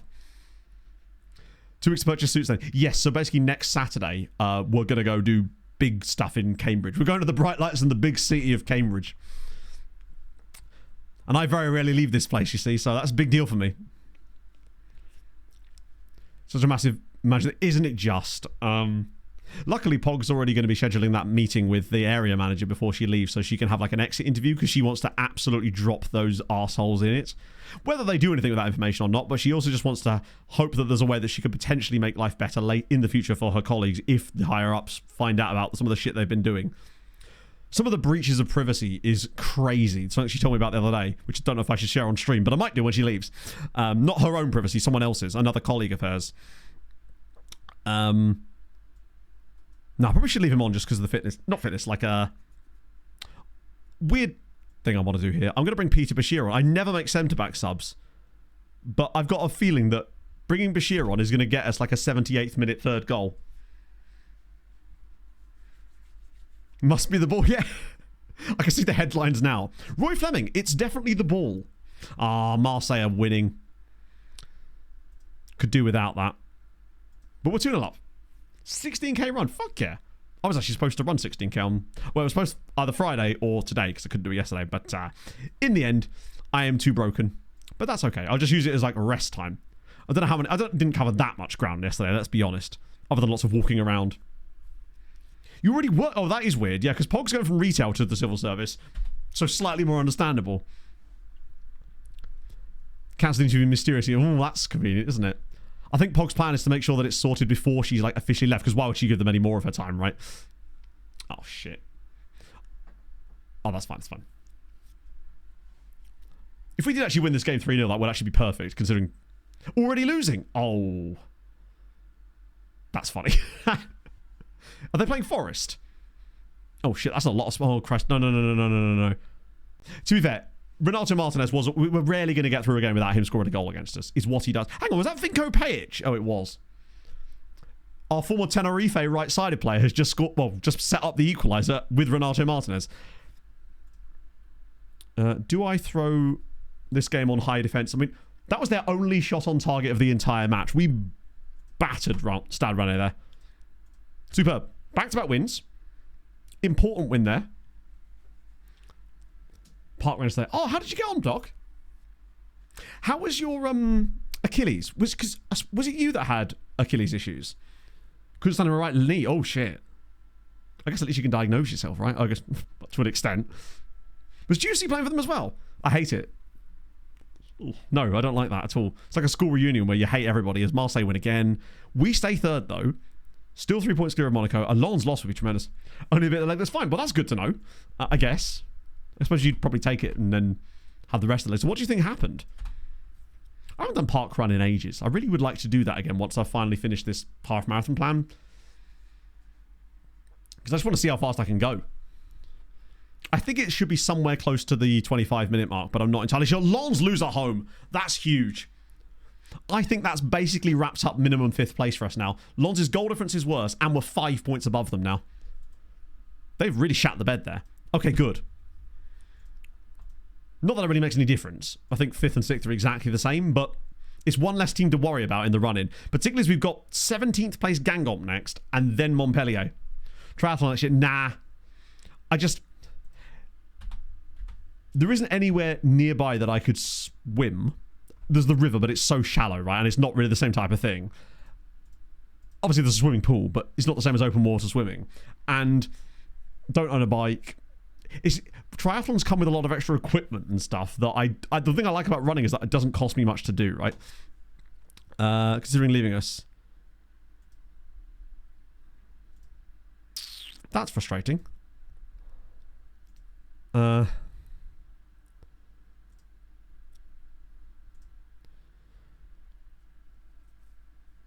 Don't think our squad is nearly good enough for a player of my caliber. Ironically. Tell you what I'm going to do. Okay. Don't waste my time. Amazing.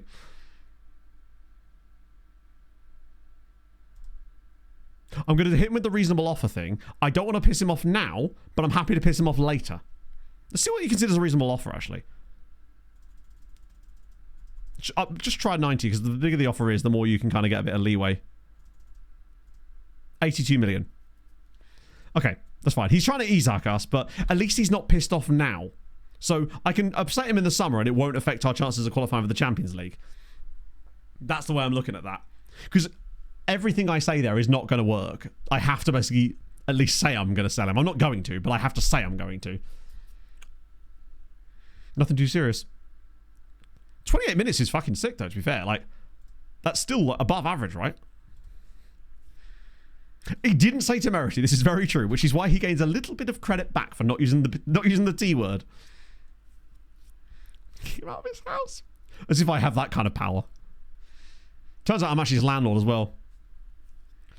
Doubt team comes in that bid. He might be good enough that they might. I still would say no. But if we start to get into the 150 millions, I might have to consider it no matter how good he is, especially with the improvements we're seeing out of Darko. But you can see how much further behind he is. Given that he's also 20 years old himself. Like, he's only 2 years younger than Nagalo. There's a lot of work that needs to be done. But he's certainly getting... They're different types of players as well. Darko is a bit more wingy. Is it really? Was that what you were just saying? I want to be exactly average. We get on. I can see it. It's what I aim for. I wasn't aiming for it yesterday. Well, I was for about 5 minutes. He's like... Why would you pay money for that? Like, you're only hurting yourself. It's like they say about anger. It's like drinking poison and hoping the other guy dies. 118 days. That's that's not even that long for someone to offer that kind of money. That would have cost a lot, yeah.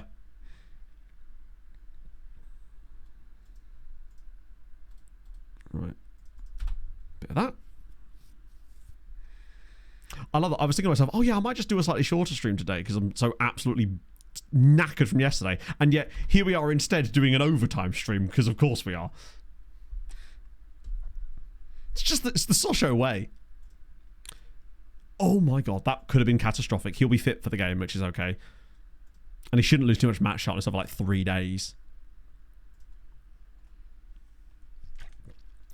I was going to say a PSV actually really good, but turns out that no, they're not. Alvaro Oliveira, on the other hand, absolutely is very good. I'm surprised he's not playing for an even better side, actually. He's just that good.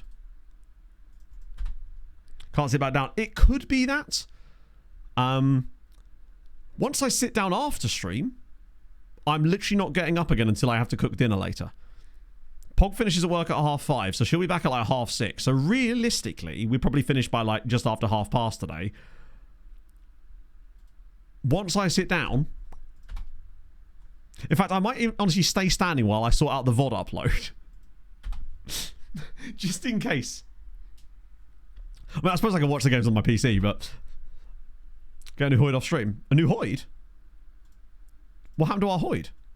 Did he... Oh shit, is he retiring? Hang on, 1 sec. I didn't see that. 1-0 Palace? No way. No, we unfortunately we didn't have access to the facilities after the match because they needed them for the Hempstead team. For the actual, like, National League South game that was taking place, like, an hour after our game. Hoyd. Where the fuck's he gone? Who scored? Oh, was it actually Eza? I was joking when I said that Palace would win 1-0 for an Eza goal, but... Once again, I want... coaching staff. No, he's got another year left on his deal. He's only 61. He should be around for a while. Oh. Had to be. Didn't it? It just had to be. Yeah, Frau's a really good Hoyd. It's nice when you get to a club and you don't have to, like, shake the system up. It's the same with Tenerife, actually. Their guy was good, too.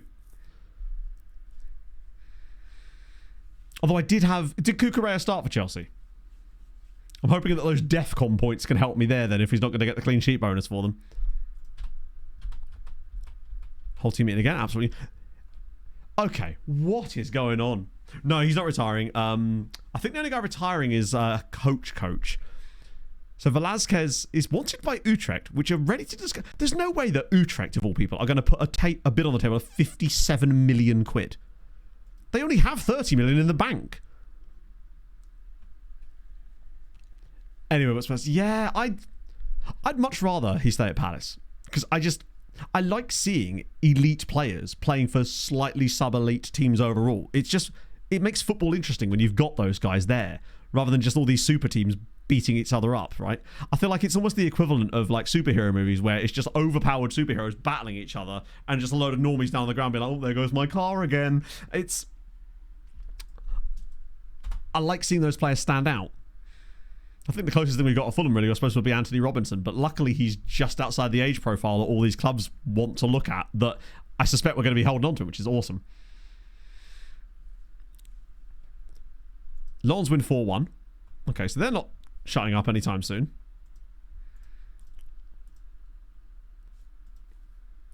Doing a silly VAR check. Oh, no way. No.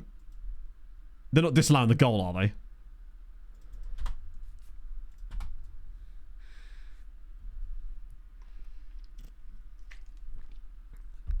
Disallowed it? No. I mean, to be fair, good for the FPL points, bad for football. Was within 1 meter of the other wall. What? It just seems like my issue is, like, as you know, I'm a VAR enjoyer in the sense that, like, I want it to be in the game. My issue is with the application. It's the way that they choose to apply it is really weird, and it always has been, really. It just feels like they always, like, use it in the weirdest ways and then ignore it in the most blatant ways possible. Monaco win again. Right. This is not getting easier for us. Back as hard as you can. Same lineup again, right? Although we can have Al Hassan back on the bench, at least, instead of... probably Shehu, right? Bring back the days of Thunder Bastards. All I want to see from modern football is this. People shooting the ball from distance more frequently because it's fun and it's nice to see a ball banging off the top bins, and every goal to look like that goal that Stephen Reid scored for Blackburn against Wigan. That's all I want to see. Probably my favourite goal of all time. Stephen Reid's goal, Blackburn versus Wigan. If you remember, you remember, and you know exactly why. Because it is just the hardest I've ever seen a football struck in a football match. Like, another joke about, like, breaking the net. I feel like if anything was going to break the net, that would be closest. You can't break the law, Adrian. Otherwise, the football police will come along. Yeah, I think what they need is officials that are being trained solely as VAR officials, rather than being independent referees that are doing the VAR stuff. People whose sole job is to be a VAR referee would be possibly better. Oh, come on, Felix. 1-0 inside 10. Oh, we are picking it up at the perfect time of the season. I was right. I suppose you're right. I can't comment. I literally haven't seen it, right? All I'm going by is what chat tells me. I think what's annoying is when they basically selectively implement things. Like, they'll selectively... why is my camera's frozen? And I can't fucking reach it. One sec. Kelleher started. It's okay. I had to go on the bench anyway. I hate it when the camera freezes while I'm standing up here because I can't bloody reach the damn thing. Where the hell's my camera even gone? There it is. Un momento, chat. The lesser spotted camera freeze. There we go. Took a minute. And the microphone comes back. Hopefully just in time for 2-0. Because this year they said they're going to be focusing on... Oh, go on, Shaz. On the left foot, maybe? Nah. That's a penalty. Focusing on things like more shirt pulling in the box and like that sort of stuff. I guarantee you that we will see no more of it. What I am looking forward to, and I don't know if this has happened already, is the first time a goalkeeper holds onto the ball too long and someone they get awarded a corner. I wonder if that means that there's going to be an increase in corners across the board this season. I wonder if that will change in like the betting patterns and stuff. Anderson from the spot to make it 2, and he does. Has it already happened? Nice. Which game was that? Dubravka, did he really? Cool. It's just, I like seeing new things, right? And I actually think that's a really nice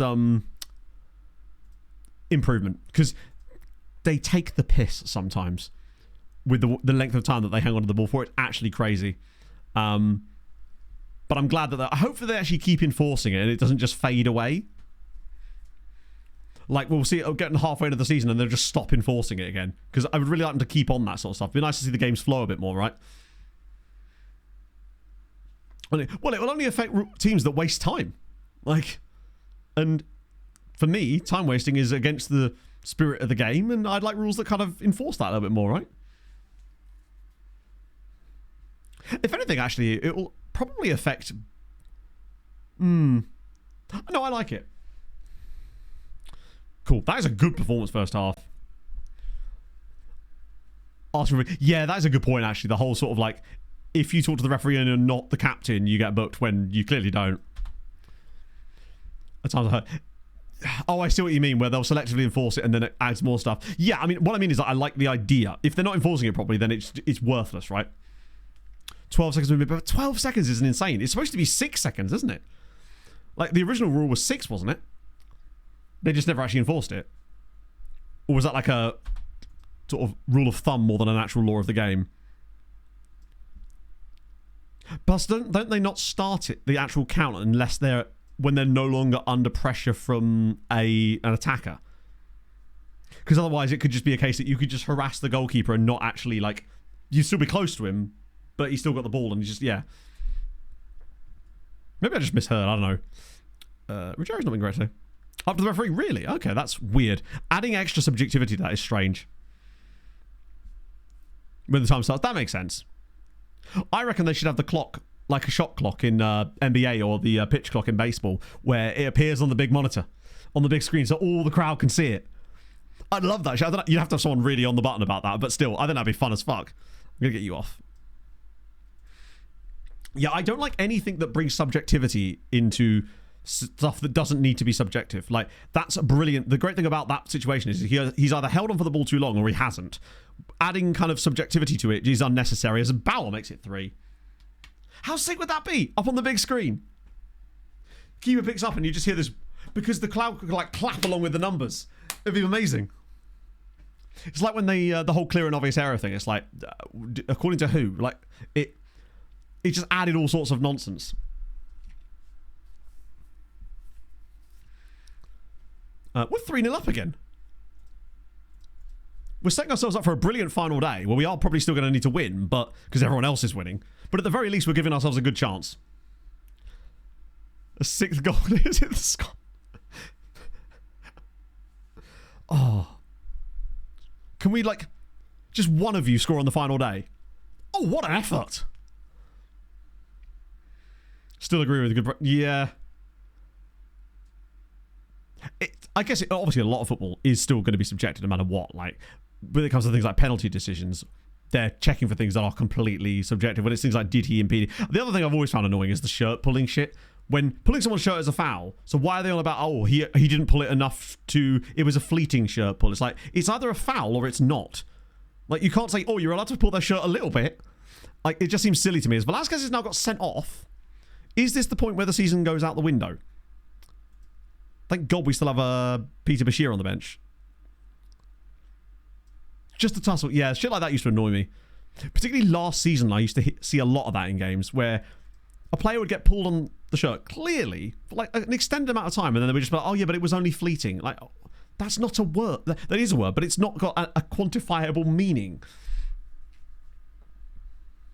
We're using the big... Exactly. It's already there for like... shit. Is this the beginning of us throwing away? Corner came in and scored. The ref had the corner taken again for shirt pulling. Yeah, no. If it's... do you know what else irks me in football? When you see like a little tussle before the corner is taken, and the referee comes over and has a word with the players. The corner's then taken, and 98 times out of 100, which I guess I could have just said 49 out of 50, he then awards a defensive free kick. Every time. It's... No matter what's happened, it seems to be the go-to thing is that, no, I'm just going to award a defensive free kick. Yeah, I've taken both Velasquez's off. Velcro shirts, love it. Or the shirts are just made of really, like, thin fabric, so they just fall apart. Isn't a foul because his teammates didn't appeal, though? Yeah. That's silly. Real-life match in it, yeah. As plausible deniability. Did I touch him? Did I not? Did I just accidentally pinch his shirt on the way through like a cartoon character? Laser tag vest. Ooh, yes. Love it. The bullet only grazed. Yeah, I was firing indiscriminately out the side of my car, but the bullet only just grazed him. Just nipped him. Okay, we win again. Oh, wait, hang on. No, we're nearly there. Basically, last day, we just need to not lose. And Monaco have to win as well. I think that win against Monaco is the most important win of this entire season in many ways. Ironic that we immediately followed it by shooting... no, that was... Yeah. Yeah, that was the one. That Monaco win is possibly going to save our asses here. Because they'd have to win on the final day. And who are they playing?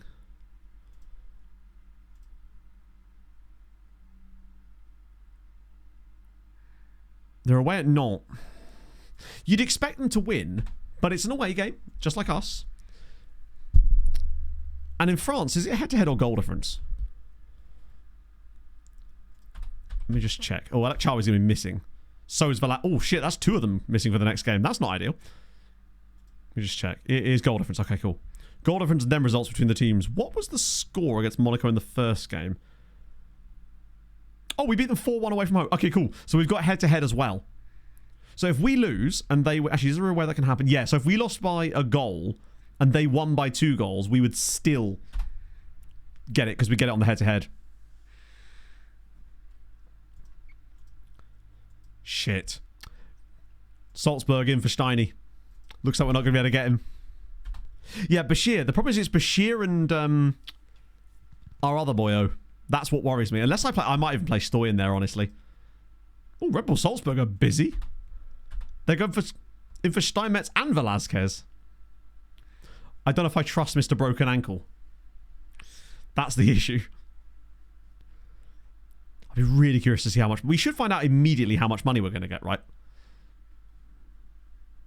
Can we sell them Velasquez? The problem is Velasquez is a different type of player than Steinmetz. Steinmetz is more of a ball winner. And honestly, as much as I'd love to bring Steiny in, we don't really need him at the moment. Especially if we sign Jose Claudio. Oh no, Perverts wants to stay. Typical. I assume the reason that Perverts wants to stay is because his ankle bracelet won't let him outside the region of Aarhus, you know? Jovial personality. I actually don't know. It's not like one of the ones that are like really good. It's also quite rare. I don't know if you can have jovial and still have high professionalism. I forget what the combinations are that are required to get jovial. It's quite specific because you don't see it very often. Almost kind of hope they do get Steiny just so they'll leave us alone for Velasquez. It's crazy to me that Smates has actually had an impact in this team, even at this stage in the save. Like, even in, like, the 9th season of this with, like, LeShoinge when he's doing stuff, and 10th season as well. Even then, I'm sort of commenting in the video being like, is he still useful for us? Yeah, he pops up occasionally, does old Perverts. Binder's making developments, good signs. It's just green arrows across the board, isn't it? 12 goals, 13 assists. Insane.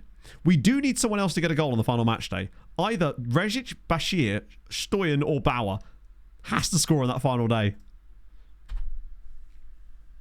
After Grippers. Not, to my knowledge, anyway. Like, no one's put a bid in or anything. But maybe us being Champions League, if we can get this over the line against Montpellier, could be the thing that sends us over the line and allows us to go and spend all that lovely Champions League money on all of those guys, plus getting our boy back. But if somehow we do miss out on Jose Claudio, which I really hope we don't, because I think he does just offer us something a little bit more than Hassan. Al Hassan. We do at least have Al Hassan on a free. He's rejected it! Steinmetz is having none of it. Amazing. He's like, no. I want to go with Roy to the Sochaux boys in the Champions League next year. Rezic is training at a 10 out of 10 as well. Alpha Wave! Thank you for the follow. Fact. Voltaire contracted syphilis just 2 blocks from here. New crop for Perth. Oh, it's one of my favourite names of the year. Oh, just picking my legs up actually hurts. Just to, like, itch my knee. Come to France. Take a massive wage cut and come to France.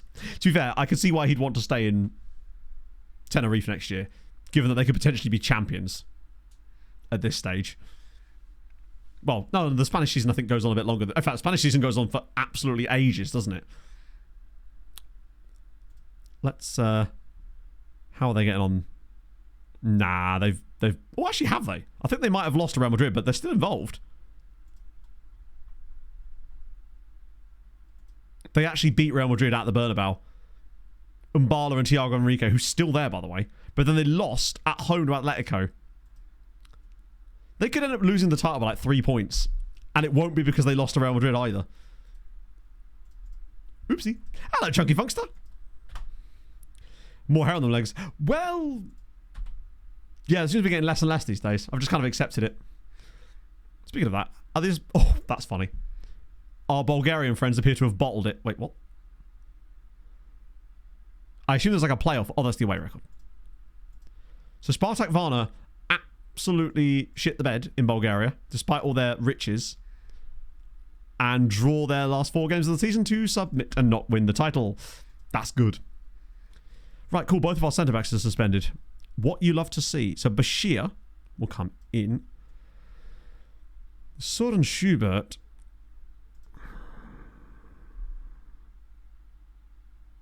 It probably does have to be Schubert. Unfortunately. I don't want to risk playing Stoyan as a centre-back. As much as he technically can do it, it ain't worth it. Sodslaw will get beaten to it by a corner. And I don't want him to be the reason why. Smakes is going to come on the bench for today. It's not a good day to be missing both of your first choice centre-back. But they do have Nuno Nunes in goal for them. The Portuguese-Canadian. That wasn't born in Portugal. Just has that name. At least Schubert's happy. Okay. Final day. Anything other than a loss, we're in the Champions League. And not just that, we're in the Champions League in 3rd place, which is guaranteed group stage, which is the really good one. I think. No, that's not true at all. We can absolutely finish 4th easily. In fact, we probably will if we don't win, because Marseille will beat Le Havre. So we do need to win if we want to come 3rd. But the crucial thing is to not lose. If we don't lose, it's Champions League in some form, and we can figure that out later. But a win means we would guarantee ourselves the big one, where we wouldn't have to worry about a playoff round, because there's always still kind of, you know, you could draw someone like Celtic in that kind of round, or like a Dinamo Zagreb, who are still really decent sides that on their day over 2 legs could easily dismantle you if things go a bit wrong. You don't want to run the risk, basically. Oh, Nagalo was at least showing for the ball. Don't like that we lost it, though. Go on, win it back. Keep the pressure on them. Yes, that's more like it. Instant misplaced passes from our opponents is never a bad thing. Bonecce? That's more like it. No extra spots. England and Spain have got like 22 points apiece. That is the old Tristan Barnetche. The one that disappeared for seemingly 3 months earlier this season. Those are the kind of finishes we were just not getting off of him here. He does this all by himself, basically. Gets the space, little half a yard, straight across the keeper, bang, 1-0. Amazing. Long way to go. This could be the only chance we have in the entire game for all we know, right? I reckon Marseille win like 4-0. They've missed a penalty. Good news. They do have a better goal difference than us too, which doesn't help. But at the very least, our goal difference too is being helped by this Monaco situation. Monaco still 0-0. I just really want to see us kick on in this game. Like, Montpellier are a decent mid-table side, but seem to concede a lot of goals. Or don't score enough. Right, come on, a set-piece goal here would be beautiful. Denny Anderson. Oh, and it would give us a chance for Peter Bashir to get the goal that we need. Come on, Dennis, back on your left foot. Oh, driving into the box. 2-0. Abdoulaye Nagaro. 15 goals this season for Abdoulaye Nagaro. It's 2. Montpellier 0. Sochaux 2. I think it genuinely just was. Too many games in too much of a space of time, and everybody just got tired. And I think the jadedness, that's something we're going to have to watch next season. Even though they were rested and no longer saying they were jaded, I think the rest was, we should have rested them, like actively rested them. I think that's something to watch for next year. When we get those notifications, no matter what, we rest the player. Because it's noteworthy that now they've had a chance to fully get back to fitness, it's working again. But I think that was probably, they were suffering the effects of being too jaded. No, they moved down to 18 teams a couple of years ago because they didn't believe that it was sustainable for them, I believe. They had 20 teams up until a while ago. Header goals are more frequent than if you were going in 2D. I don't think that's possible because the game is showing you the same thing either way. So it decides a highlight's happening and then it shows you. So whether you're in 2D or 3D, it's going to be showing you the same thing. It's most likely confirmation bias. Nice. Okay. Very fortunate to be in front here. Like, it's not been a good performance. Marseille are now winning. What about Monaco? They are not. I mean, if we somehow reach a Champions League final next season, then at that point, you've almost got to kind of hold your hands up and take it, right? Let me just scroll this down a little bit. We can assume that Marseille are going to win. It's all about Monaco. No, it's literally right there, Matt, you moron. Oh, imagine if we lost to Fulham again. Luckily, they're not in Europe. Yet. They've still got a chance, I think, on the outside shot. Right, Ruggeri's struggling a bit, which is actually okay.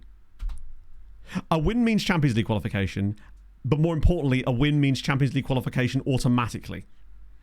It means you don't have to worry about a playoff round or anything. In fact, now feels like the perfect time for Habila and Stoyan. I get the feeling we win this game 2-1 in the end. Just because we have a habit of really... Actually, I'm going to just hold off on the subs. Any more subs for the time being. Even though we're playing okay. Yeah, we're nowhere near good enough for that. But we would have the security then of not having to worry about losing our job through that means, whilst also being able to compete at a really high level. And, oh, I could do Sven for the last minutes, yeah. And be able to attract better players, like those guys that we've got our eyes on. Like, we've got a really clear shopping list of players we want to go after, should we be able to get it. And that's the dream. He is, but, like, if we score here, then... Oh, he's got one more in him. What a finish from Tristan. Right, now we make the change. Morel. Sven. Save the last sub just in case. Sven is actually going to get... What's that? 17 minutes? I don't like taking Barnetche off most of the time because I feel like if he's like, bear in mind, it's the last game of the season, so it doesn't matter how tired he really gets, as long as he doesn't get hurt. But we'll get Sven on. What a finish that is from Barnetche as well. Just absolutely twats it. 24 goals. Honestly, more than I was expecting him to get this year, to be fair. Marseille are 2-0 up now. Their goose is very much ready. Also, we're going to finish the season, if things stand, on 69 points. What a way to qualify for the Champions League for the first time in this save, if we do so. To get 69 points in the process, it's the dream. It really is. And we get to see Sven. Still. So fun if he actually popped up with anything in this game late on. Monaco are still kind of bottling it as things go. I mean, it doesn't really matter. Monaco can't catch either us or Marseille. In the end, it's the four sides that kind of run away with it at the start of the season that are going to end up in these spots anyway, so that kind of makes sense. Lens, maybe they just had a really good run of matches and were actually able to take results, but then when they came up against anyone that was actually any good, they seem to fall off hard. Kilaza does love doing that. Although, now that we've got the ball back, here we go. I want to see Sven touch it in the league, you know? Get involved in the play a little bit. Here we go. Slide him in. Oh, what a pass. Wait, no, Sven, he's got it. Sven's mates. No, it should have been as well. He looked for his teammate. He did it all. Oh, bigot. There we go. Sochaux will play Champions League football next season in the group stage, guaranteed. We did it the hard way by bottling a 7-point gap to end up having to get it very closely in the end, but we did win the final 4 games of the season. Yeah, I was going to say, you're right, Schubert did have a good game there. So it's nice to know we've got a really stable 4th choice centre-back. What a moment as well.